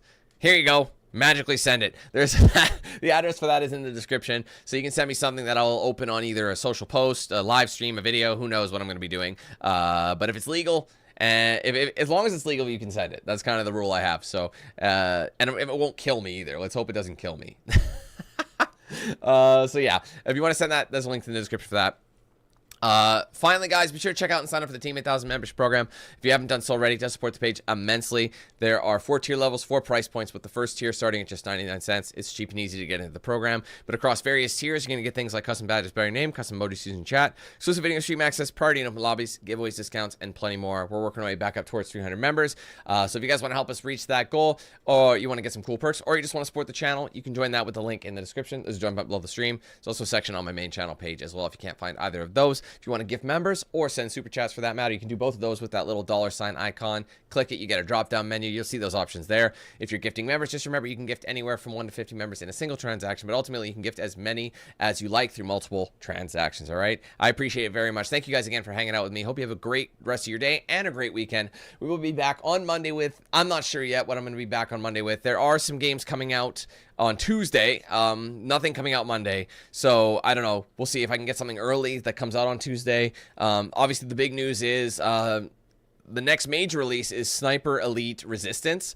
That game's release date is Thursday the 30th, but they do have a deluxe edition 2-day early access on the Tuesday. I have been in discussions with the publishers, Rebellion. Well, actually, Rebellion, I think they're developers and publishers. I think they're publishing their own game. But either way, Rebellion is, I've been in talks with them. I filled out a form, so I'm assuming I'll be getting the deluxe edition copy. Either way, I'm going to be playing the game early because I am heading on vacation on the Thursday, the 30th. So the day it comes out is when I leave. So, I want to be able to beat that game before I go because, like I said, that's like the only major release that's coming out, probably the first major release of the year to come out. So we're going to kick that off on the Tuesday and hopefully have it finished by Wednesday, kind of like how we finished Sniper Elite 5 a few years ago. That was a 2-streamer, so we finished the first half of the missions in 1 stream and the last half in the second. So I'm hoping that it'll be the similar way, or we beat it in 1 day. Who knows? We'll see what happens, but that's what's happening. So anyway, make sure you guys get a stream in because I'll only be streaming for 3 days next week. Then I'll be on vacation for a week's time. So I'll be back kind of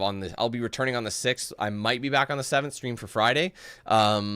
But I'm not sure if I'll have, depending on how late we get back and if I'm up to it or not. We'll see what happens. But yeah, that's kind of the plan for now. So anyway, like I said, guys, enjoy your weekend, and hopefully we catch you on Monday for the next stream, okay? Thanks again, guys. We'll see you then. Take care. Peace.